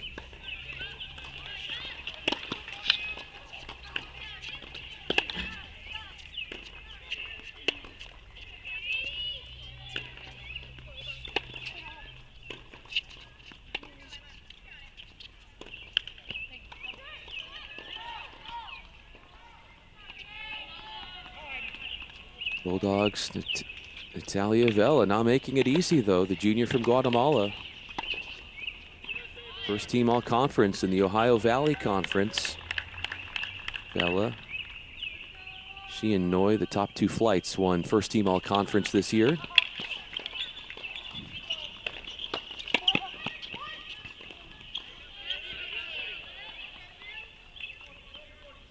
Assuming that get back from Vela was out.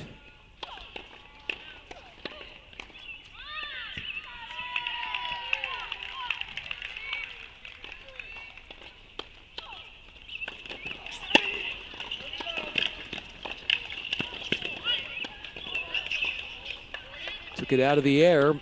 Had time to let that bounce if she wanted to, but I feel like she wanted to take some time away. Get there earlier. And not allow B to recover, but by undergoing that type of decision making, she errs on the mad charge on the dead run forward.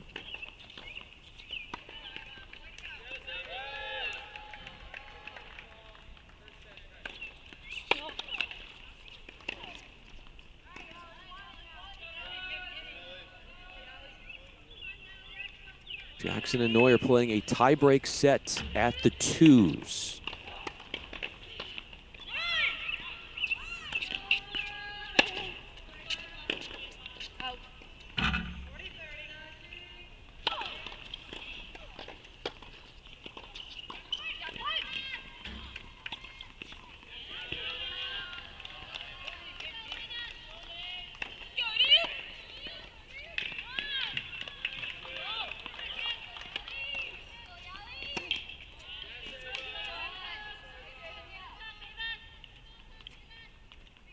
Six-1 in the first set for Krug.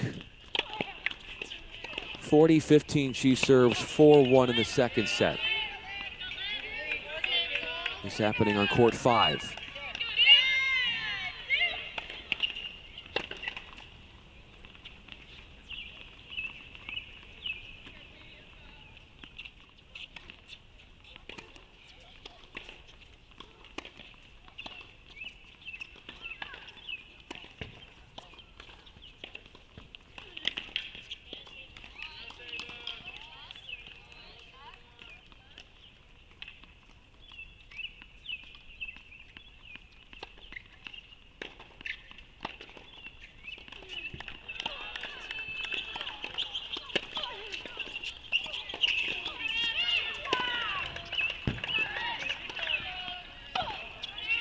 Bella serving on court 1.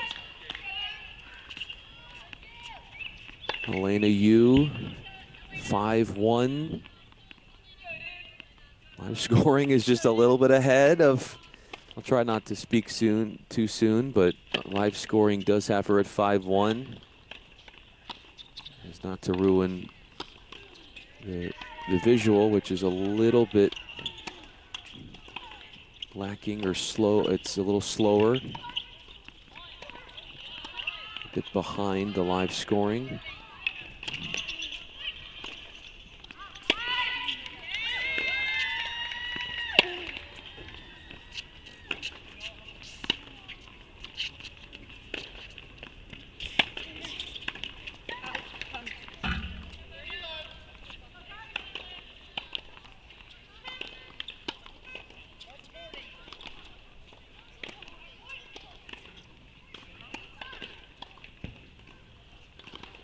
Krug at the 5s is serving for the match. Bottom left of your screen.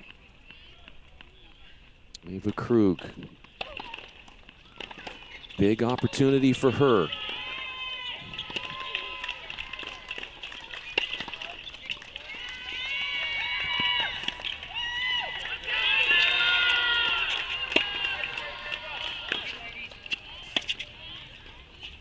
Looks like she has wrapped things up here, and she does. 6-1, 6-1. Not bad for Krug, who did not play a single singles match in the month of April. Steps in at the 5s and is the first singles match to end, beating Aurora Pedwell again 1-1 to put Duke up 2-love. Elena Yu for Duke at the 3s has made it 3-love. She goes ditto Krug by making it 6-1, 6-1 over Caitlin Munson.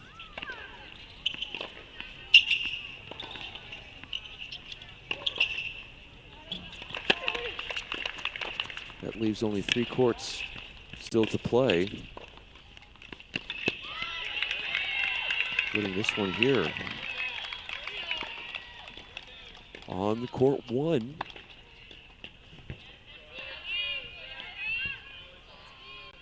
So courts 3 and 5 on your screen, they have already wrapped up.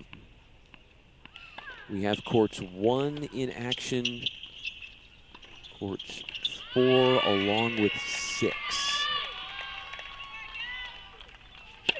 And court 2. So there are a total of 4 singles courts still being played.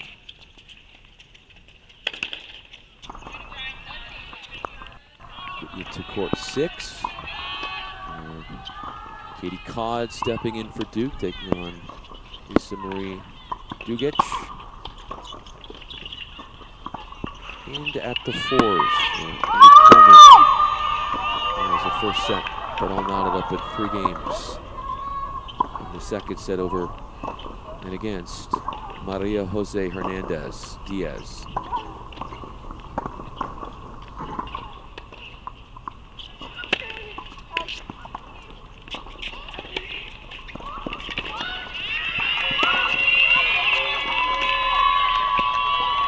So getting pulled out of the singles lineup is not only Irina Balus, but Savit Kimchi. Kimchi's supposed to be at the 5s. So some mixing and matching here for Duke come singles, but it's worked out pretty well for them so far.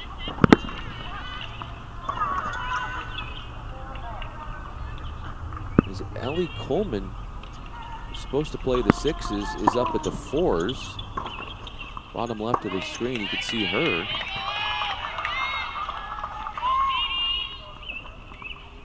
She leads the team in dual wins with 17. Also has a career 1-3 record in the NCAA tournament.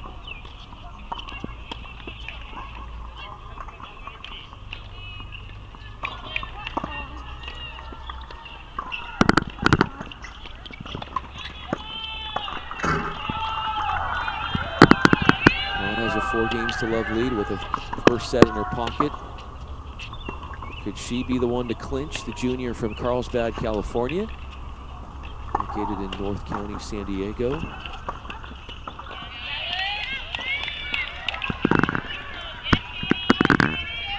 Only singles duty for her. And Vela has put up really a nice fight for the Bulldogs after what she would probably describe as a disappointing first set. She's right in the thick of things at the ones, the top flight against Abdi.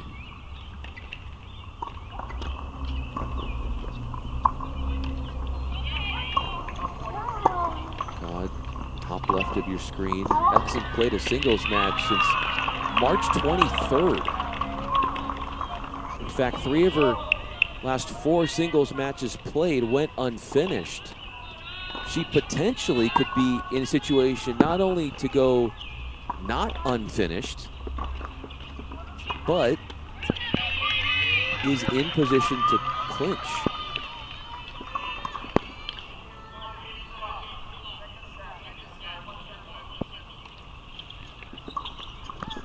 Has just 1 win since January 24th, Katie Codd. And now she is up 5 games to love in the second set, needing 1 game to clinch. This is really an interesting development. What a story here, and it just goes to show you the depth that Duke has on its roster to be able to play so many different singles players and to not really have a let up.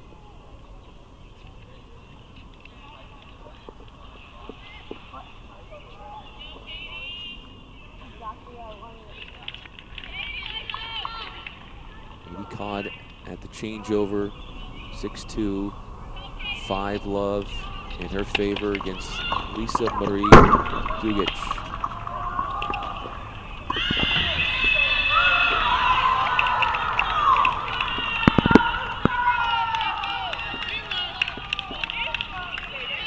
Sitting 4-4 in dual play this season.